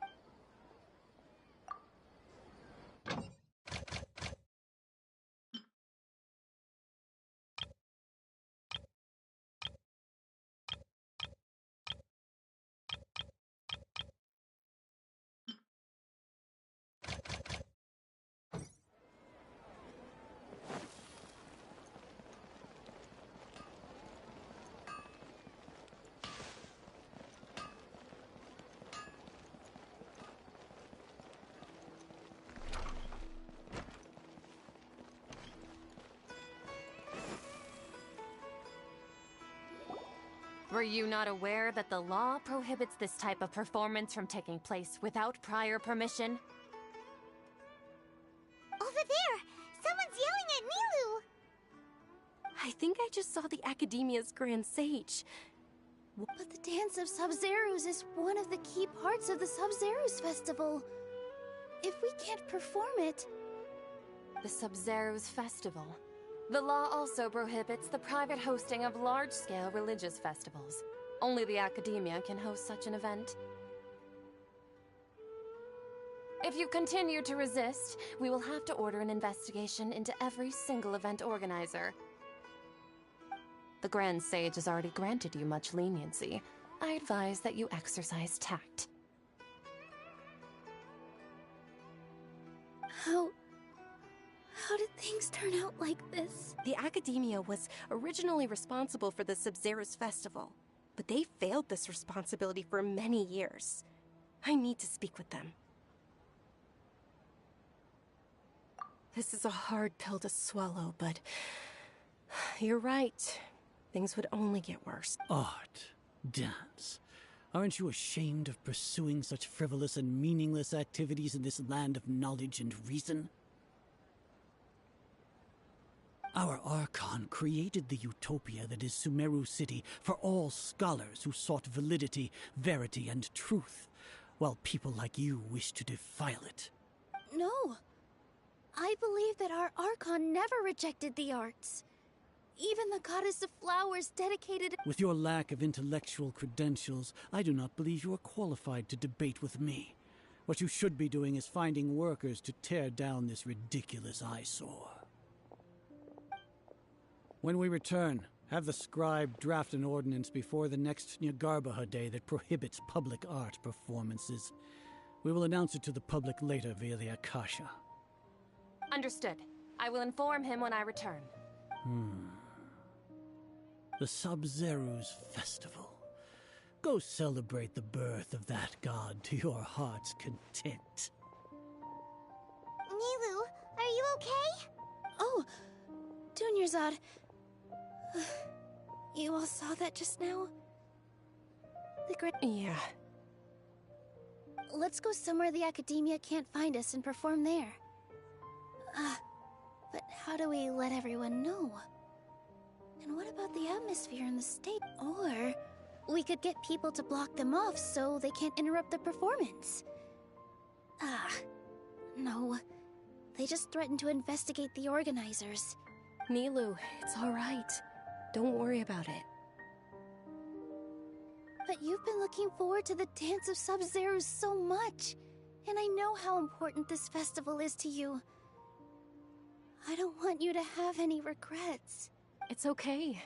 Seeing you care this much about my feelings is more than enough. It would be too risky to continue the Sub-Zerus Festival at this point. I don't want to get everyone in trouble. If you say so. But you can sneak out for the next Sub-Zerus Festival, right? We'll make sure the next one is a smashing success. The next one. Yes. Okay. It's a promise.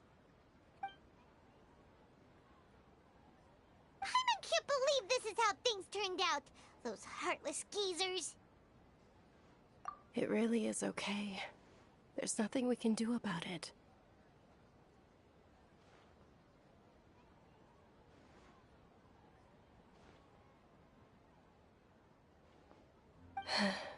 Still, I'd be lying if I said I had no regrets. I would have loved to see Nilu's dance.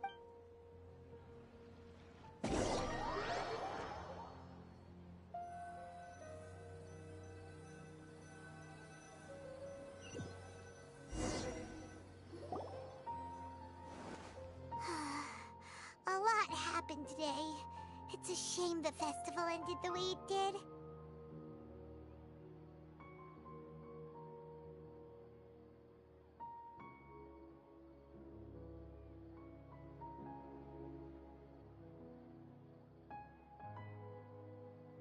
Nilu and Dunyarzad promised to make the next Sub-Zerus festival a success, but Dunyarzad is running out of time.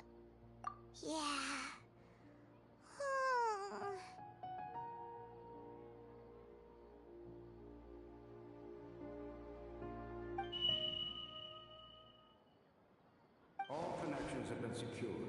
construct the most stable framework possible. The project is entered its most critical phase. Power has begun to flow from...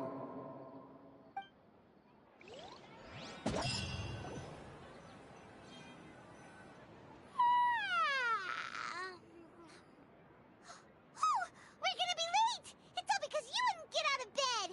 We should go meet Dinyarzad right away!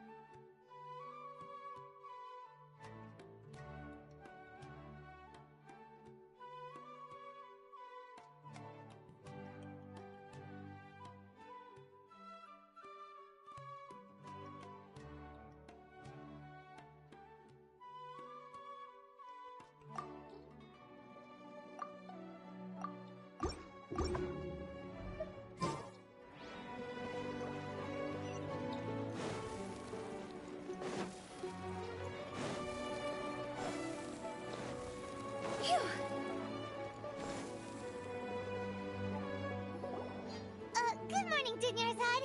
Sorry we're late. Not at all.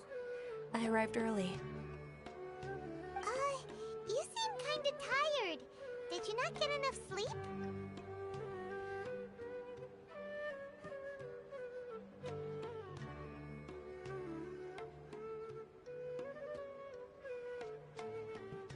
I'm doing well.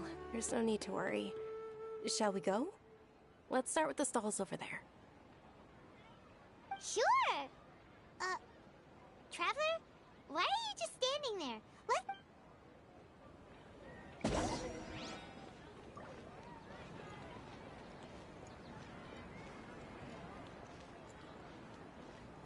Ooh, they're selling food over that way! Let's go take a look!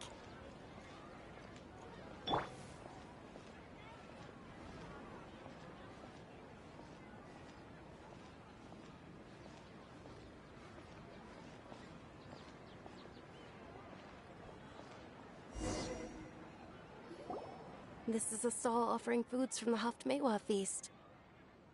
You are quite well informed, miss. I thought most people nowadays wouldn't know. They're all plants!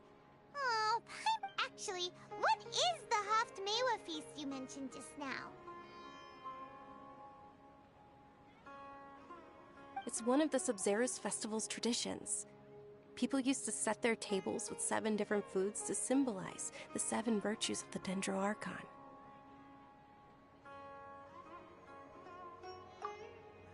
Appear to be in the form of the moon. Really? Paimon thought it looked like some kind of food. The moon signifies... It's escaping me for now. Is he really looking it up in a book? Oh, right. It means illusion, but if you trust your intuition and overcome your fears, the sun will surely rise. Understood. I'll keep that in mind. Oh, it's nothing. I'm just learning as I go. Guess that was still pretty interesting. So, where to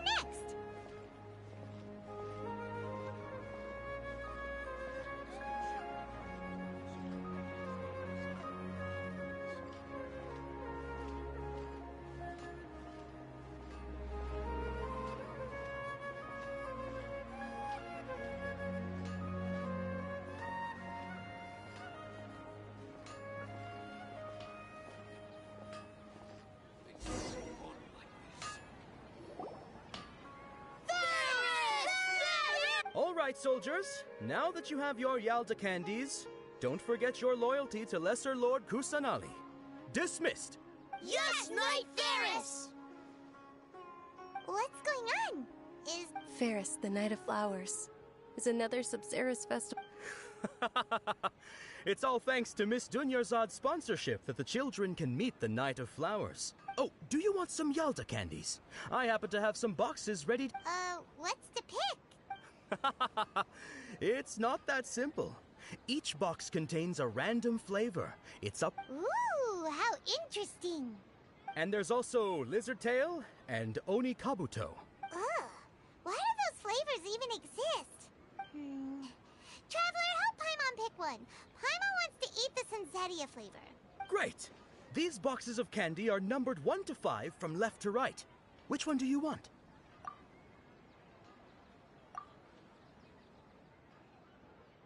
Ah, excellently chosen. Number 4 is indeed Sunsetia.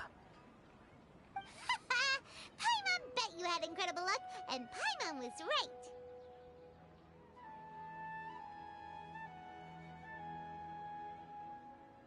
Huh? Are you saying that you instinctively chose the right box?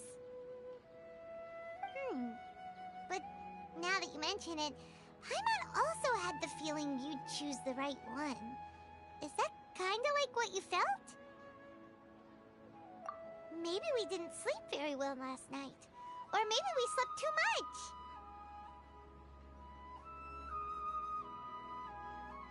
Oh, sure.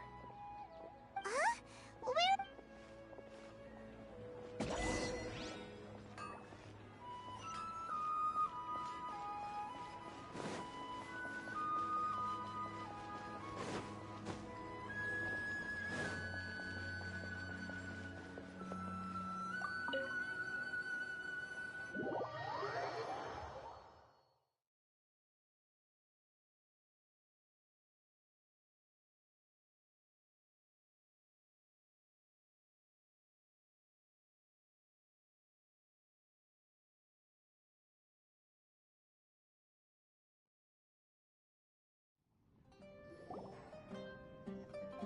A feeling of deja vu? Oh, Paimon knows what that is. It's when you feel like you've already experienced whatever is going... In that case, Paimon also felt something like that today. But that... So, why'd you run here in such a hurry? So that's it. You're intentionally doing things you usually wouldn't, and... Welcome, you two. Are you here for lunch? What would you like to eat? Got it. You don't look like you're from these parts, but I gotta say, you've got good... Coconut charcoal cake? Isn't it that burned thing that didn't look tasty at all?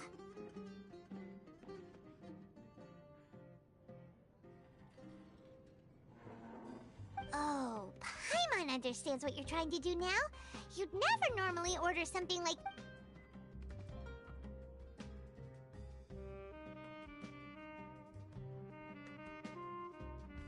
that thing? Isn't this going a bit too far?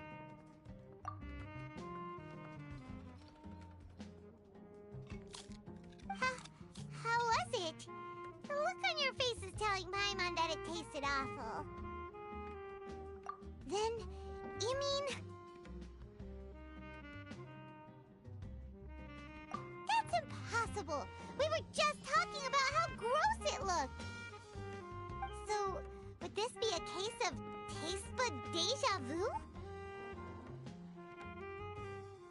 Paimon also gets the impression that we've been here many times, even though we aren't regulars.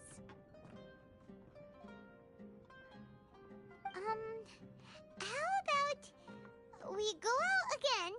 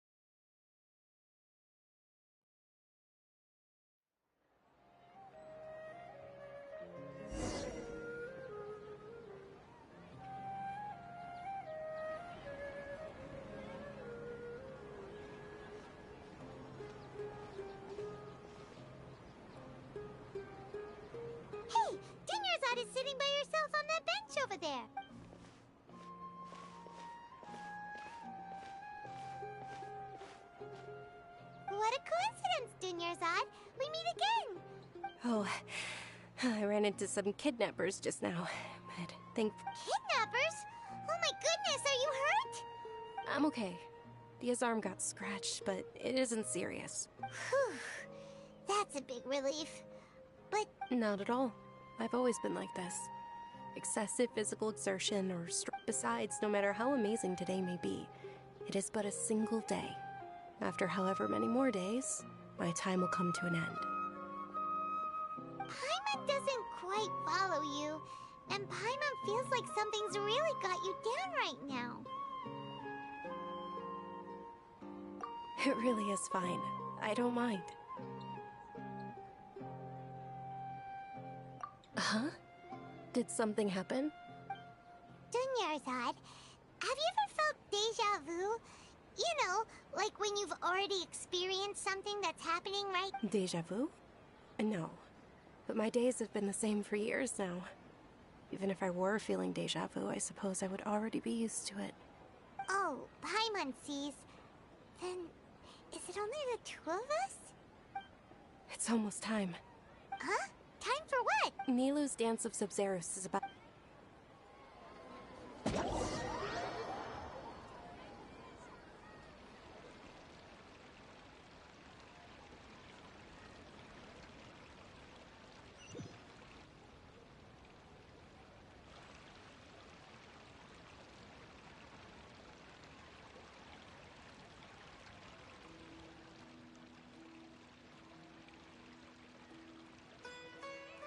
With your lack of intellectual credentials, I do not believe you are qualified to debate with me.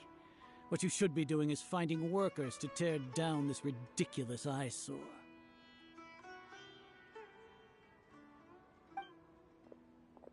When we return, have the scribe draft an ordinance before the next Nyagarbaha Day that prohibits public art performance. Understood.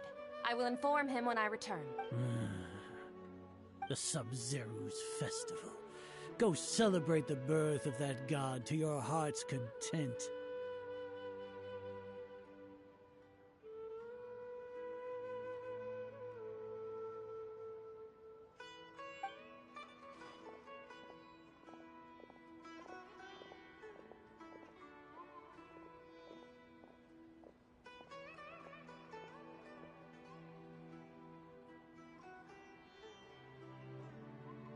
Nilou, are you okay?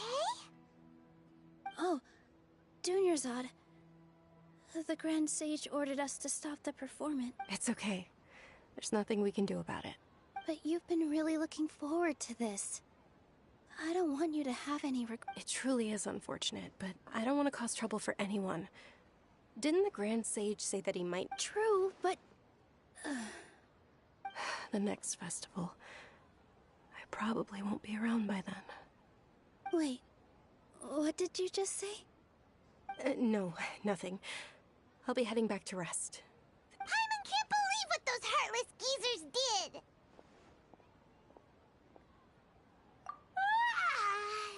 Did Dunyarzad already go...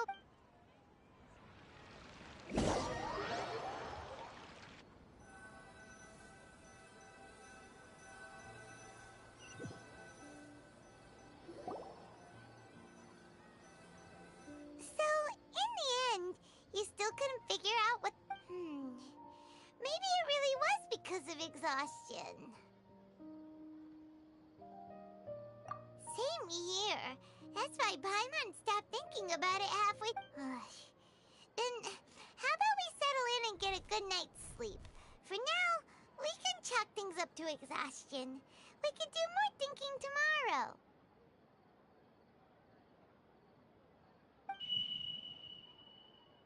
Observing a modest drop in the output of jnana energy, but values still remain within normal parameters.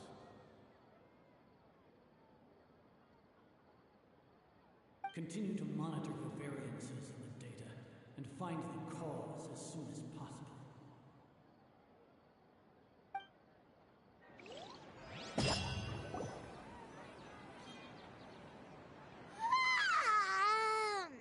Why does Paimon feel so tired after so much sleep? Anyway, we should go meet Dunyarzad. Dunyarzad right away.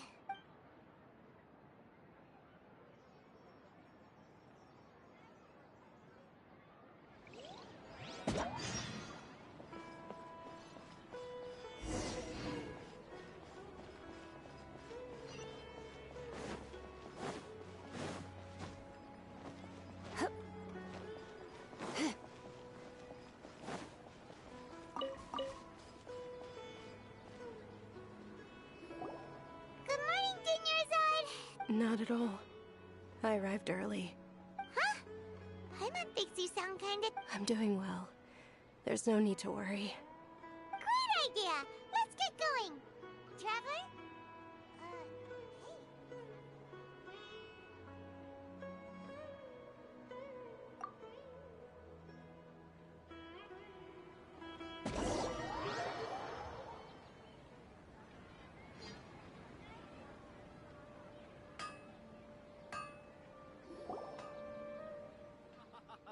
It's all thanks to Miss Dunyarzad's sponsorship that the children can enjoy the Sub-Zero's festival. Oh, are you interested in Yalda candies? I have some Not much if... It's not that simple. Each box contains a random... And there's also lizard tail and... Huh? What was it? No problem. These boxes of candy are numbered 1 to 5 from left to right. Which one do you want?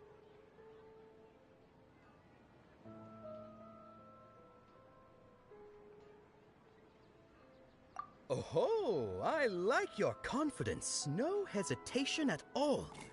Oh, congratulations! Number 4 is indeed Sunsetia.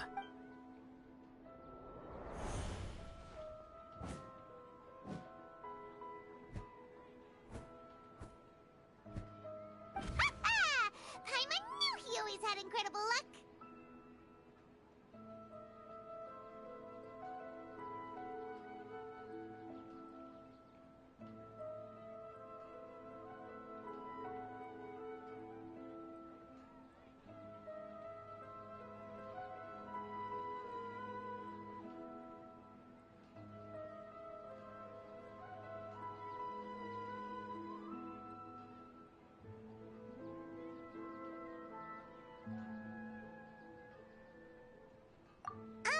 Paimon's not really interested.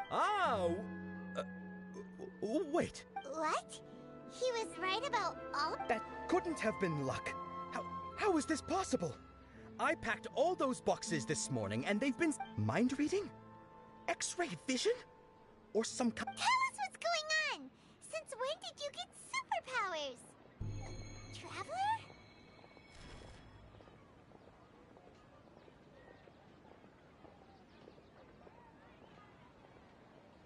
Hey, where are you going?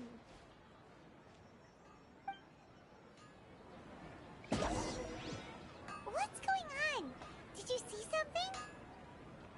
Us leaving Dunyarzad without letting her know is kinda rude, you know.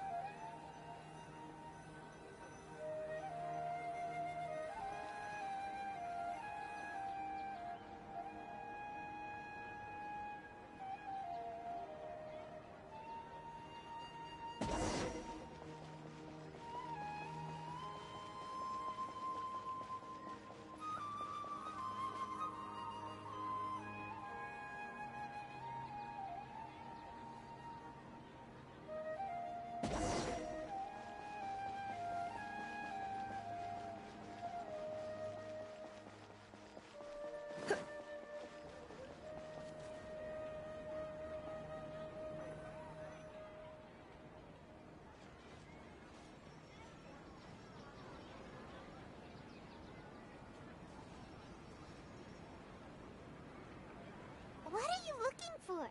Why did we come here?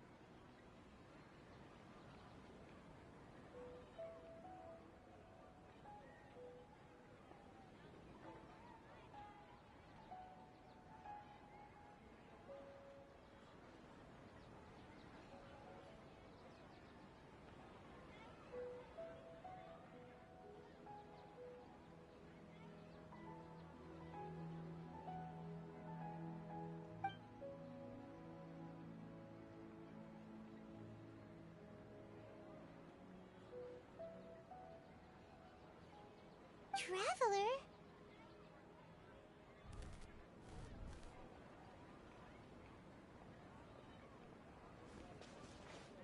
That's...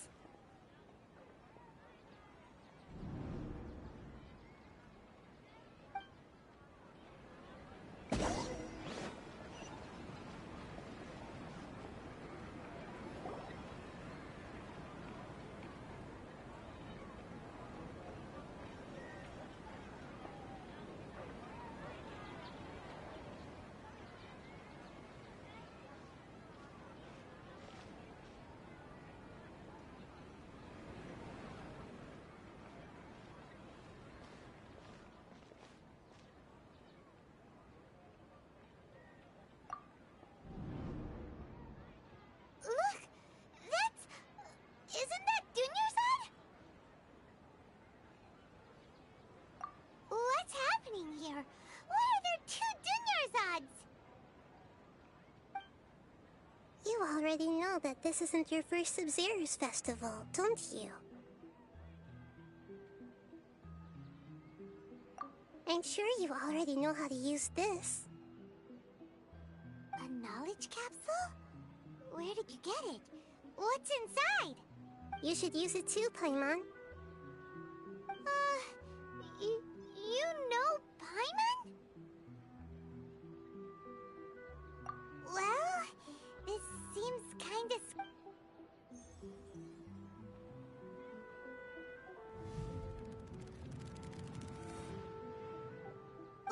What the... This is our 20th time at the Sub-Zero's festival? Huh?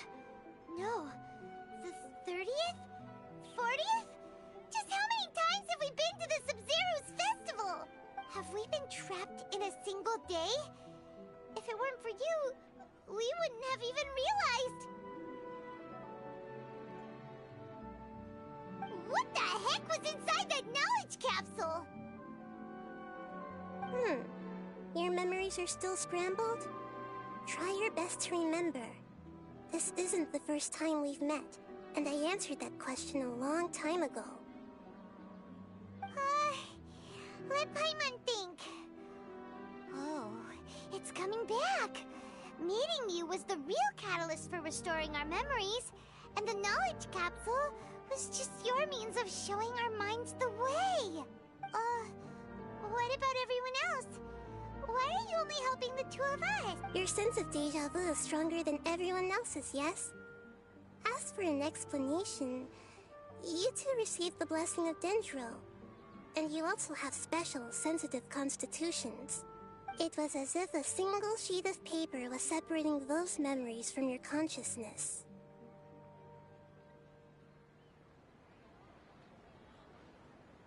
A familiar question.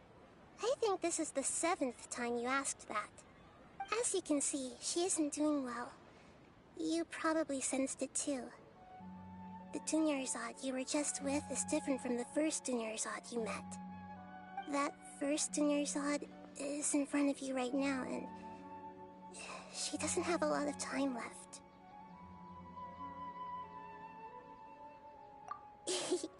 Looks like you're almost done sorting out your brain.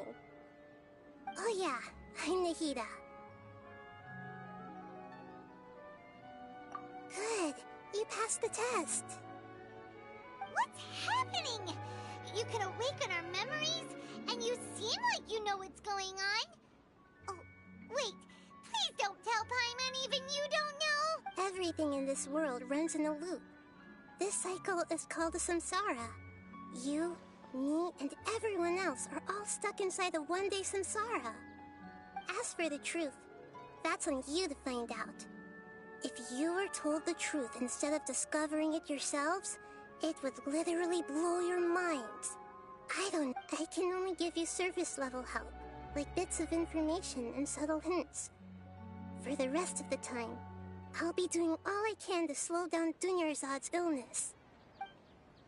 She looks like she isn't doing well at all. Her illness gets worse after each Sub-Zero's festival. If we can break out of the samsara, I might be able to save her. But as things are right now, She's just a small bird in the sky that's about to lose its last feathers. All I can do is raise a gale to delay her fall. You sure love to use weird analogies. Analogies are wonderful tools. They let you use existing knowledge to understand unfamiliar things. Okay, so, with what you know so far, what do you think the truth is?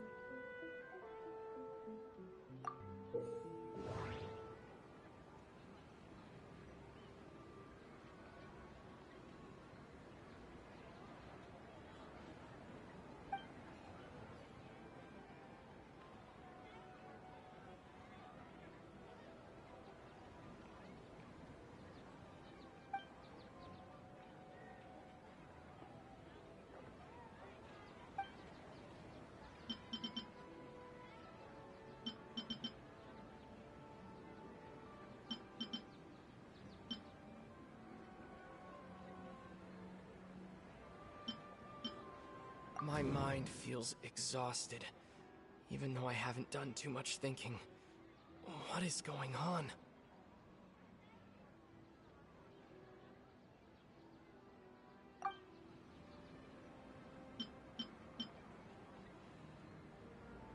What's happening right now seems to have happened before.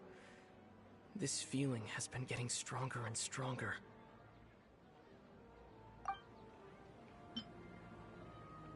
The moon, illusions, and lies. What did they all mean? The Grand Sage said, "Go celebrate the birth of that god to your heart's content." Did he... We've already experienced the Sub-Zeru's festival many times, and the day of the festival seems to be in a perpetual samsara.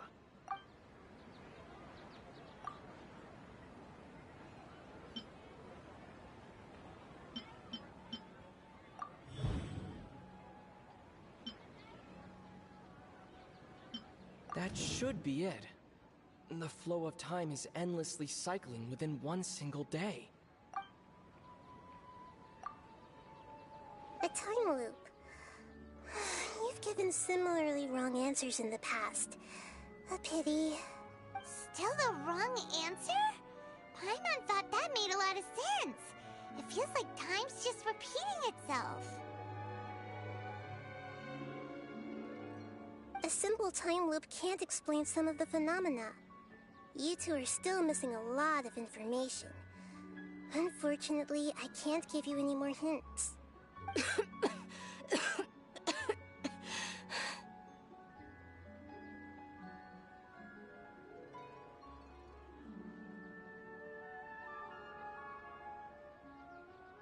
Dunyarzad. The Sub-Zeru's festival is happening every day, but that doesn't mean we can waste an infinite amount of them. Hurry and find the truth before today's festival ends.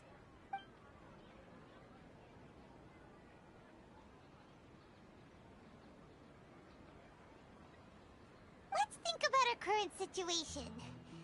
To save Dunyarzad, we have to escape the samsara of the... And to do that, we need to figure out what's happening. Nahida rejected the idea of a time loop, so... Paimon's memories say that we've already done this many times, but... Let's go talk to people again.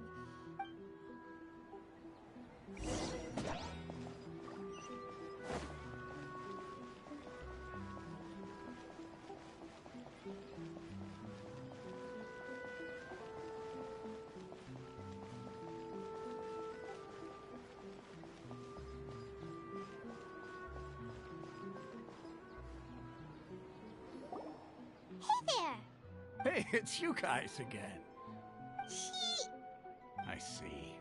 Did you come back to buy something? I guarantee the freshness of my products. Huh? What brought this about? To put it another way... What kind of philosophical nonsense is this? Are you two daydreaming?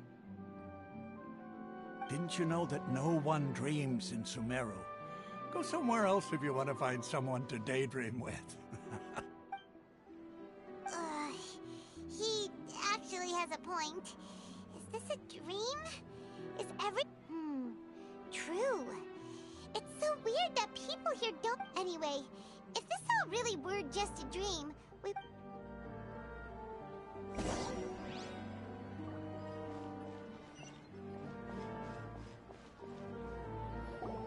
Oh, it's you two.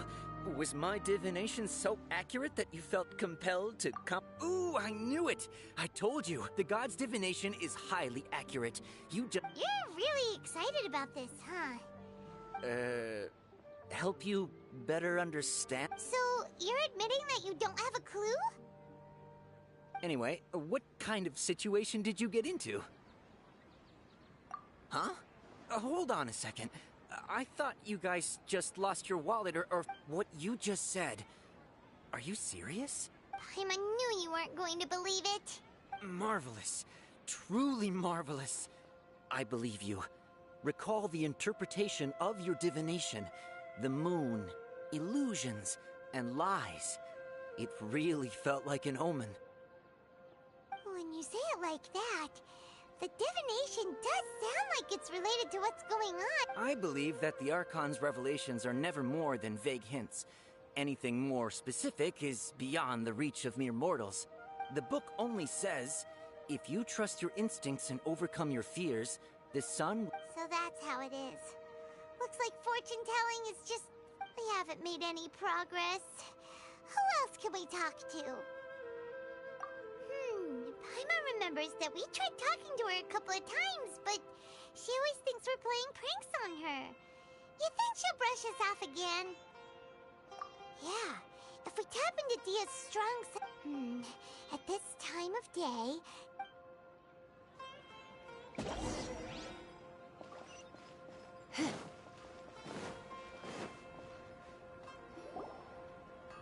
I'm fine, my lady. It's just a scratch. Perfect timing. Both of you are here. Paimon, Traveler, you came at just the right time. Listen, there was a dangerous Huh? You saw? Then why didn't you jump in earlier? If someone was protecting Miss Dunyarzad, I could have went all out. Anyway, can you do something for me? You want the Traveler to take Dunyarzad somewhere to rest up while you check to see if there's still any kidnappers around. How did you know what I was going to say? We need to say something convincing.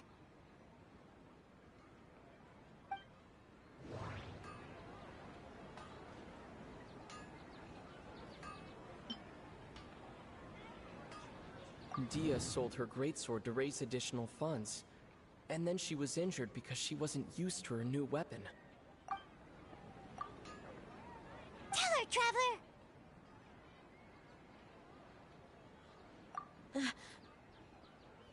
I didn't tell anyone about that. Including Miss Dunyarzad. You couldn't have known. Alright, so this is the situation. It's kinda hard to believe what you just told me. First, let me make something clear. Most of us desert dwellers might not be the scholarly type, but we do have basic common sense.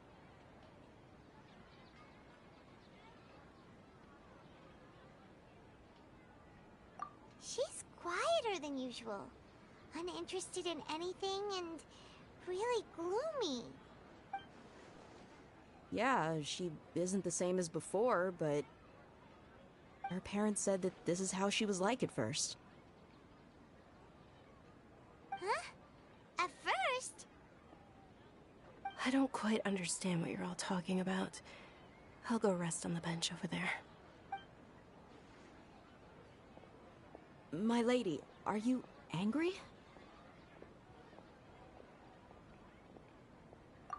All right, I'll give you the benefit of the doubt since you knew about my greatsword. Let's make this a quick trip.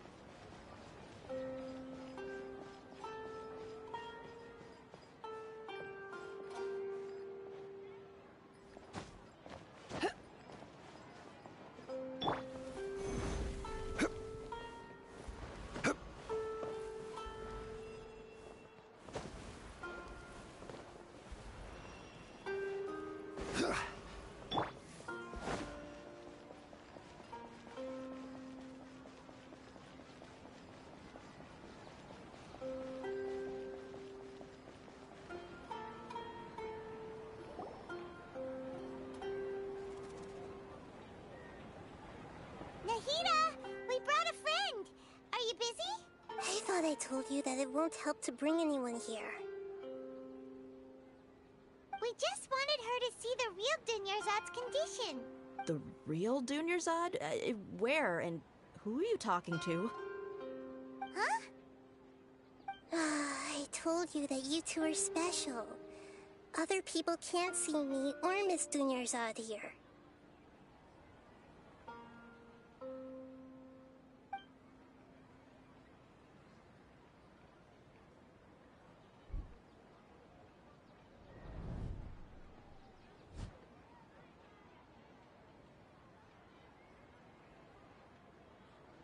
Hold on. Over there. Is that? Wow.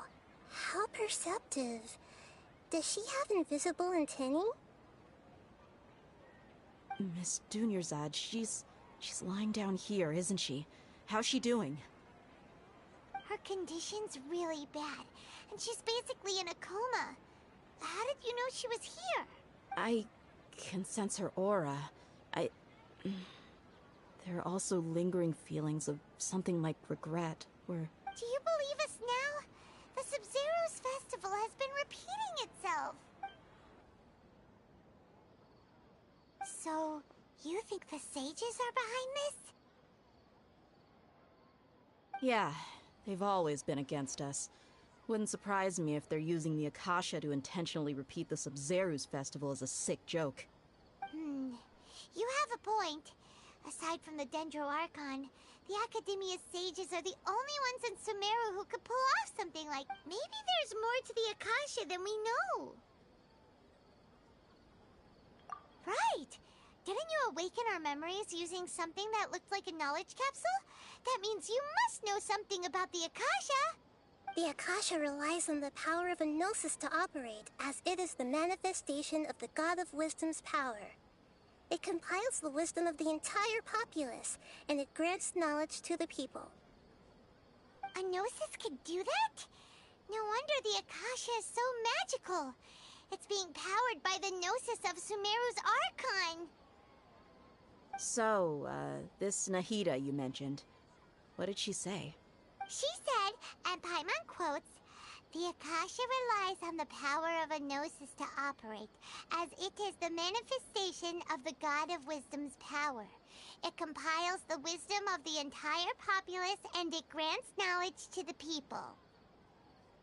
Compiles the wisdom of the entire populace and grants knowledge to the people. Wait. I get the grants knowledge part. That's what people have always used the Akasha for. But compiling the entire populace's wisdom? How does that work? Did she mean that the sages enter new knowledge into the Akasha? Oh yeah, that sounds about right. What do you think?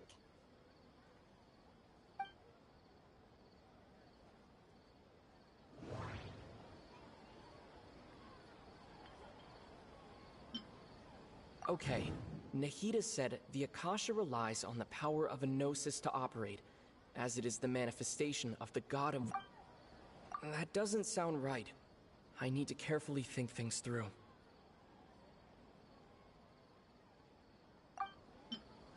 My mind feels exhausted, even though I haven't done too much thinking.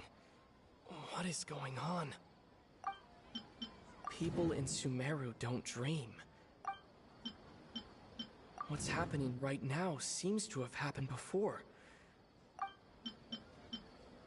That doesn't sound right. I need to carefully think things through. You mean the Akasha is causing our mental fatigue? Huh. Now that I think about it, my head's been feeling unusually heavy. When the desert dwellers set off on their quest for knowledge, a sage once said, "Knowledge always comes at a price." Compiling the entire country's knowledge. You think the Akasha pulled a 180 and is extracting information from us? Who knows? The Akasha can put knowledge into our heads, so who's to say that it can't also poke around in there? We don't know any specifics. What's the point of doing something like that? Just think about it. If you could combine the knowledge of every single person in Sumeru, then you can basically turn Sumeru City into a single massive brain.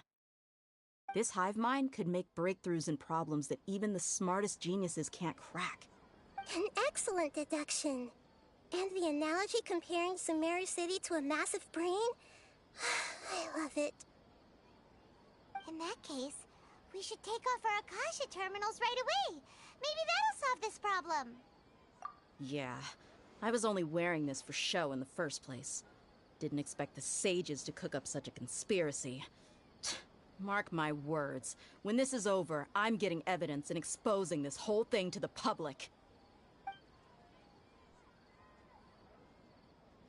How does everyone feel? Huh? What is it?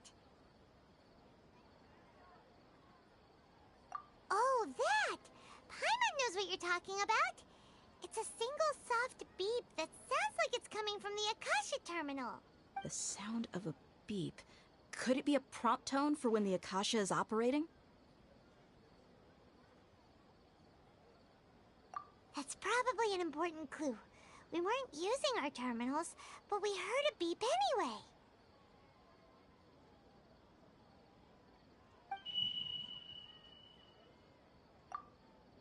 Traveler, did you hear that? I heard it too. Our ears aren't messing with us. There was definitely a beep, but it sounded like it was coming from inside my head. We took off our Akasha terminals.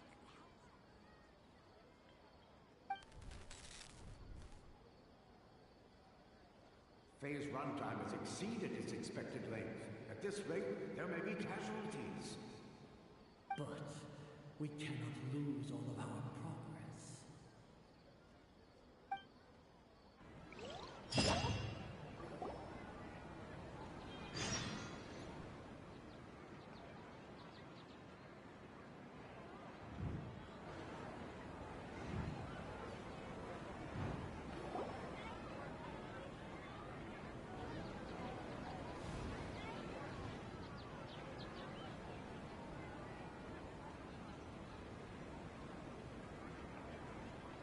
Paimon remembers everything! Good. You adapted quickly this time.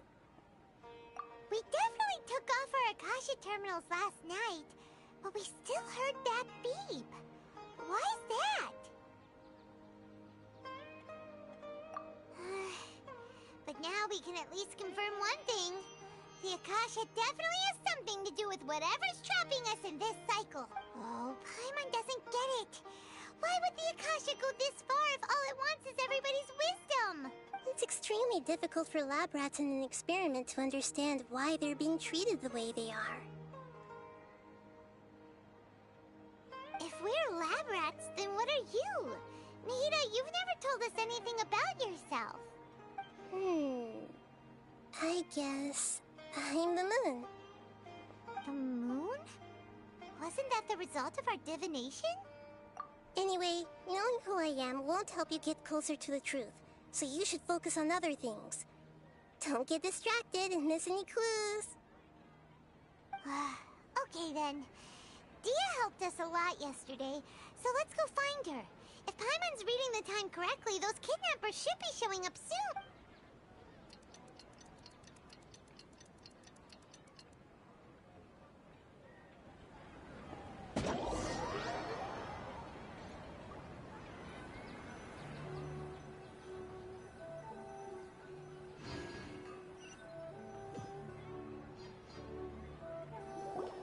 Ah, there you are.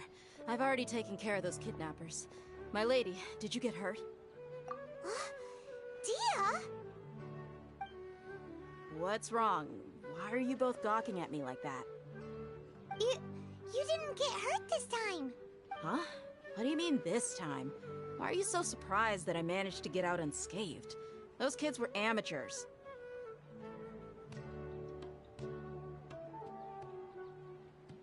Shh! How did you know about my greatsword? I haven't told anyone about it. Please, don't tell— So Dia's lost her memories after all. Anything strange? You already know that I got a new greatsword. If I had to say something, it's weird. It's as if I've already used it to fight a countless number of battles.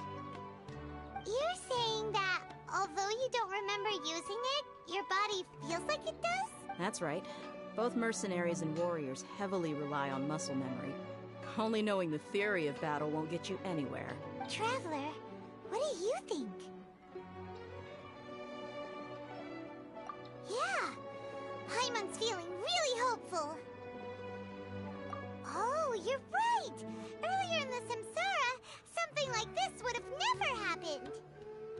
I have no clue what you two are talking about. So you want us to take Dunyarzad somewhere else to rest while you check if there are still more kidnappers around? How did you know what I was gonna say? Forget.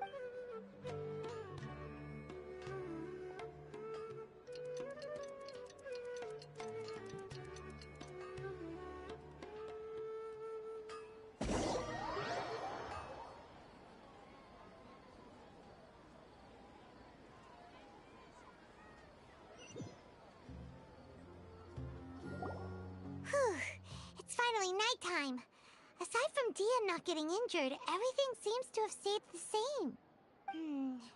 Listen, Nahida, we found out that Dia got out just fine today, even though she got injured every other time she fought the kid. Do you think the Samsara has been broken? Have we saved Dunyarzad? Really? Good job on all that progress. Get some good sleep tonight. Hey, what kind of an answer is that?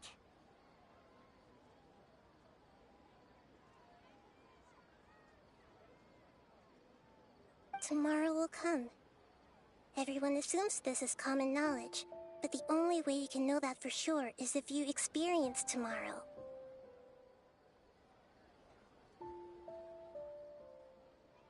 How many todays has it been? Is it possible that today will be followed by yesterday? Does tomorrow truly exist as anything beyond a made-up concept? It's even possible that this entire world is a lie, and the history of— Okay, no more! Paimon's brain is already shut down. That's why it makes no sense to waste your energy thinking about things you will learn tomorrow. Get some good rest. You know, use the bathroom and flush your anxiety dookie away. Huh? Oh, Huh? People always say they feel a sense of relief after they take a duk-duk. That's why I suggested you could try that. Is that so strange? It's so strange and so against common sense that Paimon's at a loss for words. Yeah, even though it's happy and lively at the Sub-Zero's festival every day,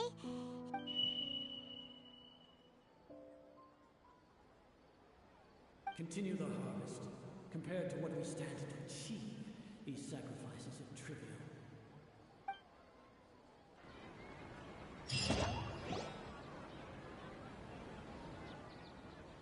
we're still in the same day.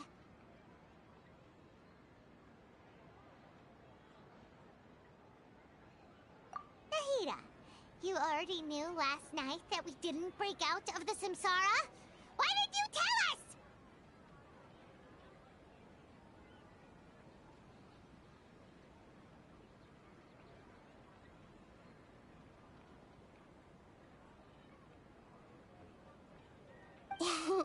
Would there have been a point?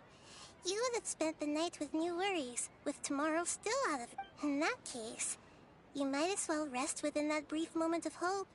An opportunity like that doesn't come by often. Paimon's at the Duke did that! Whatever.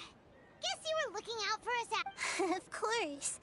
In the time we've been together, you two have been everything to me. Paimon's flattered and everything, but maybe you're taking things a little fast. What I mean is, even though I had asked you to solve this puzzle, you two are still the only ones who can see me and sense my presence. In other words, if you weren't here, I may as well not exist. That's why you two have been everything to me. Get it?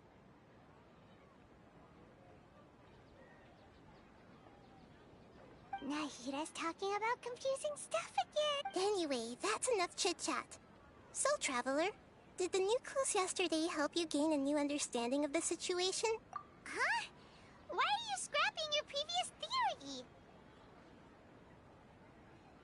Oh, yeah! You're right! Gosh, how did we not notice that? And So, what's your new hypothesis?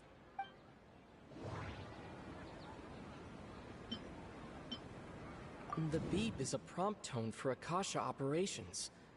We still hear it every night, even though we removed our Akasha terminals. We've already experienced the Sub-Zerus festival many times, and the day of the festival seems... Okay, Nahida said the Akasha relies on the power of a Gnosis to operate, as it is the manifestation of the God of Wisdom's power. Mercenaries rely heavily on muscle memory, and Dia was able to use her experiences to avoid injury in later samsara cycles. The moon, illusions, and lies. What a...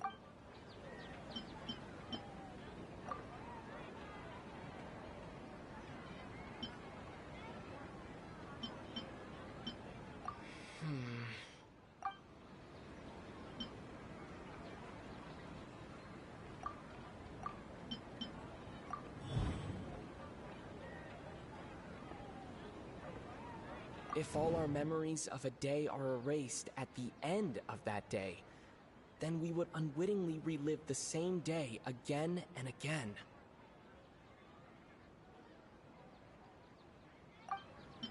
We've already experienced the Sub-Zero. The beep is a prompt tone for Akasha operate. That doesn't sound right. I need to carefully think things through. That doesn't sound right.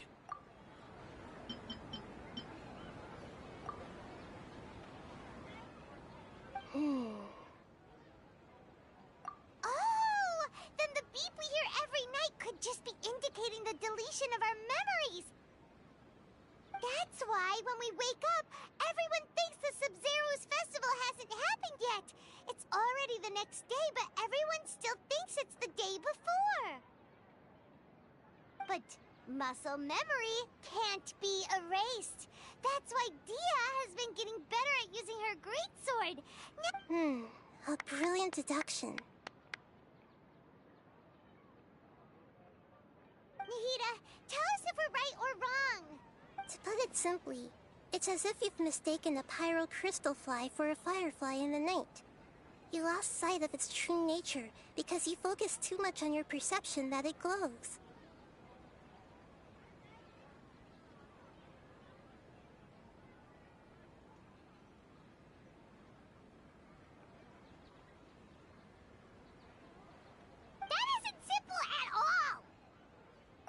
Why don't you go talk to Miss Dia again? You might learn something new. Right! She did help us find our latest clue after all. Let's go!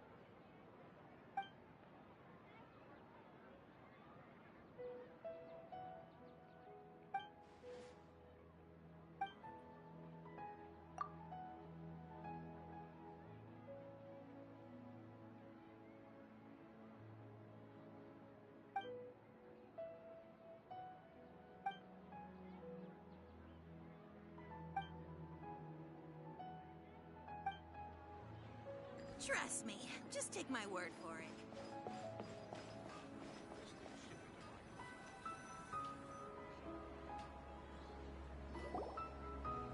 There you are.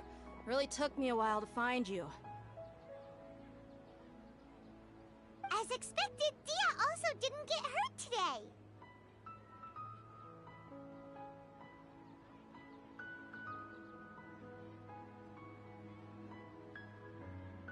Get hurt? Why would I? Don't underestimate me. Well, you're still getting used to your new greatsword. Huh. Truth be told, I also think it's pretty strange. It just suddenly felt so familiar in my hands and... wait a second! How did you know I got a new greatsword to begin with? I didn't tell any... Traveler, could you explain the situation to her today? Paimon's gotten a little sick of doing it. Oh, that works!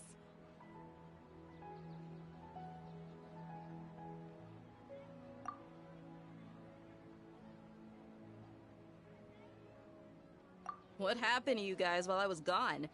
Did you get brainwashed by some cult?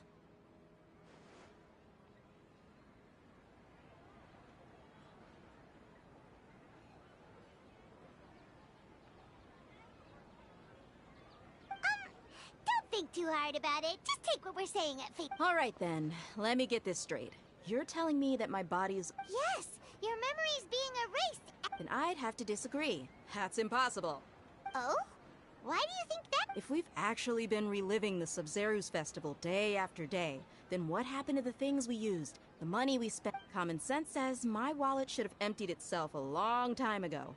There's no way I wouldn't have noticed that.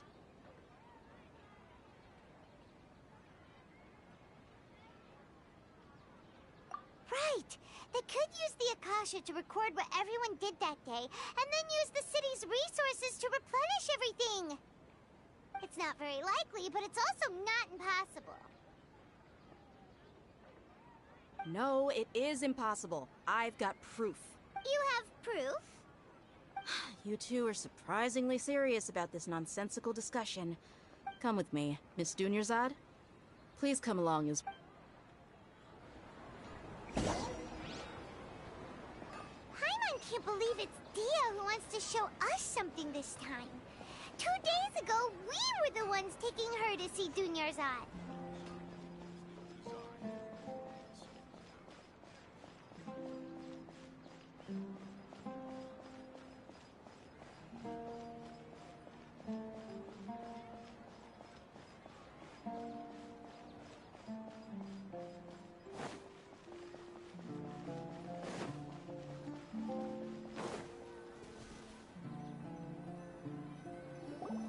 This is it.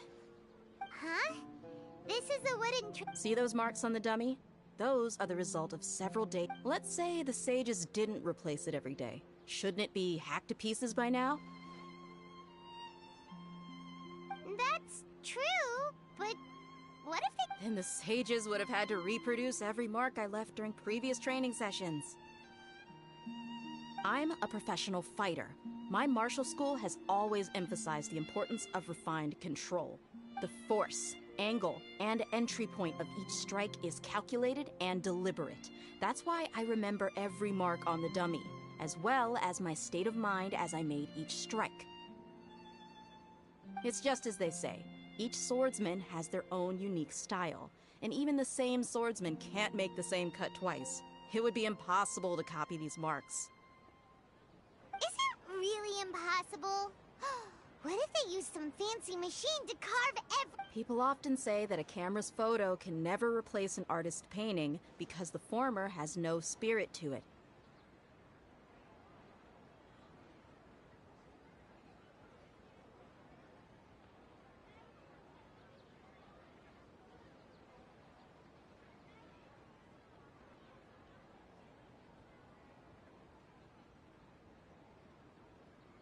The same thing applies here. At a mere glance, I can differentiate carved marks from the results of combat training. Whew, I hope that cleared things up for you. Hey, is this that new brain exercise game that's been super popular with the scholars lately? It's surprisingly fun. Anyway, it's getting late. I should escort Miss Dunyarzad to Nilu's stage. See you later.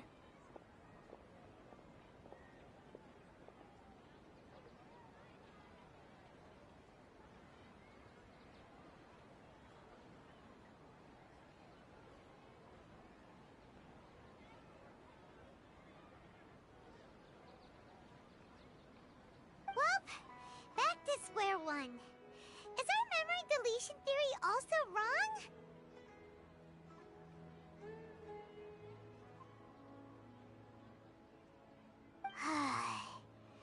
But at least we've reached some other conclusion. Yep, that's true. So, can we... Strange? Paimon feels like everything's been strange lately. Huh? Leaving the city? You're right! It's really Paimon can't believe it! Did we miss this because we're tunnel visioning too hard? How about we go back and ask Nahida? Maybe we've forgotten something about leaving the city.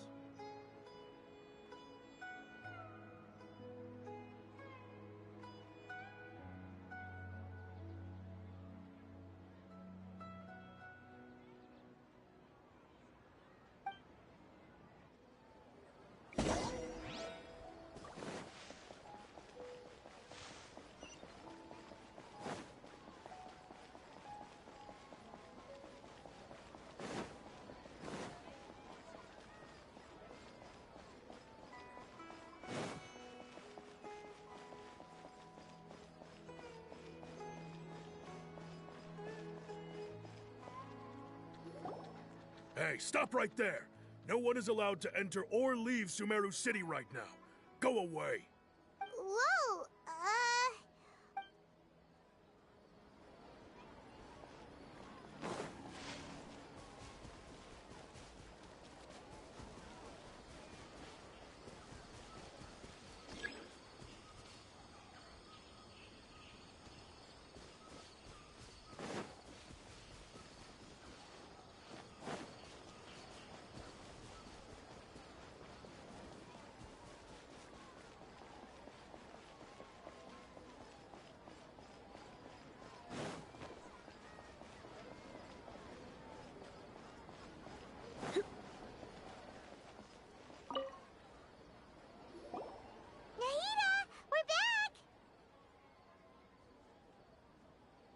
You're back early today.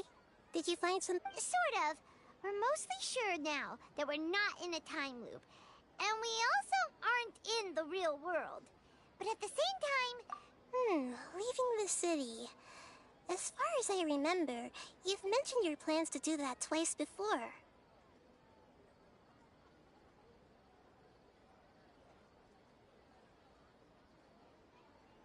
We did? But we don't remember anything. What? Let me think. I don't think you ever actually told me what the outcome was.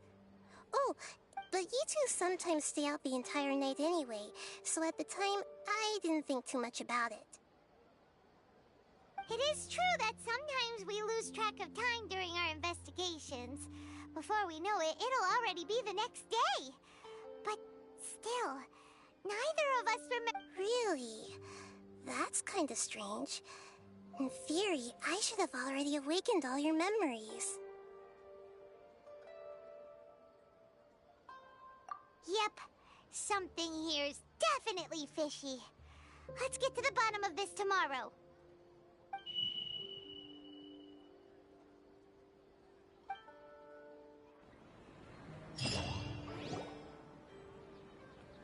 Our memories are back! About that... Traveler, aside from your memories that were just restored, I have another message for you. Listen to it and you'll understand. Can't go back. There are countless spaces here. Our Sub-Zeru's festival in Sumeru City is just one of them. Traveler, you should be missing 2 days worth of memories. Paimon will fill you in.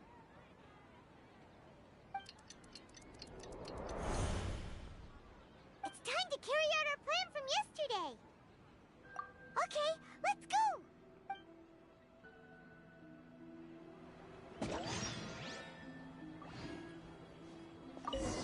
We don't have many more festivals to waste. Hurry and find the truth.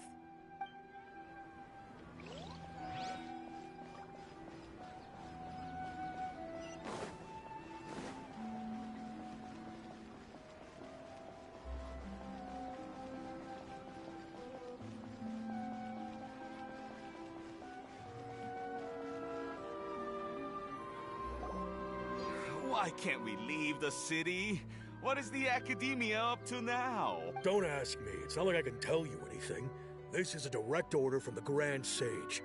Just wait until tomorrow. I have a real emergency. My goods have already arrived at Port Ormos. If I don't hurry, they'll be stolen. That's your problem. Make sure you make a request in advance next time. But it's not like you can just predict business matters in advance. It looks like the Academia already announced a lot. Let's go and question them. Hello, sir. Why can't we leave the city today? Here we go again. Don't ask me. I don't know either. We just received an order that no one is allowed to enter or exit Sumeru today. They didn't tell us anything else. Angering me won't get you anywhere. If I had that kind of insider info, I would have left this stupid post long ago.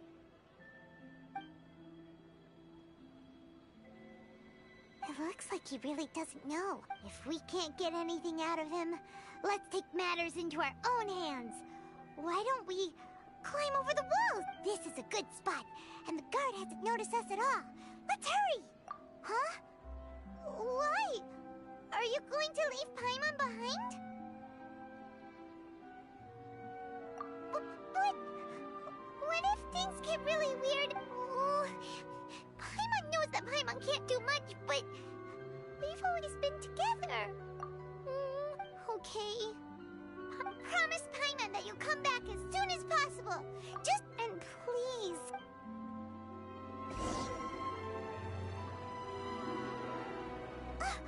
Memories!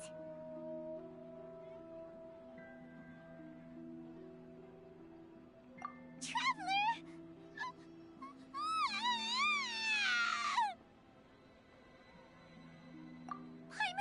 Paimon would never see you again!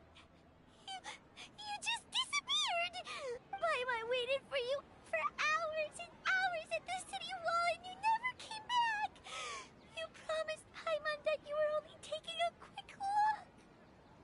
Paimon, calm down. He's here now. I don't think he understood what you were saying. Paimon doesn't care!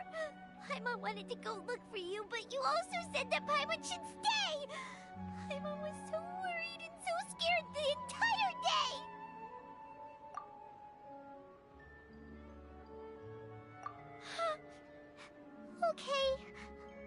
Okay, Paimon, can you tell us your perspective of what really happened yesterday?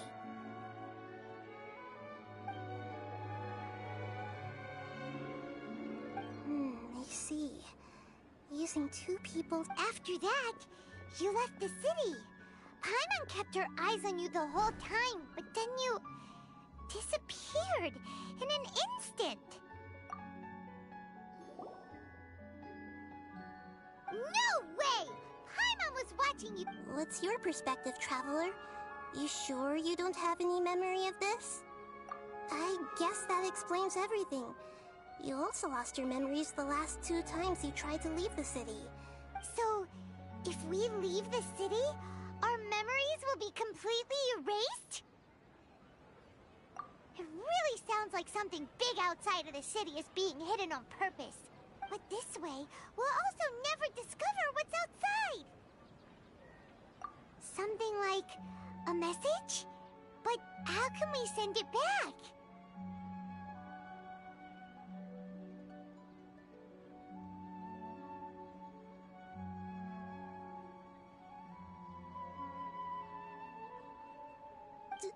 Don't look at me like that.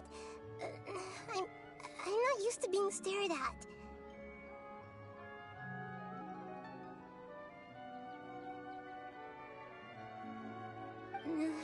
Well... Okay. You want something that can pass on messages, right? Give me some time and take care of Dunyarzad for me. Yep! Now we're talking!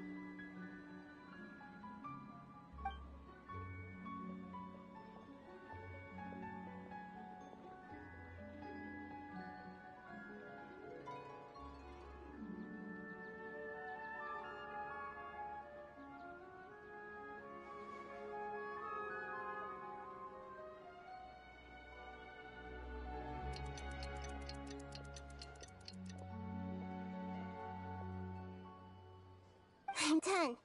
Here you go. What? Isn't this just an Akasha? You made some little changes.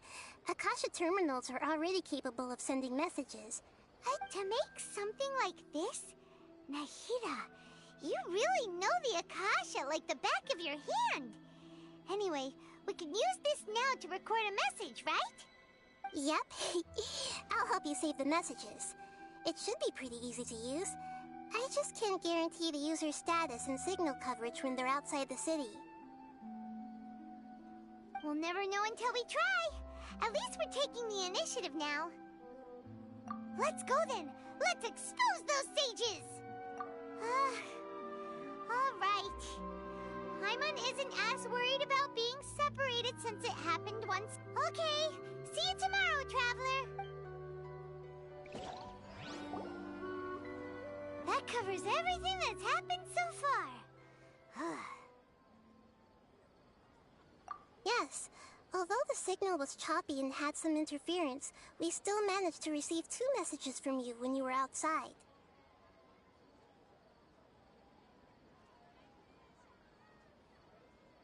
Okay, now that you understand what's going on, let's hear the messages together.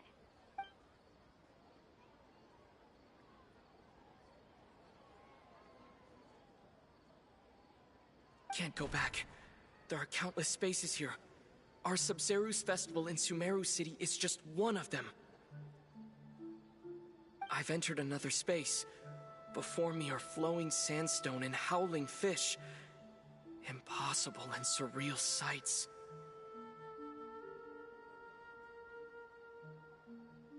All these spaces are empty except for the occasional ones that contain mute puppets rather than people. I can't sense any human presence.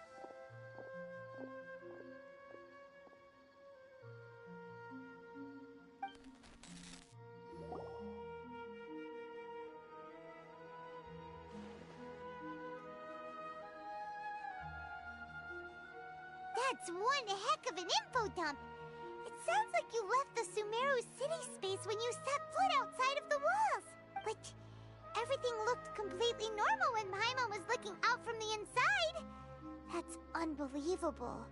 And if we take your word for it, the other spaces all had very... There's another part here. We only received it last night.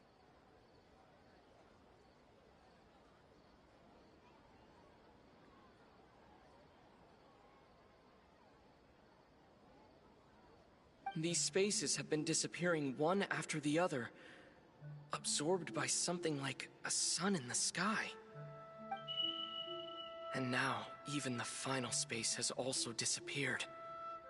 Behind me, a lot of spaces just appeared again from thin air. I get it now! Those spaces are actually...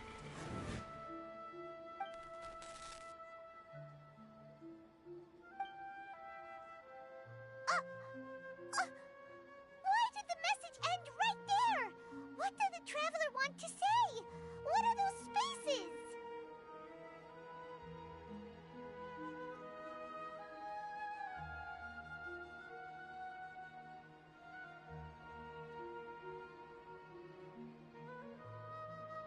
Probably because yesterday just happened to end at that moment.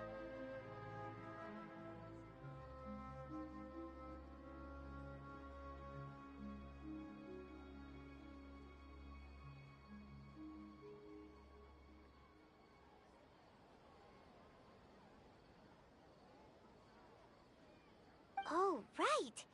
Paimon did hear a beep from the Akasha. Did it come from... The message. It should have come from the Traveler's Akasha terminal. After the beep, Traveler said even the final spaces also disappeared. Traveler, what do you think that final space could have been?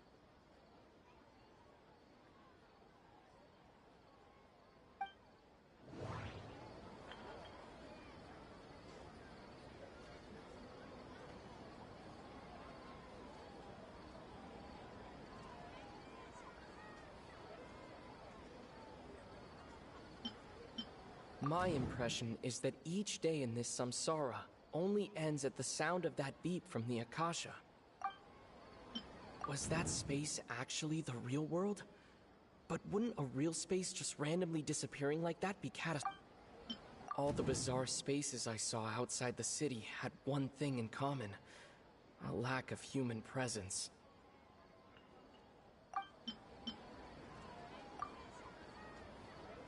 Oh, so that's what it is!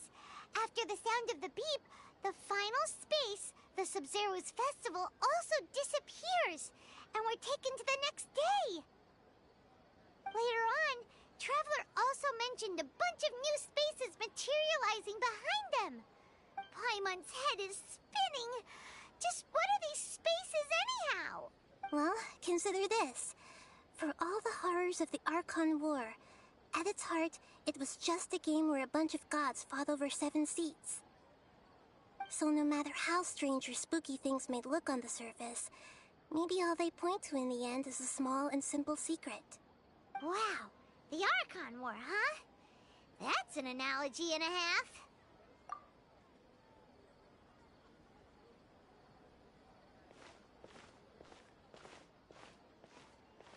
Hey, where are you going?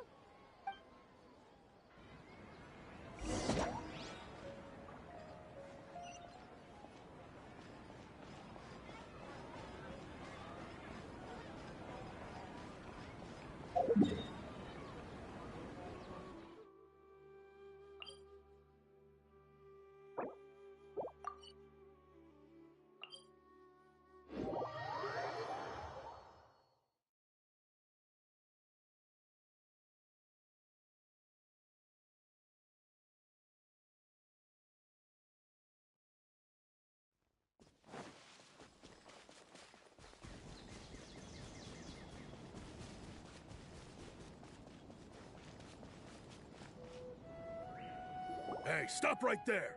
No one is allowed to enter or leave. Oh!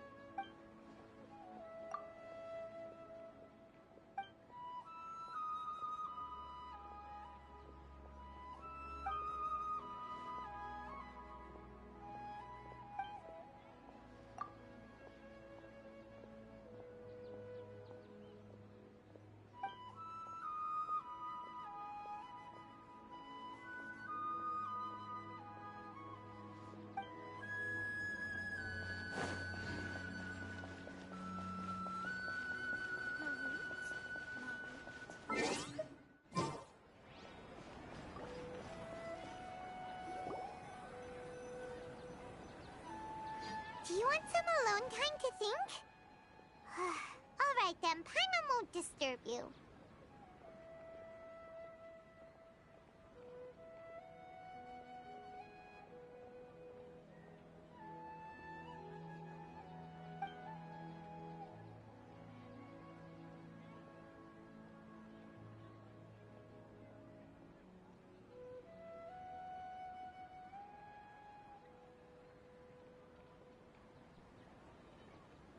The dance of Sub-Zeros is about to begin. I'm going to go watch it.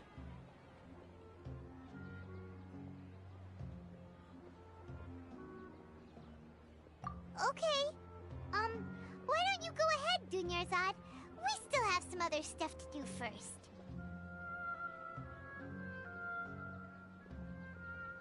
Okay then. See you later.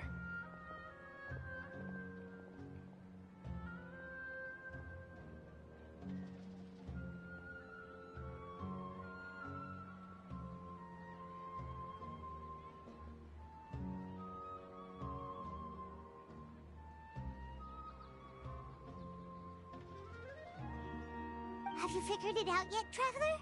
Time is ticking away!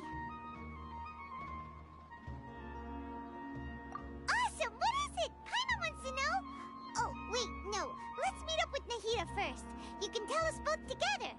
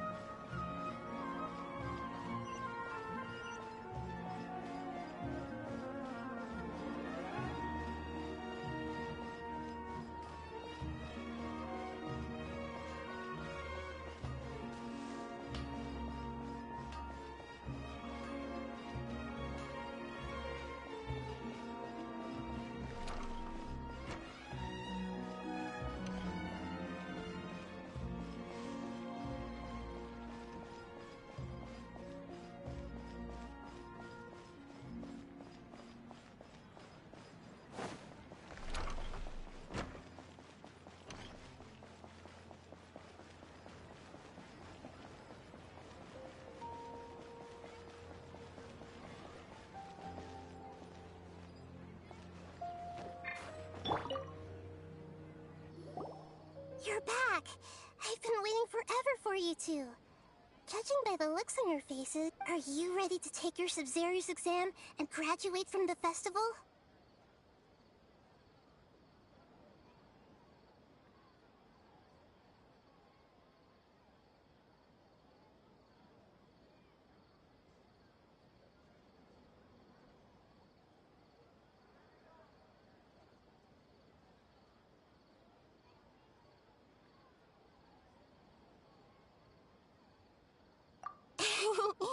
Okay, first off, have you discovered the hidden truth?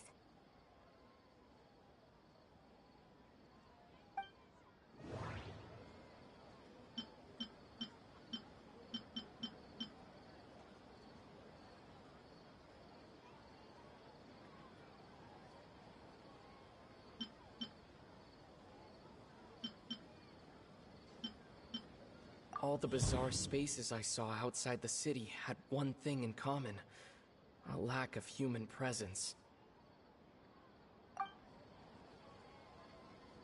Those spaces remind me of dreams, like the one I had in the Avidia Forest, except these have no sign of human presence. We've already experienced the Sub-Zero's festival many times, and people in Sumero don't dream.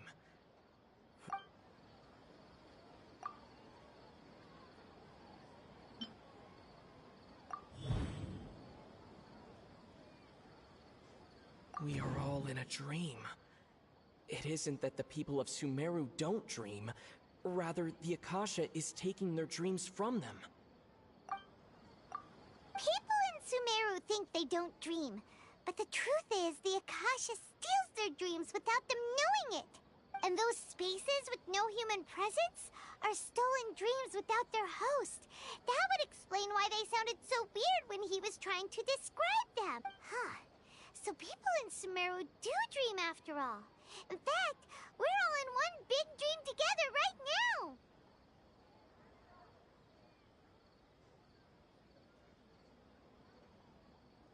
Correct answer. Now, how did you conclude that the Akasha is capable of this?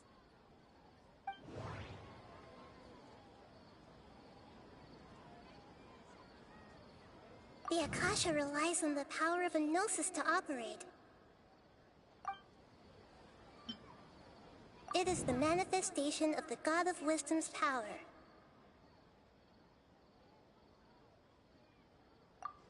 It compiles the wisdom of the entire populace. And it grants knowledge to the people. That doesn't sound right. I need to... Oh, okay. Those dream-controlling creatures in the forest also get their power from the Dendro Archon, right? That would explain why the Akasha has the ability to... But is stealing everyone's dreams really how the Akasha compiles their wisdom? Isn't there anything more to it than that? Dreams are fantastical, complex, and full of imagination. People's brains are the most active when they're dreaming.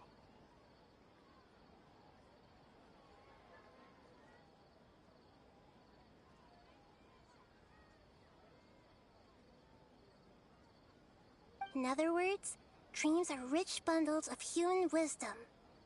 So in other words, the complete opposite of how Hypatia understood it. Paimon remembers her saying that the sages think dreams are foolish delusions, and the fact that no one dreams is a blessing from Greater Lord Rukkhadevata. So it was all a dirty trick? The real story is that the sages from the Academia are using the Akasha to steal people's dreams for their own use, huh? Oh? By the sounds of it, you understand the current situation pretty well. So then, what about the Samsara? Those spaces kept disappearing before my eyes. But as soon as that beep sounded, many more spaces materialized.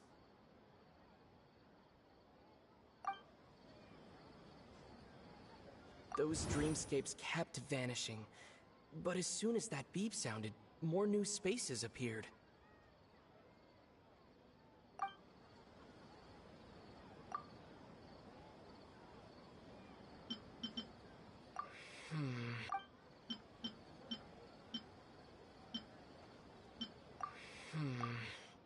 I can't seem...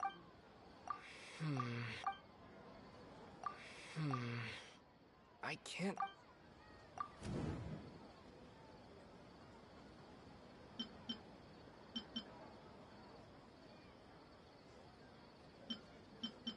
The Grand Sage said, "Go celebrate the birth of that god to your heart's content." Did he mean something more? The beep is a prompt tone for Akasha operations.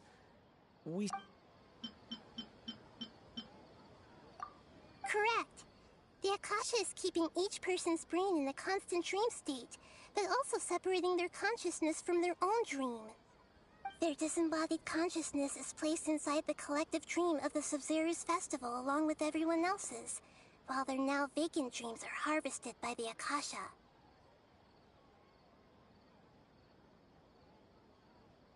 No one is any the wiser as another day passes in the dream, and so begins another samsara cycle.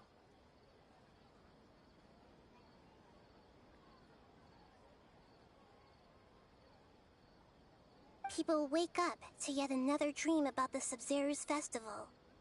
The dreams that belong to them are once again harvested by the Akasha, and so it continues.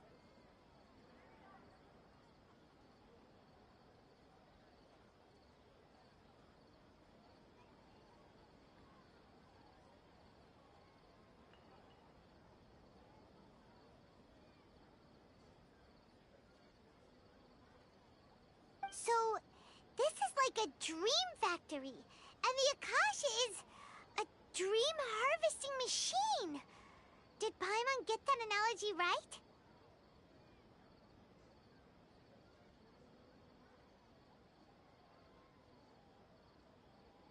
Very good, Paimon. Using analogies well is an excellent habit to get into. Okay, so that beep we keep hearing is actually from our real-life Akasha terminals. Taking off our terminals in this dream doesn't do anything. Alright, last question. Who am I?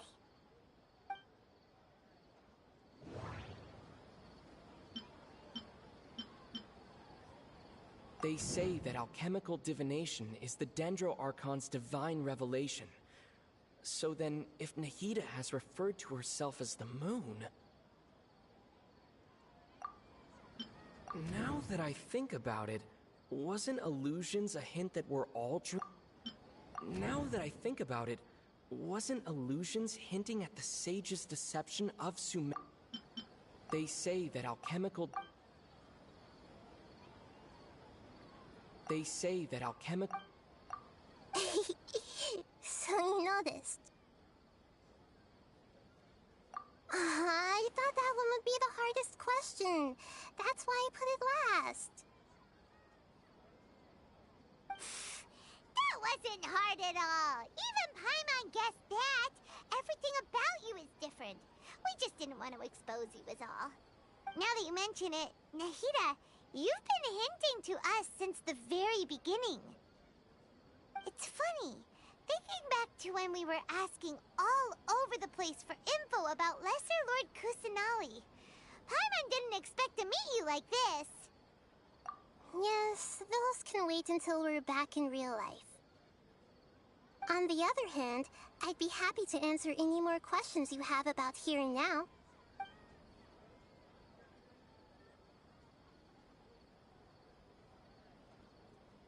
You asked me this question before. My answer was, now that you know this is all a dream, this answer should hopefully make more... Have you heard the saying, don't wake a sleepwalker? Likewise, if someone suddenly had told you all this instead of you learning it on your own, your notion of reality and dream would be thrown into irreversible confusion. I couldn't expose you to that kind of risk. That's why I could only give you very subtle hints and some suggestions. Long story short, I'm really sorry I had to keep you guessing.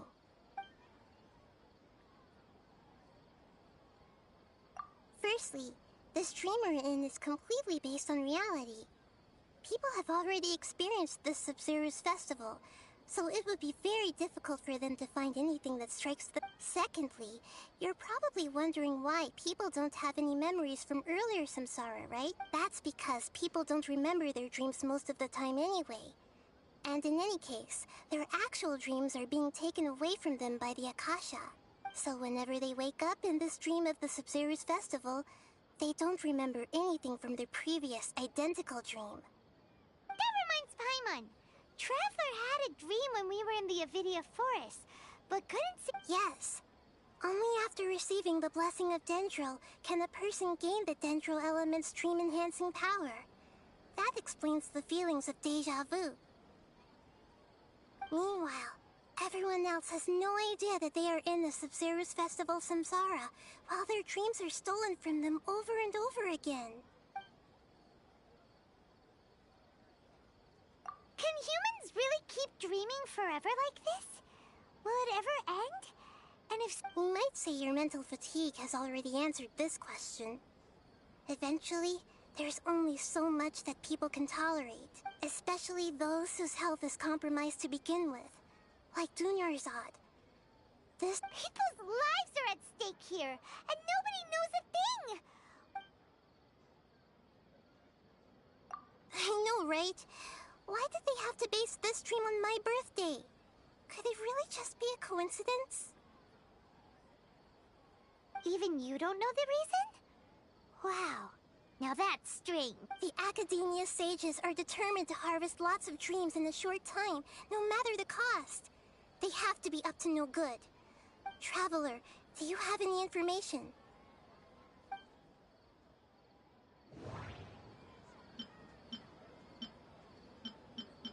Those spaces remind me of... dreams. Like the one I had in the Avidia Forest.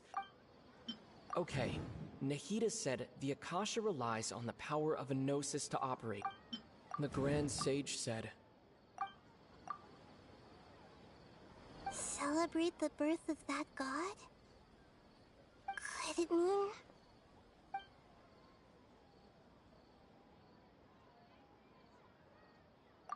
deceiving the people of Sumero with no regard for their safety? No matter what they're trying to do, this is unforgivable. After we end the Sub-Zero's festival samsara, we have to look into them. How can the sages of the Academia do this behind their Archon's back? This is ridiculous! In the end, I'm just the moon. The real sun is long gone. A sun and a moon? Nahida's talking in riddles again. Oh, we're out of time today! I'll tell you how to break free of the samsara tomorrow. See you then. Good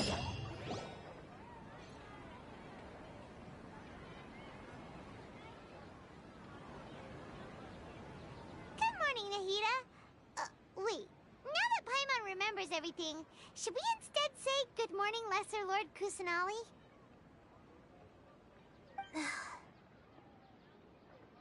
Hey! What's wrong, Nahida? You don't look too good. I'm afraid that what you're thinking right now is correct. Did Dunyarzad already disappear? No way! Are we too late?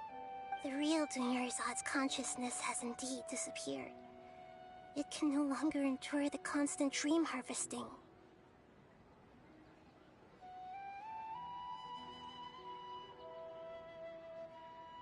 Paimon can't believe it.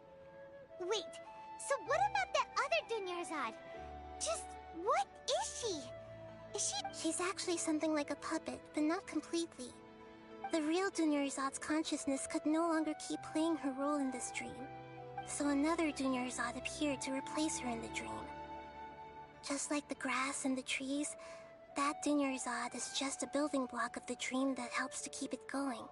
But personality-wise, she's nothing like the real Dunyarzad.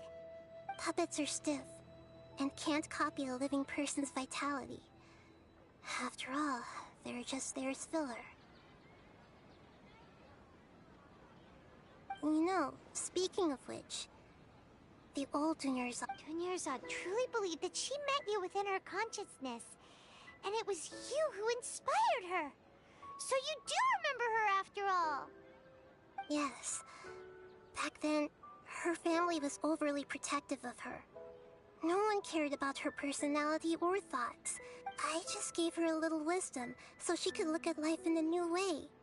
So that she could be her own person. But even so, she's still... far from it. I'm still a long way off from being a real Archon. I couldn't even save her. If I were a competent Archon, I wouldn't have let my most faithful follower die at the Sabzeruz festival with so many regrets. Please don't beat yourself up over it, Nahida. It's the Sage's fault, and theirs alone. I'm not beating myself up. All I did was to rationally observe the distance between myself and a real Archon. Don't be like that, Nahida. Even real Archons are still allowed to be sad. To prevent more tragedies like this, we must end the samsara as soon as possible. Great, but how do we do that? Although the Sabzeruz festival dream is under the Akasha's control, only humans can dream. Even the Akasha is unable to create them. That means this dream belongs to a host who created it. Huh? So, how should we find that person? Well, if this is someone's dream, then everything here must come from deep within their consciousness. Which means, with the power of imagination, they can change anything in this dream. Imagination? Imagination means breaking through what you perceive as normal. Like when a server at a tavern brings a plate to you, you'd naturally assume that food... However, if you're the dream's host and you become aware that you're dreaming, when you imagine gold and more on the plate, the dream will respond in kind, and the server really will bring you gold and more. But right now, our host is unaware that this is a dream. No matter how many times they're served, it will always be food. Find some way to make that person realize that they're dreaming. Usually, once that happens, the person will wake up and the dream samsara will be broken.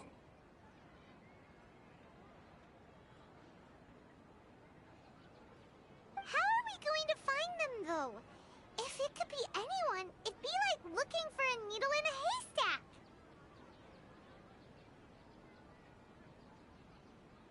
And even if we did find them, how are we supposed to make them realize they're dreaming? After all, like you said, don't wake a sleepwalker. It's extremely difficult, yes. But the only ones who can do it are you two. Remember, everything you've achieved up to this point has all been for the sake of finding the host and ending the samsara. As for me, during this time, I'll be out of town. Out of town? Are you going to that place full of dreams where the Traveler went? Yes. I want to try something. Hurry and go. Dreams are supposed to be fantastical, romantic, and full of pleasant surprises. Unnecessary things like this samsara need to end. Paimon's still a little upset that we've come this far. She was such a good person, with such a simple wish. Yeah, saving Dunyarzad is what kept us going this... But we mustn't lose hope, Traveler. Dunyarzad would definitely want to see us save everyone else. Paimon's wondering, do you think the sages would get one of their own to be the host of this stream? Feels like it would be easier to control it that way, no?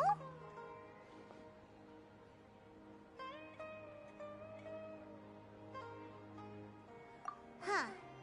That's true. Plus, the sages probably weren't counting on there being other factors beyond their control. So, who do you think the host of the dream is? Oh, that would make sense. Ferris, the Knight of Flowers, is a sim. Let's go ask him some questions.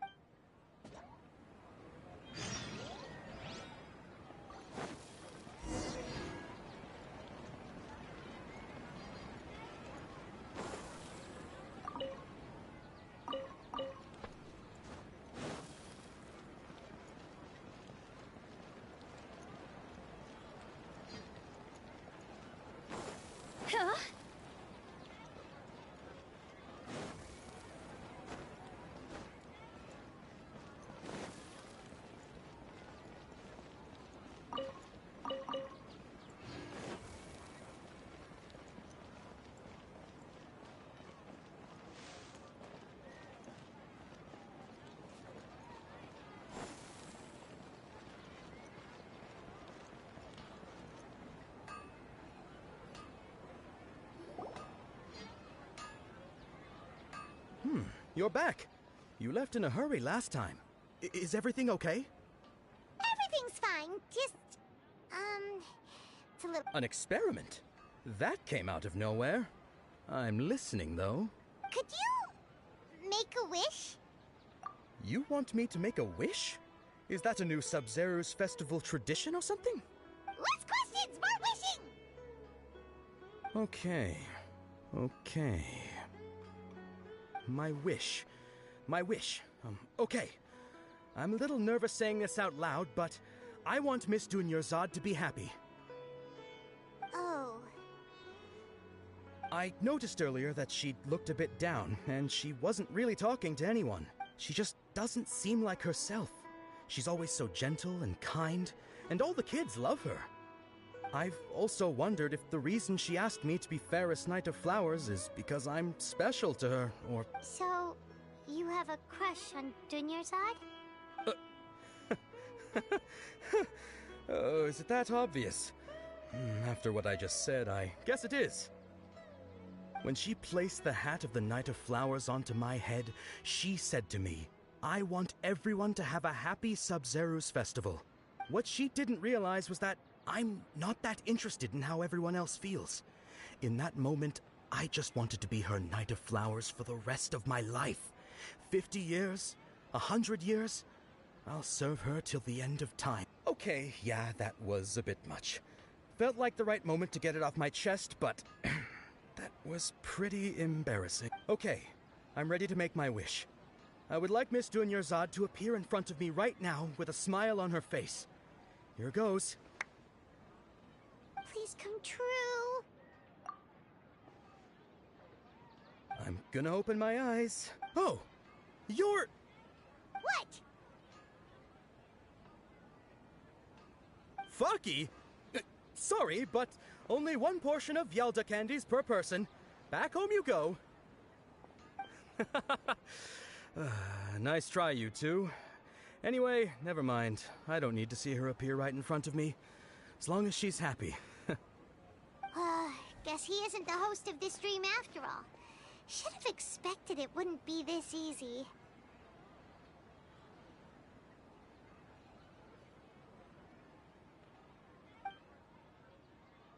It seems like everyone who knows Dunyarzad loves her. My lady, step back. That sounds like Dia! Oh, right. This is when Dunyarzad bumped... Huh? But Dia can handle them! Hey, Traveler!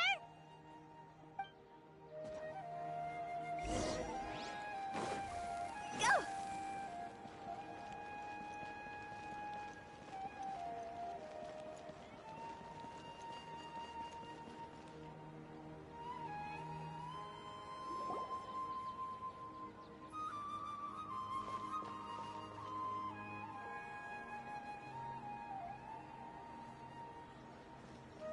Oh, it's you. Great timing. Please take... Hey, this is my job. The Homiyanis pay me, not you. You... Fine, all right. Knock yourself out. Anyway, watch yourself.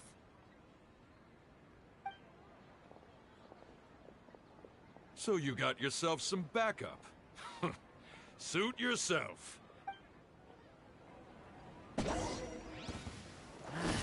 A new punching. See?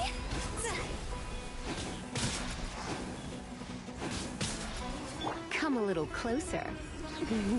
Where do you think you're going? Gather! Let the show begin. Hi? Try to keep up! Need more!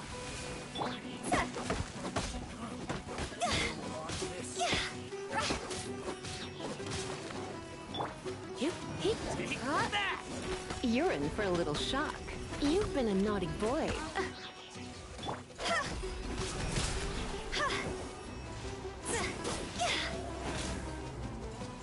I'll be back. Traveler, were you just taking your anger out on those guys?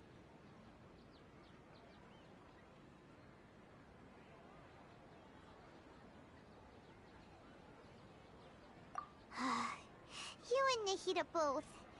Dunyarzad wouldn't want to see you two like this.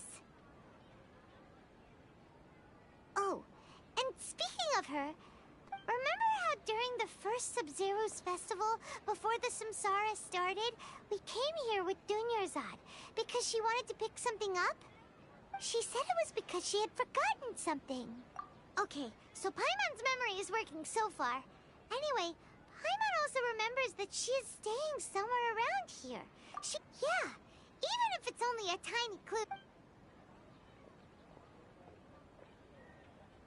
This is the place. It's rude to enter other people's spaces. Hey, the windows are unlocked. Okay, Paimon's gonna take a peek inside.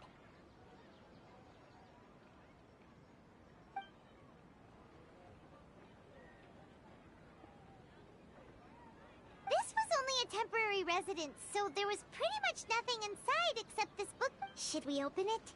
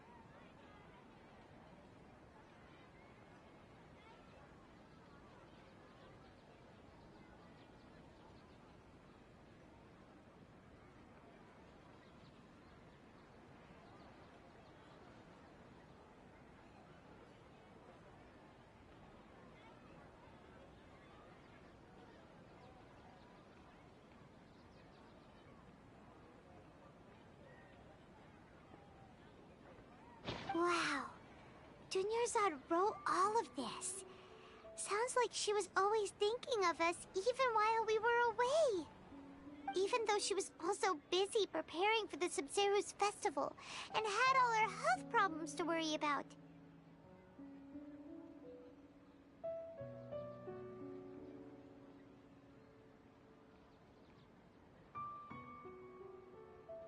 She must have wanted to give this to us as a gift on the day of the Sub-Zero's festival, right? If we hadn't found this book, but now that we know, we can't even thank her. Hey! Where are you off to now?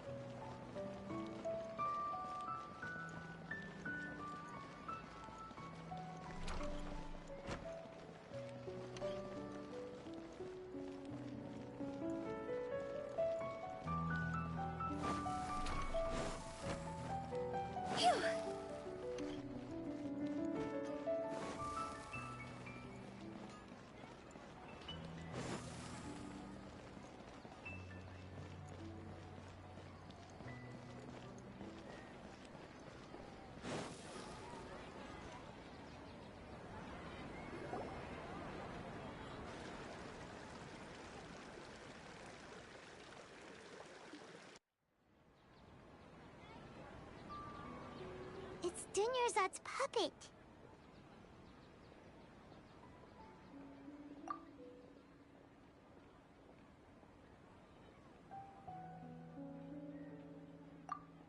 Traveler? You must be exhausted.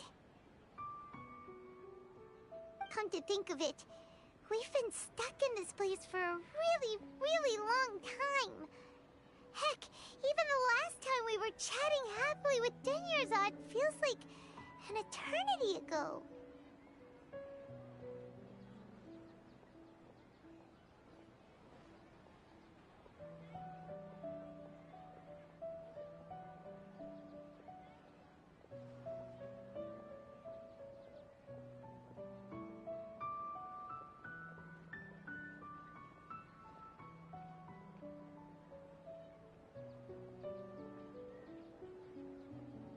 Paimon still remembers when we were sitting here.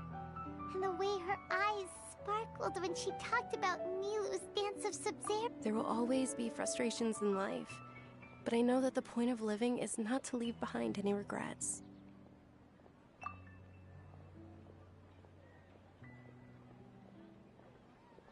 That was what the real Dunyarzad said, wasn't it? Does that mean... Yes, Traveler. What is it? Oh, so she's still just a puppet. But just now, how come... What? Where are we going this time?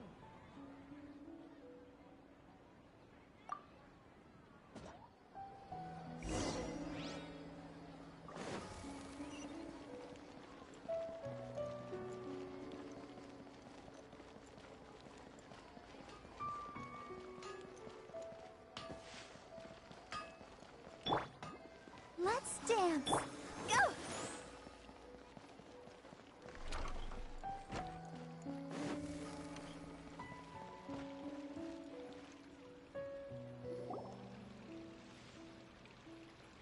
If you continue to resist, we will have to order an investigation into every... The Grand Sage has already granted you much leniency. How did...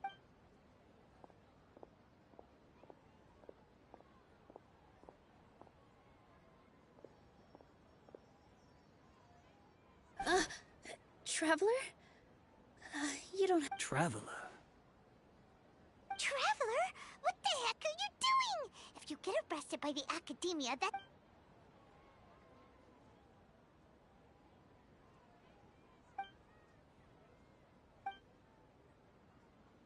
Wait, they're not reacting. Have they been scared stiff? Oh, of course! If this is the Sage's plan, they wouldn't put themselves through this. So they're just substitutes. What is this? What happened to the Grand Sage and his entourage?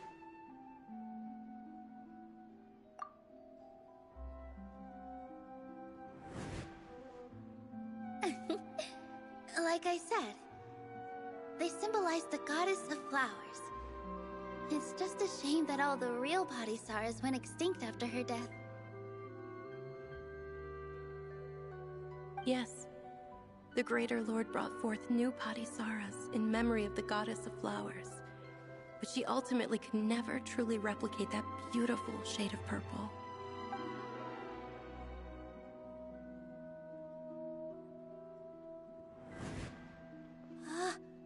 That beautiful shade of purple. Aren't these flowers real Padisaras? Just like the ones from the legend? But didn't you just say all the real flowers went extinct after the goddess of flowers passed away? So, how? Yeah. What's going on here? Huh? You guys are acting...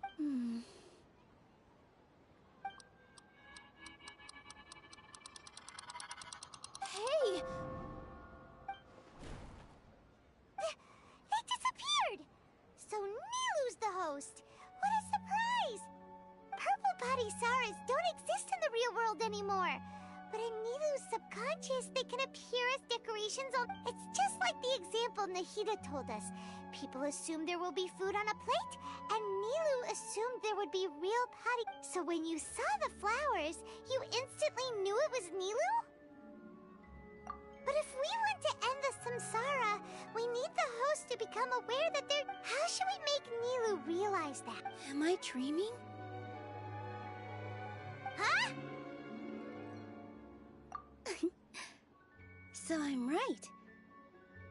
Is this Lesser Lord Kusanali responding to our celebration of the Sub-Zeru's festival? Wrong guess, but you aren't completely wrong either. The point is, what made you think this is a dream? As far as you know, people in Sumeru don't dream, right? Yeah, but have you heard the tale of the first sage? To prevent a calamity, he went on a journey to find the... Ooh, sounds familiar. Dunyarzad told us a story like that when we first arrived in Sumeru City. Yep, but in the part you heard, he hadn't become the first sage yet. His piety and wisdom were acknowledged by the Dendro Archon, and she finally gave her blessing to him. All kinds of spectacular scenes appeared in front of the first sage, as if all the knowledge in the world was being painted onto a canvas right before him. He was captivated. After who knows how long, he mastered all the knowledge he could comprehend. Afterward, he said to the Dendro Archon, "I miss my parents, my wife, and my children. I've been away from home for far too long." The Dendro Archon smiled. The next second, the sage found himself lying in his bed, as if he had just woken up from a dream. His wife, lying next to him, said, "You're off to search for the Dendro Archon today, aren't you? Have a safe journey, my love." In the end, the first sage took care of many disasters in Sumeru City, and founded the Academia. So, the first sage was dreaming ever since the beginning of the story? Yes. But his faith and determination were conveyed to the Dendro Archon, so Paimon understands where you're coming from now. That's a really interesting connection. But we really gotta wake up soon, like the sage in the story! I see. Well, it just so happens that today's Sub-Zero's festival is almost over too.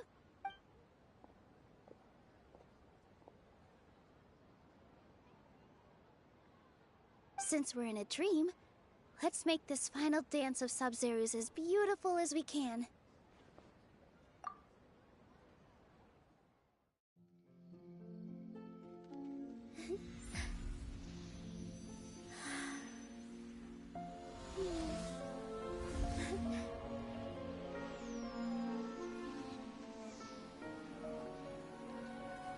The wait is over, everyone. I dedicate this to our god. The Dance of Sub-Zeros.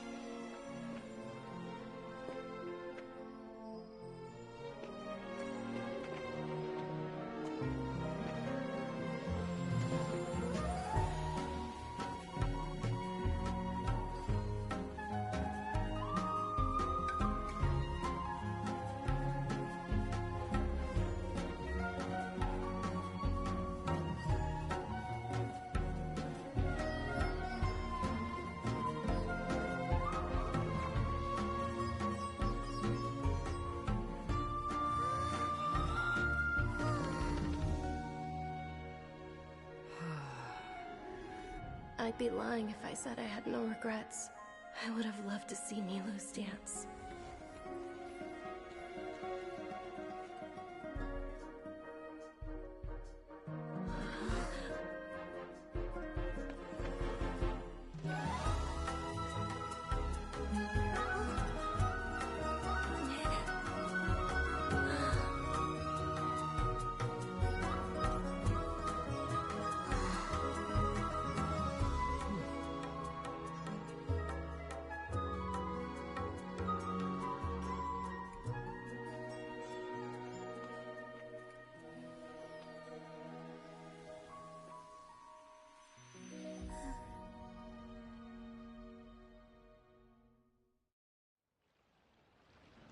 I'm really looking forward to it.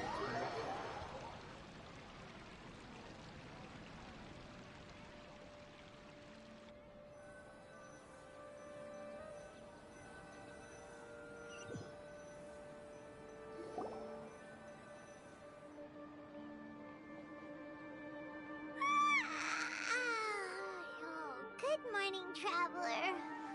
Oh, Paimon feels like she's been asleep for the longest time. Paimon's head feels super heavy. Did we oversleep? Do you even remember going to sleep last night? Paimon thinks it was after the Sub-Zero's festival. The Sub-Zero's festival!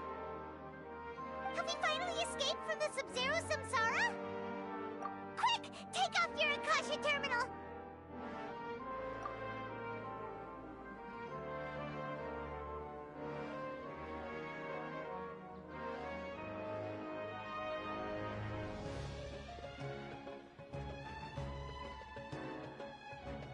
She's not in her room. What happened? Huh? What usual...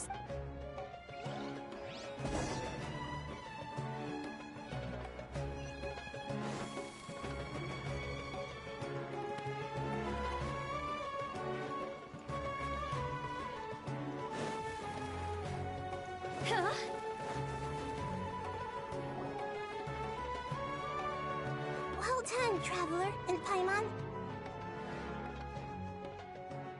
And thank you, Dunyarzad, for organizing the Sub-Zero's festival for me. I'm sorry, who are... Dunyarzad! You're okay! Oh, Traveler Paimon. I have something amazing to tell you. I just had a dream, and I saw Nilou performing the dance of Sub-Zero's.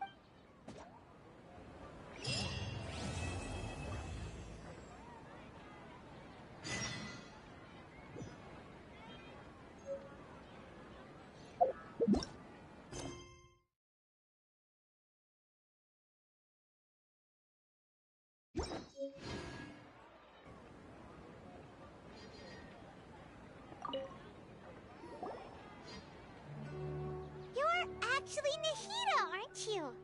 Paimon felt like Catherine was acting weird when we met at the Sub-Zero's festival. And Dunyarzad, did you save her? It's a really long story.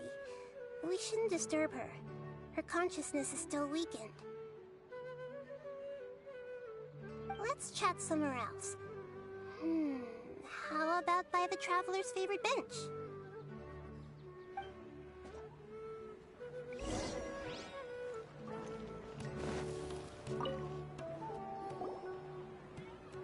What's going on? Why are you two so excited to see me? It's actually been much... Oh? Strange. Was I really asleep that...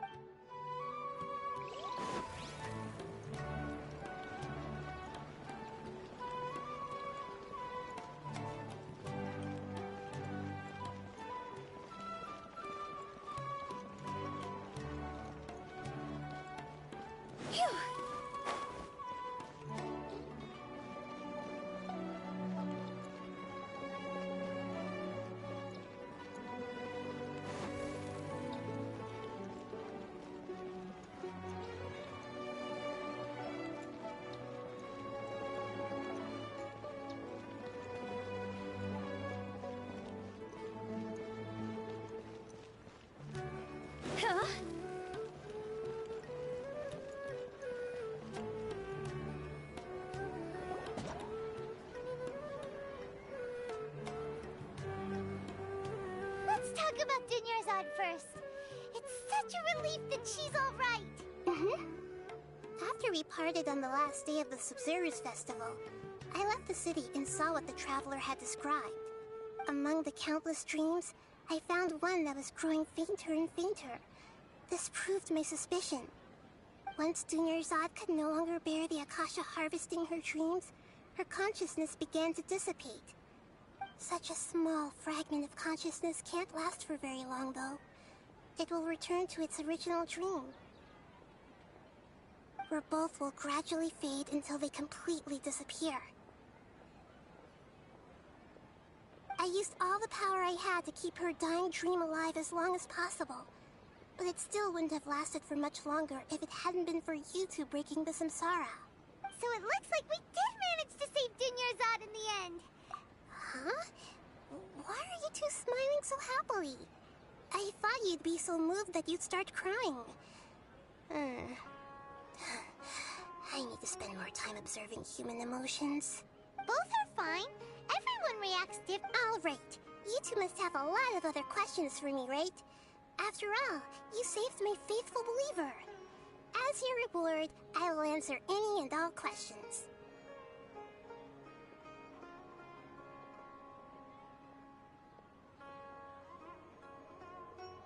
At the Avidia Forest, there was this incense that made the Traveler fall unconscious and dream of a huge tree and a red sky. You also heard someone's voice, right? It said world and forget me. Yeah, so you do know! We've been wanting to ask you what that was about, and if the red sky was related to Conria. It seems like the Traveler established a connection to Irminsul.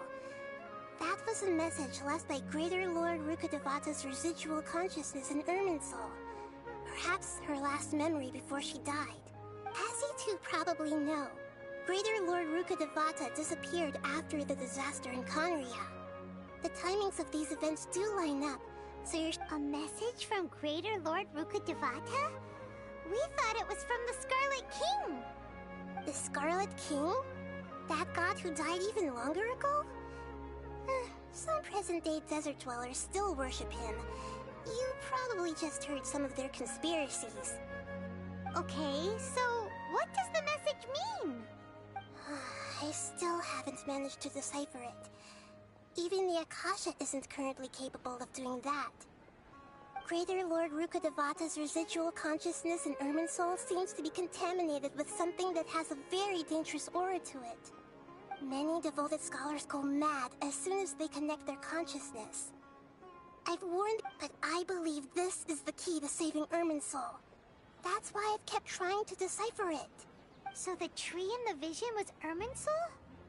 Oh, Tainari also said that Irminsul is sick! Is it because of the contaminated consciousness? But even if you can't figure out what that vision was all about, it seems that the traveler wasn't affected after coming in contact with that consciousness. I've never seen anyone like that. With you here, we may have a chance at deciphering it.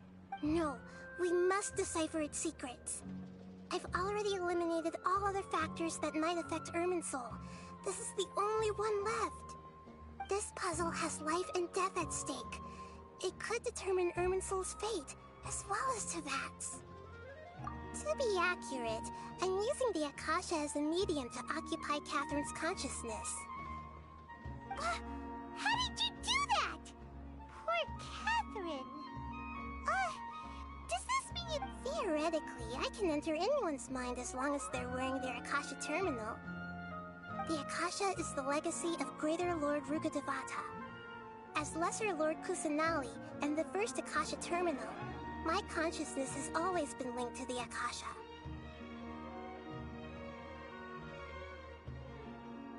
I've always respected my people's free will, so I've never actually occupied their consciousness. When necessary, I just borrow this bionic Snezhnayan puppet.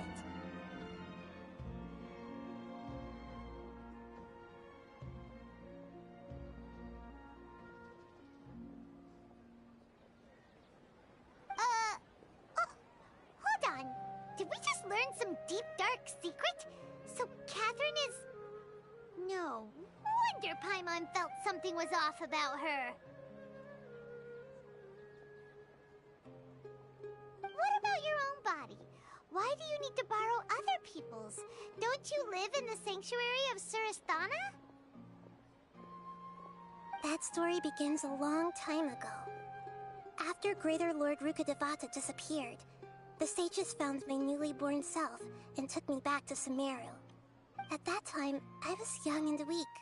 The sages kept me in the sanctuary of Surasthana, ostensibly for the sake of protecting me. But I've hardly heard from them since. However, I do understand that they had hoped to find Greater Lord Rukkhadevata instead of me, a symbol of her passing. So, the sages basically put their new Archon under house arrest? How dare they! Why don't you teach them a lesson, Nahida? In some ways, they aren't wrong. Greater Lord Rukkhadevata was omniscient and omnipotent. I'm still really far away from being able to call myself the God of Wisdom. Moreover, the Academia is also more proficient at governing this. Yeah, you got a lot of believers. Just look at the Sub-Zero's festival. Thank you for the kind words. But I honestly don't need physical freedom as long as I can connect my consciousness to the Akasha. Trying to find a way to save Irminsul is my life's mission and top priority. I will work on that, and try to live up to being a deity in the meantime. Every once in a while, I will also take up the duties of the God of Wisdom and enlighten a lost soul here and there. Doing all that, there has never been any big problems with the Academia's governance of Sumeru. This is the first time I've seen them step out of line. I wonder what caused them to go down this path. and what they hope to achieve. Even though the city's residents haven't noticed anything strange, if the Traveler hadn't broken the Sub-Zero Samsara, I tried to do some investigating in the Akasha, but I couldn't find anything suspicious. And all the people of interest seem to purposely avoid wearing their... I think they're deliberately trying to hide something. Oh, that reminds Paimon. In Gandharvaville, there was a sage who had invited Kainari to join... Regardless, I need to first investigate the sage's motives, make things right, and punish them if needed. But I'll have to be discreet, or they'll see me coming. You mean how the Akasha stops you from having dreams? Yeah, it's been such a long time. No, it's not that no one noticed. It's more like no one cared. Ultimately, it's all rooted in the sage's misdirection. Misdirection? The sage has convinced everyone to believe that being unable to dream is a sign of rationality and wisdom. Not dreaming is a badge of honor in Sumero, even if the truth is that their dreams are being reaped by the Akasha. With their propaganda in place, the sages can maximize their use of the Akasha to facilitate their research. Besides, Greater Lord Rukkhadevata must have created the Akasha in the hopes that it could be used to its full potential. That's why I've never come out strongly against this. Anyway, the perspective advocated by the sages drowned out any voices of doubt.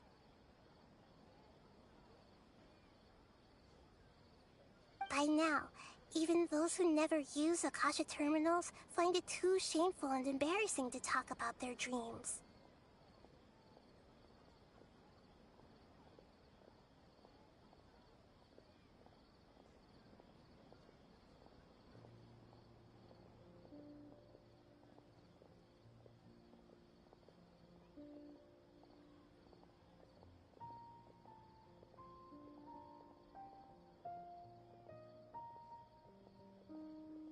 Got it. I hope my answers were satisfactory, seekers of knowledge. To be honest, maintaining Dunyarzad's fading dream took a lot of mental energy. I think I may need to rest for a while. Oh, and you don't need to worry too much about the sage's activities for now. The Akasha won't be able to conduct another project on the scale of the Sub-Zero Samsara. Go and get some sleep. Leave everything to us. What a relief. This is truly the most exhausting birthday I've ever had.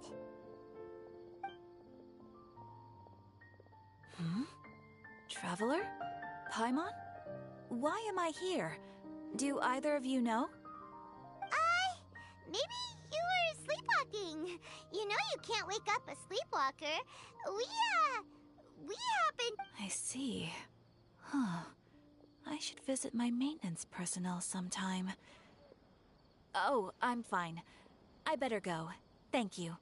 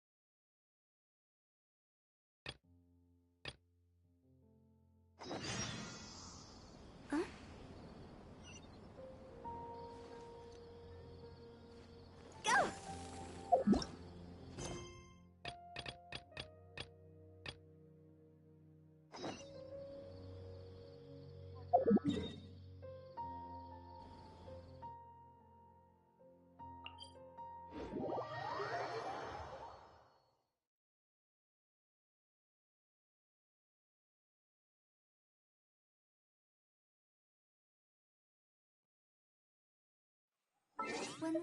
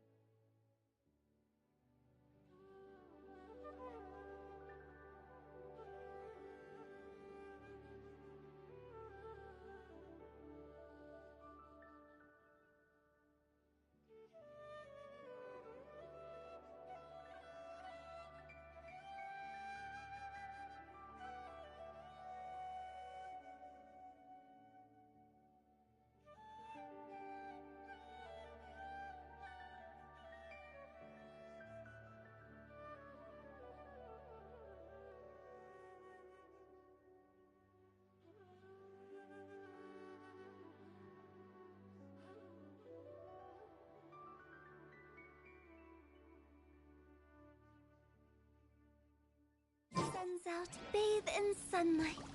But when the moon's out, bathe in moonlight.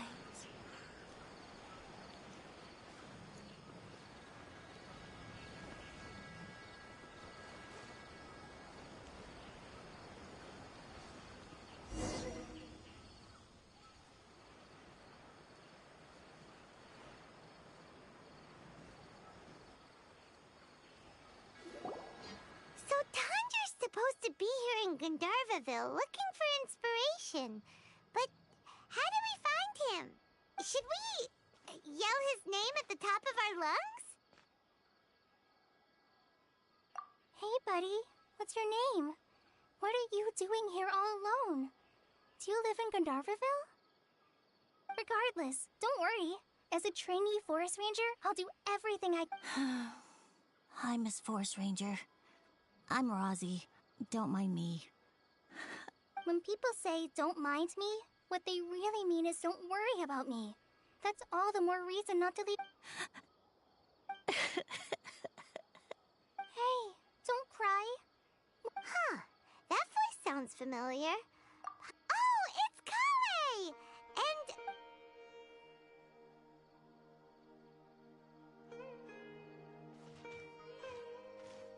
Hi, Kale. How have you been? Paimon and Traveler. I've been doing pretty well. Thanks for asking. We're here on an errand. We heard your voice, so we thought we'd come ask you for help. You seem kinda busy, though. I'll be fine. You go help them first, Miss Forest. What a well-mannered child. Sand? There is not a lot of sand in a forest. You keep saying you're okay because you don't want us to know what you're upset about, right? Maybe.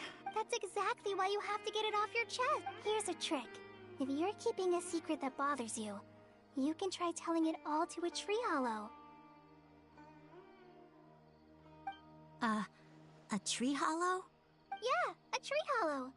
Do you know Tanja's stories?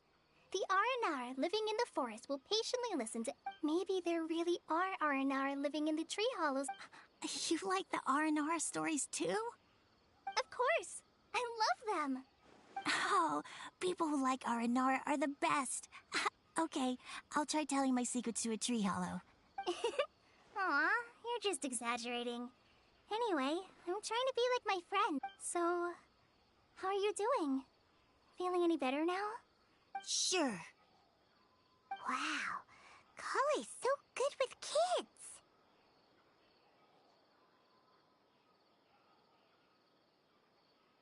Well, helping children who are lost in the rainforest is all part of a forest ranger's duty.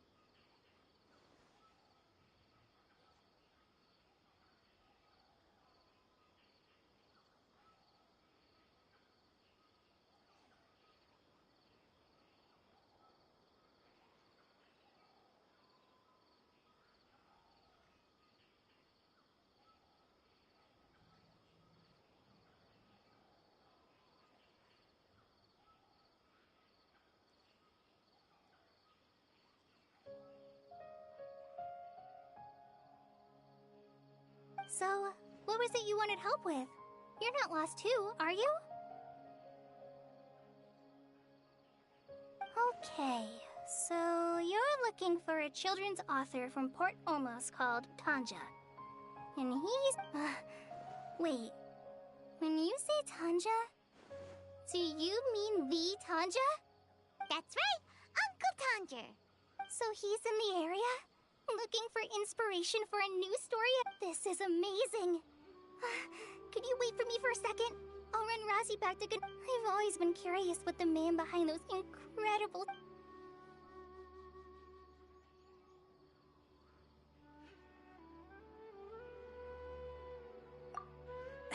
Tanja's just a normal guy.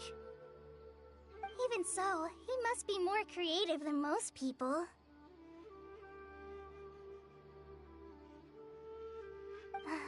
Wait, hold on. Rozzy, do you mean you've met Tanja before? Mm-hmm. He's my dad. Your dad? Tanja's your dad? As in you're Tanja's son?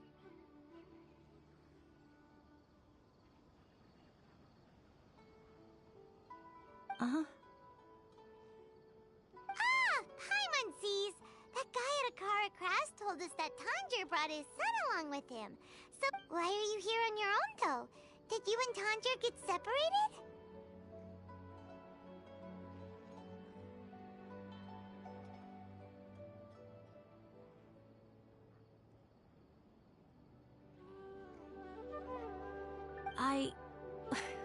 We had an argument. I was upset, so I ran off here by myself.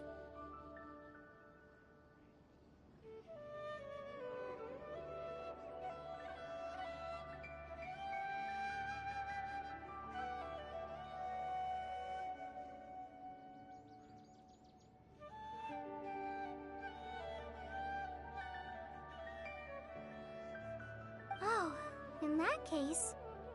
No, I'm good. Thanks for your advice, Kale. Come with me. I'll take... Yay! Thanks, Rosie! Paimon thought we'd be spending the whole day looking for him. Oh my gosh! I can't believe I'm actually gonna meet Thetan! Oh.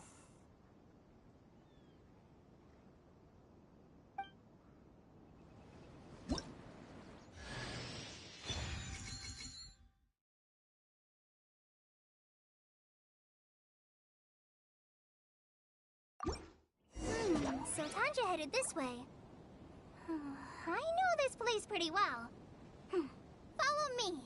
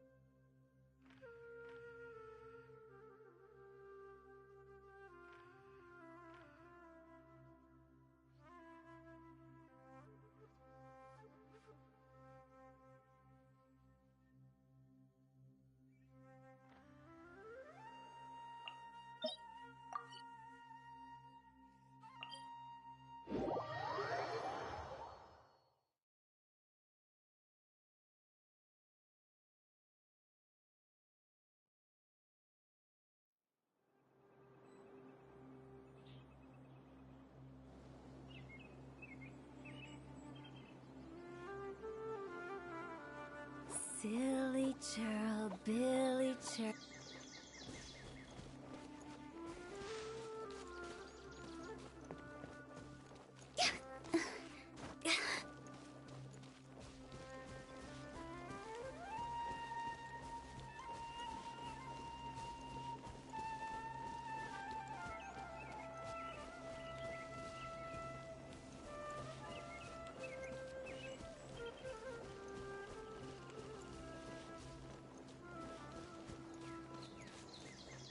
Rosie! Where are you, Rosie? Someone's calling for Rosie over there.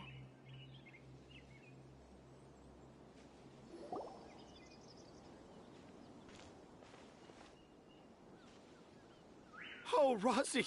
Thank goodness I finally found you. What would I do without you, my son?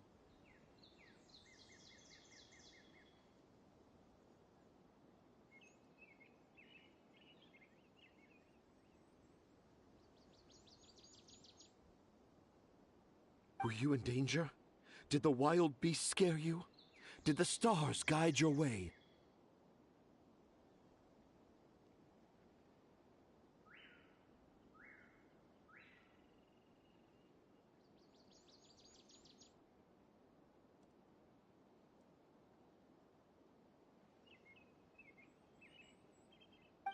I'm okay.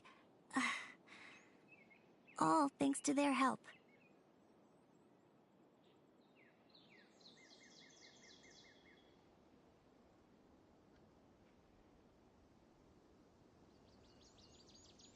Thank you. Thank you all. I dare say that even the most cold-hearted Spino crocodile would be moved to tears. Oh, it's nothing. It's all part of my responsibility as a trainee forest ranger. I'm the one who should thank you. Really? I didn't know anyone read my stories apart from young children. That must mean... Okay, then. I have the inspiration for my next story. It shall be about an Aranara granny who's a... Huh? It's an honor to be... Whoa. Kale looks like she's about to pass out. Hey Kale, are you...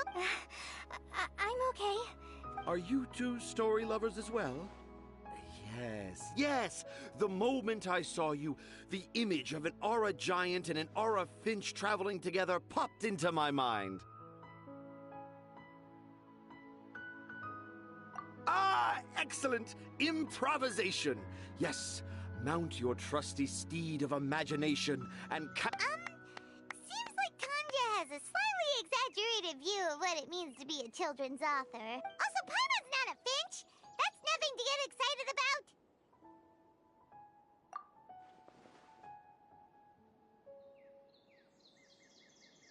about! Akara Crafts. Akara Crafts.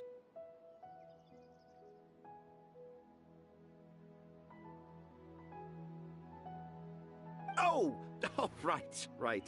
I remember now. That small boat once sailed into the sea of my memory, but before long it floated, perhaps for the best. After all, a wild tempest was a-raging in Tanger Harbor.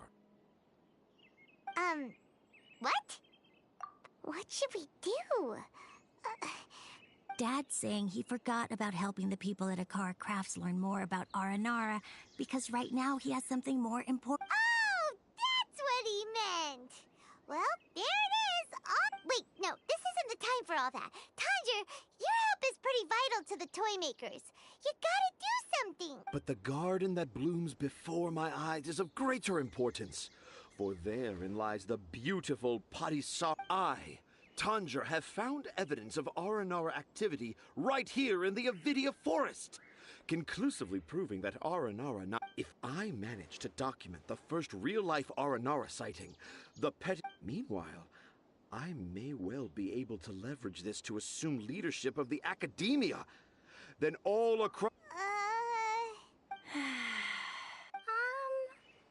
haven't written any papers myself, but I think you need to have a bunch of them approved by the review board before entering the academia. You also need a detailed and objective experiment record. Anyway, Tanja, what did you mean by evidence of Aranara activity?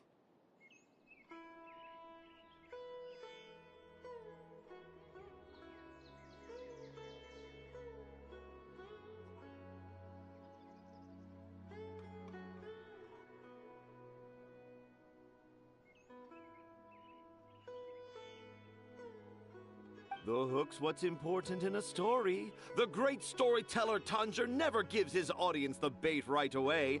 Come with me. Wait, not that way.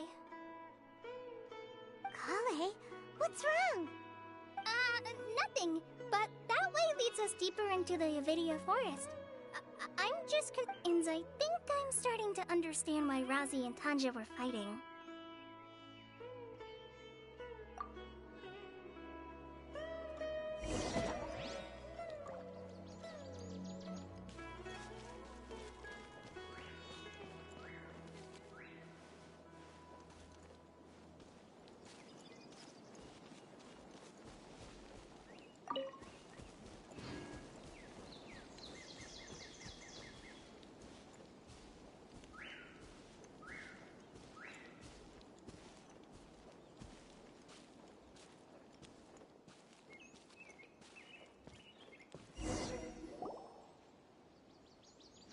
Just as I expected, the promise of one of my stories has kept you hot on my heels.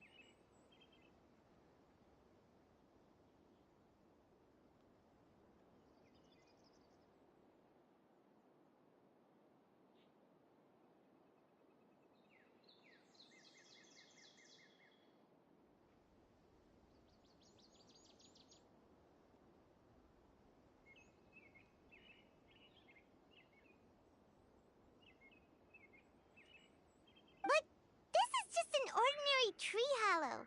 Paimon's not seeing any evidence of Aranara. You can deceive the eyes, but you can't.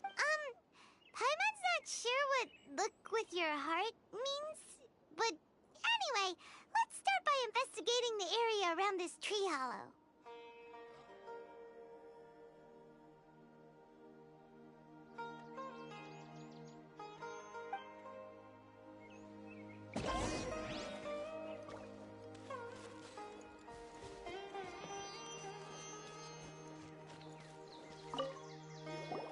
Hey, look! There's a note here! Could the handwriting's so hard. Do Aranara need to learn about mushroom classification?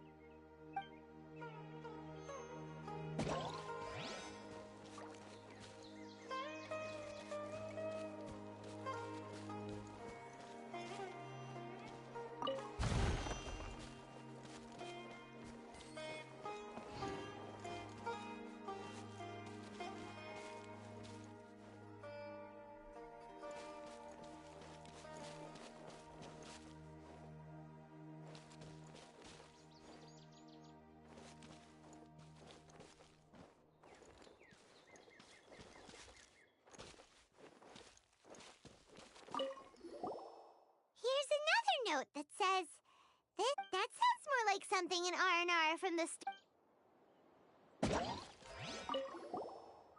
another one here!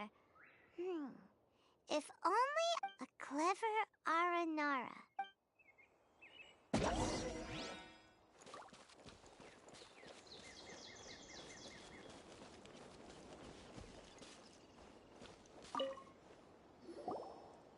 How does it feel to bear witness to a groundbreaking discovery?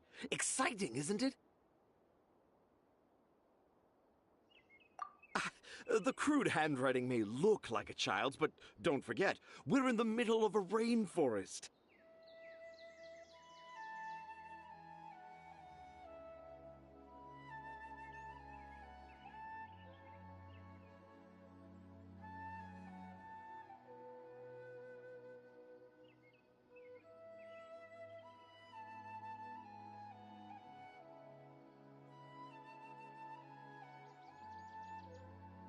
I doubt that a child would be able to reach this deep into the forest, and I doubt even more. I boldly hypothesize that this tree hollow is, in fact, the Aranara's academia.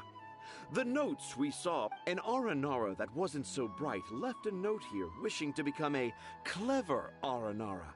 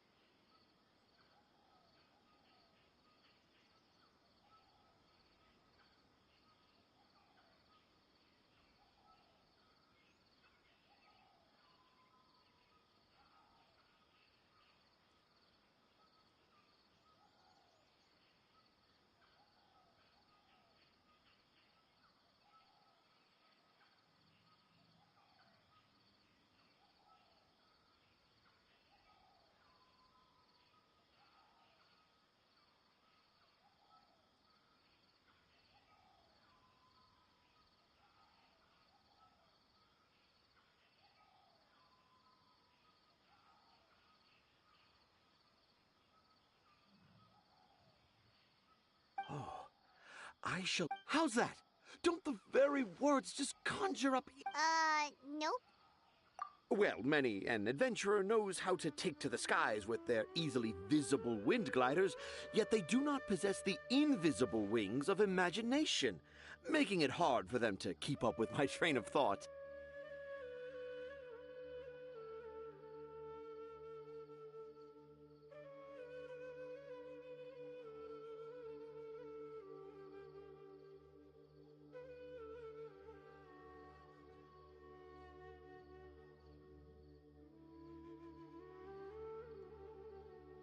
How about you, Miss Forest Ranger? Do you soar into the atmosphere on the wings of imagination?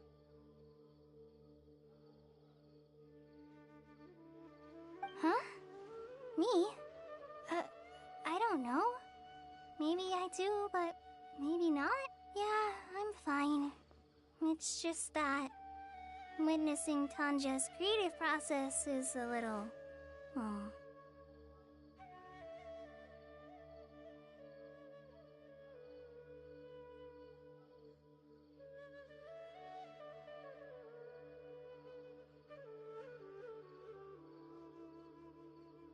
Overwhelming.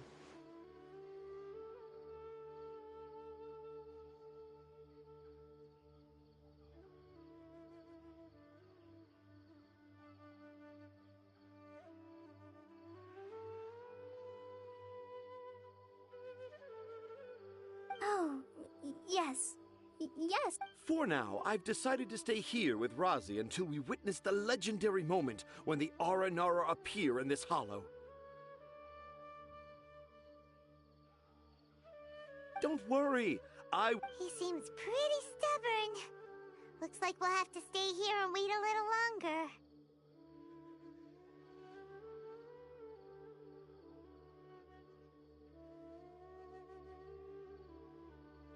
No.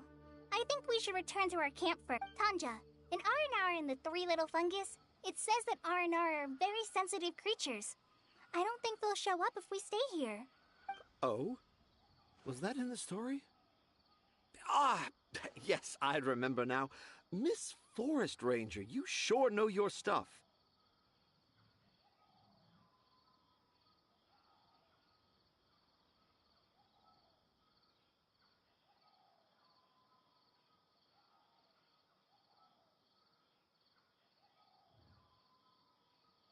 In that case, let's go back to camp and call it a day. We'll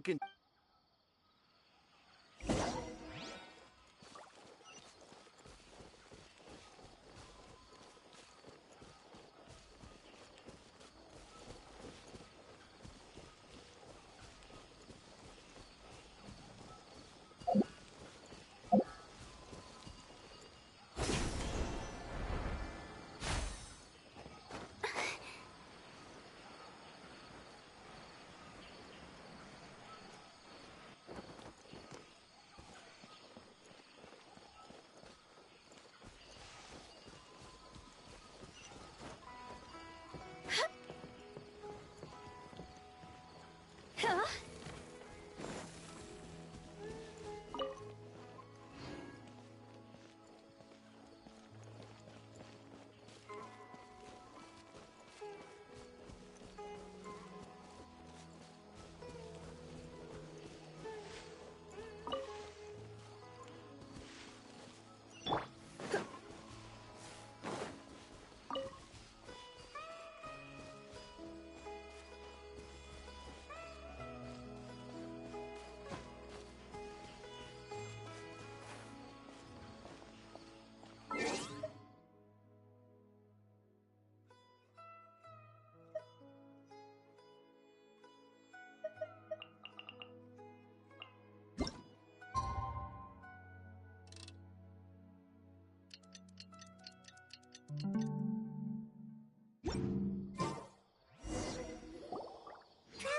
Traveler, wake up!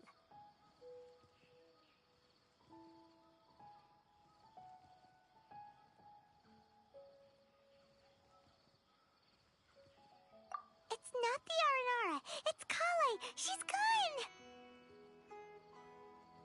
Oh, Paimon's been worried about Kale since last night. Even though she kept telling us she was okay after we saw the evidence of Aranara activity, she's... Anyway, let's go find her. Hey, look! Aren't these Kale's footprints? But why are they headed towards the tree hollow?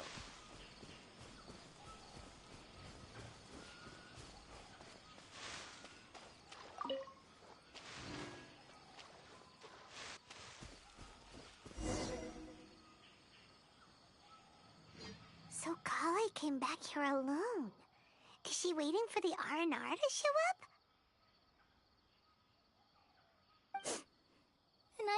forest was a place nobody knew about. I never thought Tanja would find it, or that I would run into the Traveler in Paimon.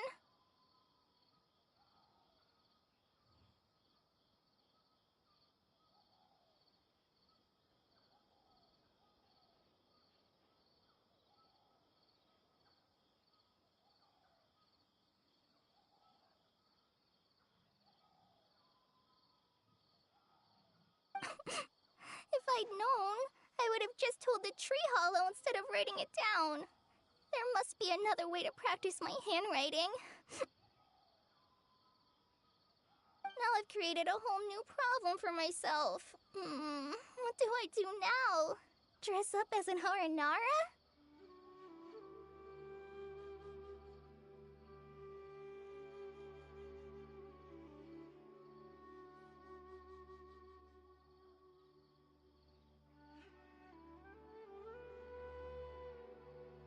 Oh, no, that won't work. I should be writing something that an Aranara would never say, so that Tanja won't mistake me for one of them.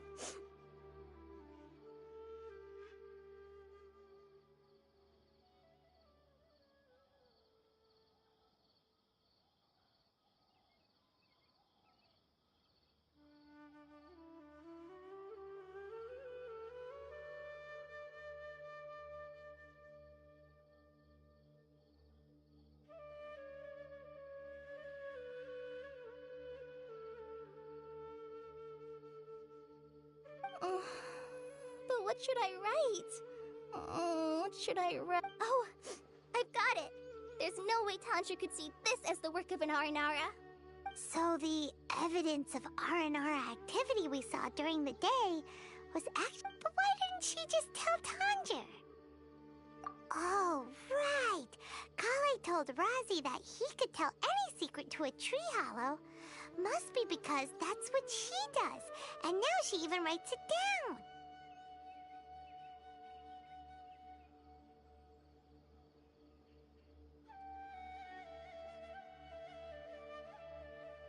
Yeah, you're right.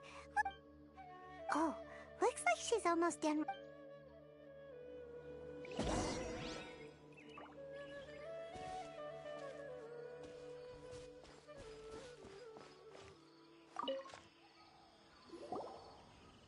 Aha! There's a new note just as I expected. Yes, yes! It's the same handwriting, which... Let's see what it says. Ooh, what could it be? I want to visit Mondstadt during the Ludi Harpastum again? No, that's impossible. This must be some kind of mistake. How could an Aranara go to Mondstadt for... Even I would never write that into a... So, in other words, the notes can't have been left by an Aranara. Yeah. If you ask me, they were probably left by a passing merchant from Mondstadt or something. Definitely not an Aranara.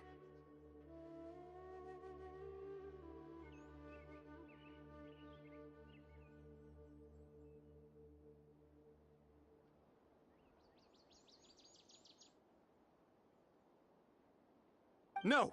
No, I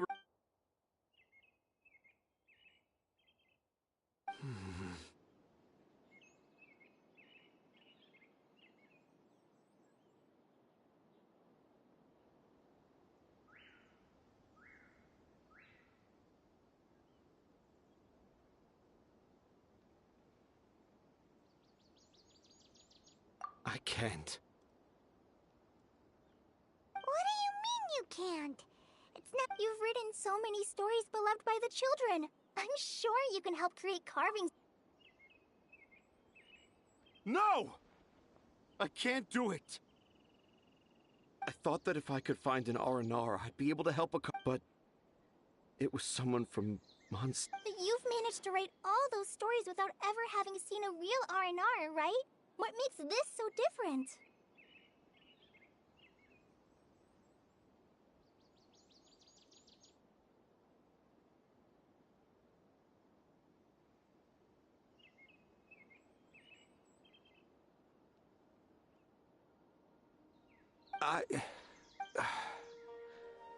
Razi, You tell them. Really? Can I?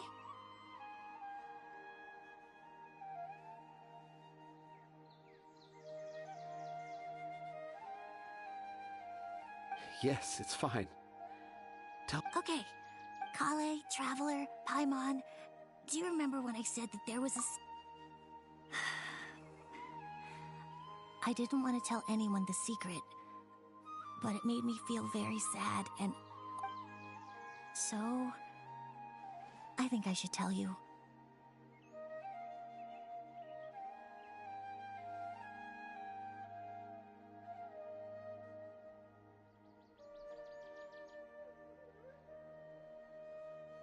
Dad isn't the one who came up with all those Aranara stories.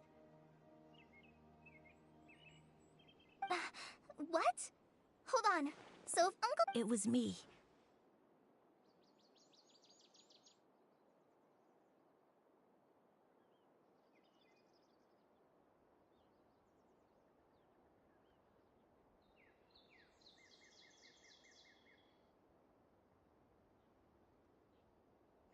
Dad's been telling stories in Port Ormos for as long as I can remember.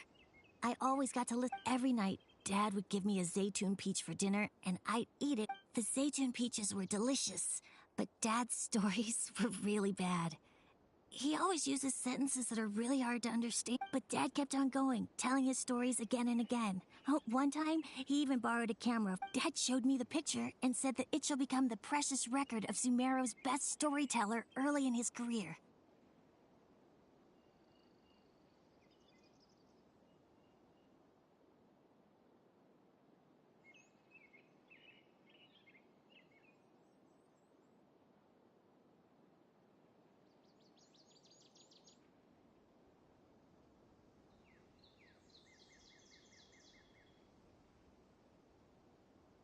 Even though I only had Zaytun peaches to eat and not so great stories to listen to, I was happy.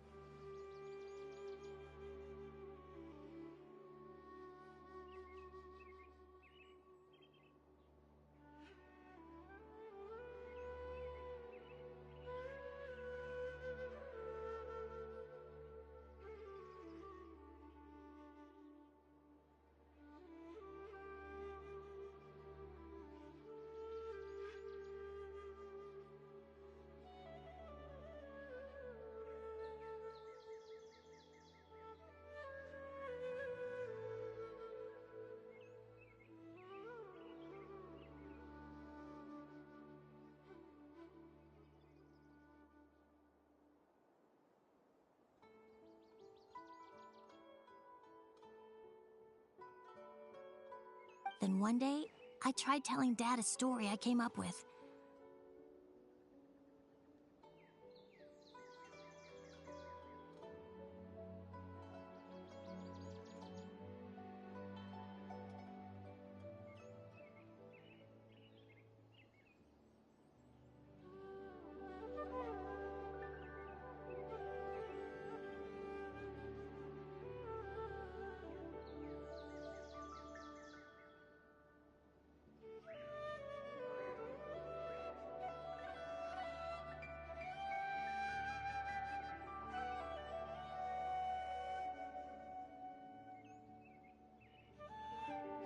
Dad seemed really excited from the very beginning.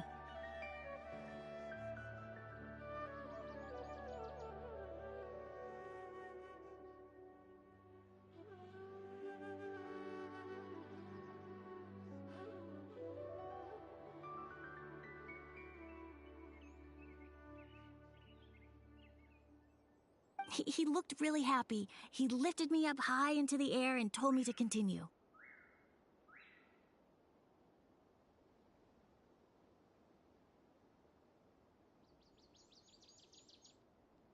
He lifted me up so high that I was looking down at him.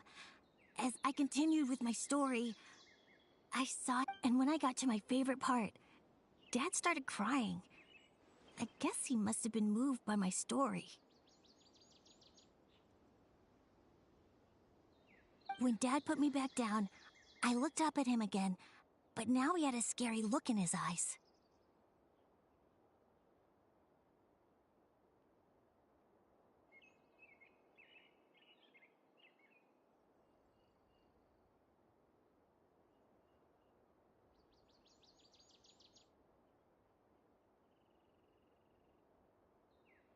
You remember it so... It's not only Razi.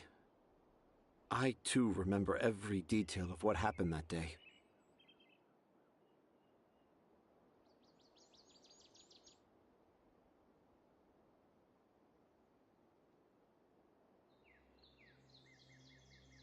After that, I gradually grew in fame and started making money. I became Sumeru's best... Finally, we could afford more than just Zaytun peaches for dinner. I thought it would make Razi happy. I was really happy at first, but then everyone started calling me Tanja's son instead of Razi.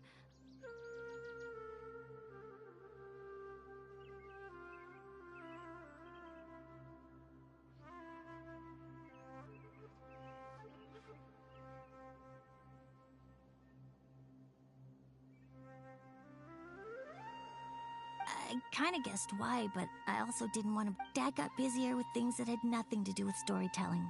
Like that request from Akara Crafts.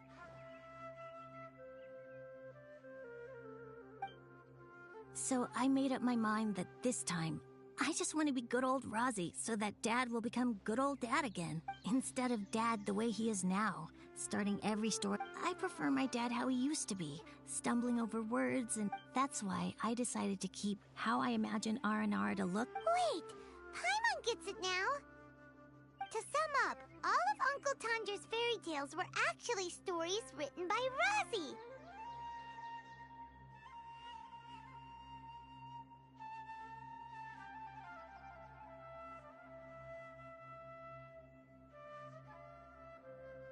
And because Razi didn't want Tanjer to keep living a lie, he refused to help him with the Akara Crafts commission.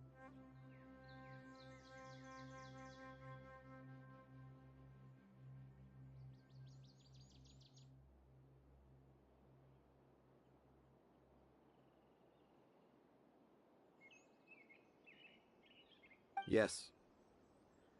That's why I tried looking for possible evidence of Aranara. But it turned out that I was... I'm sorry, Razi. I'm so sorry.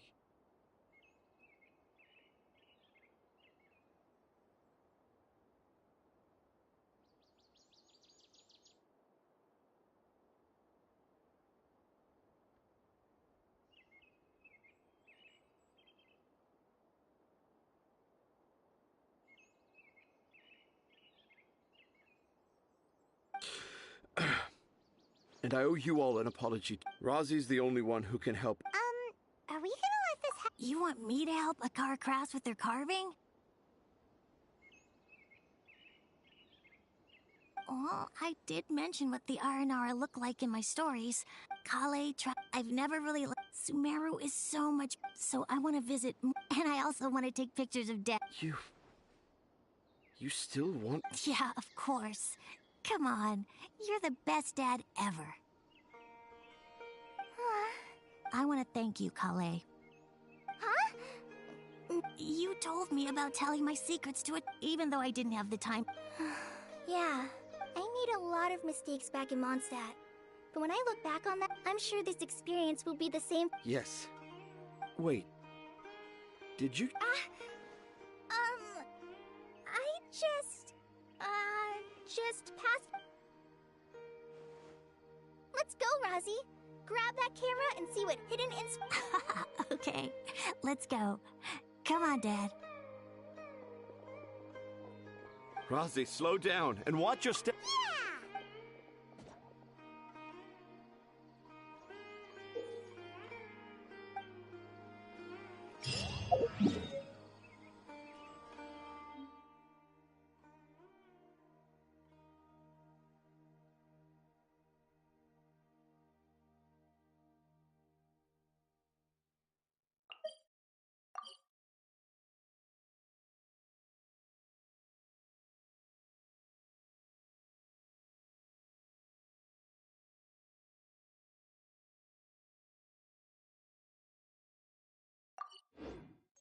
Why not keep me company for a while? There'll be plenty of time for work later.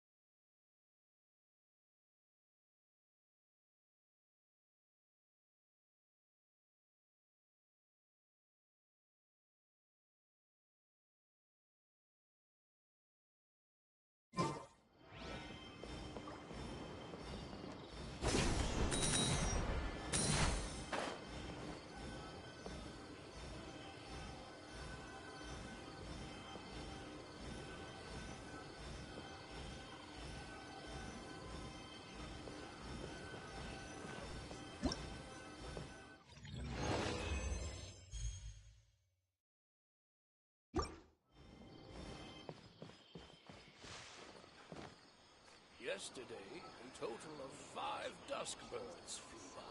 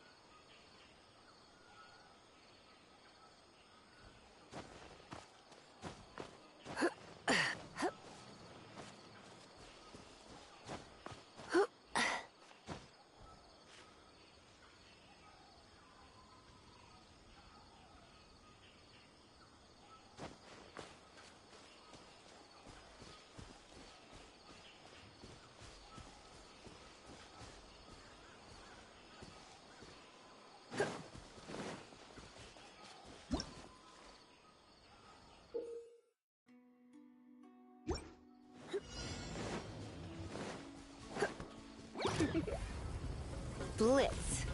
Phew, see?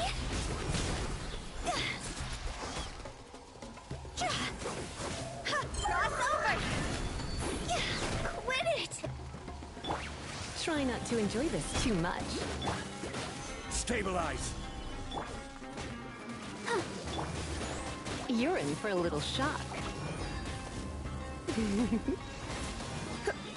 Yeah.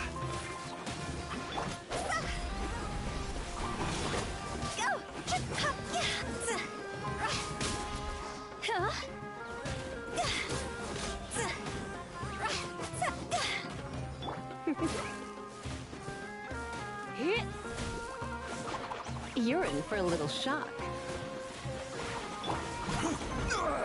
Nothing to...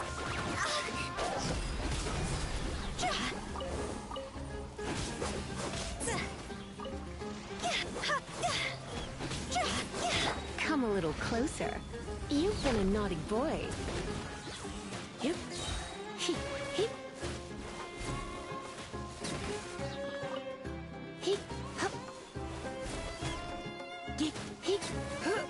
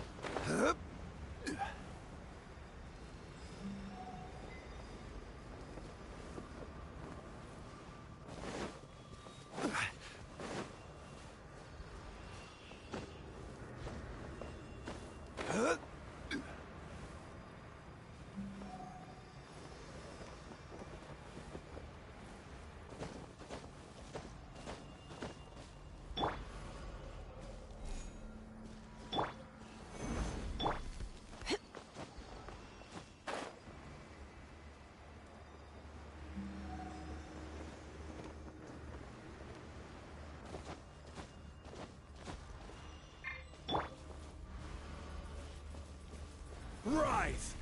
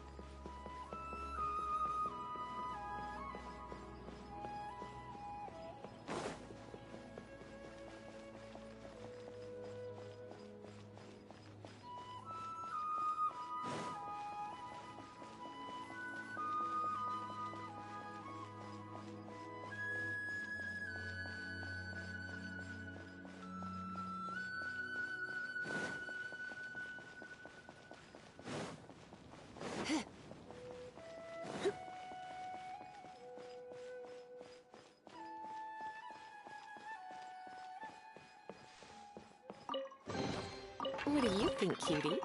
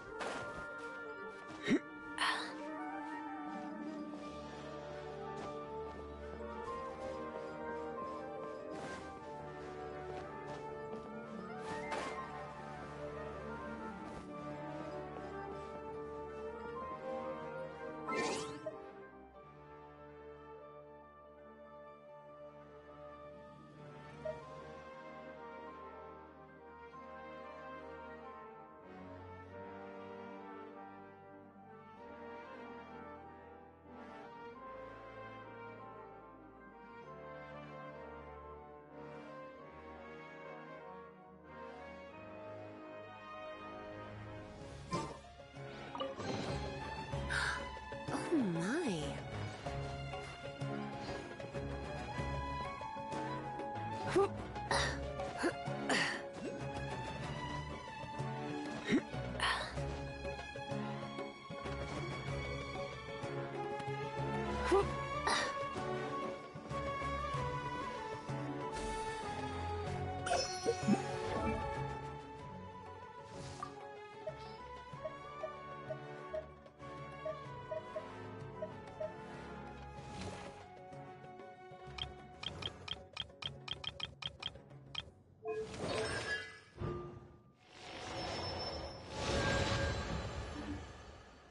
Today's no good for going out. Did I say that yesterday as well?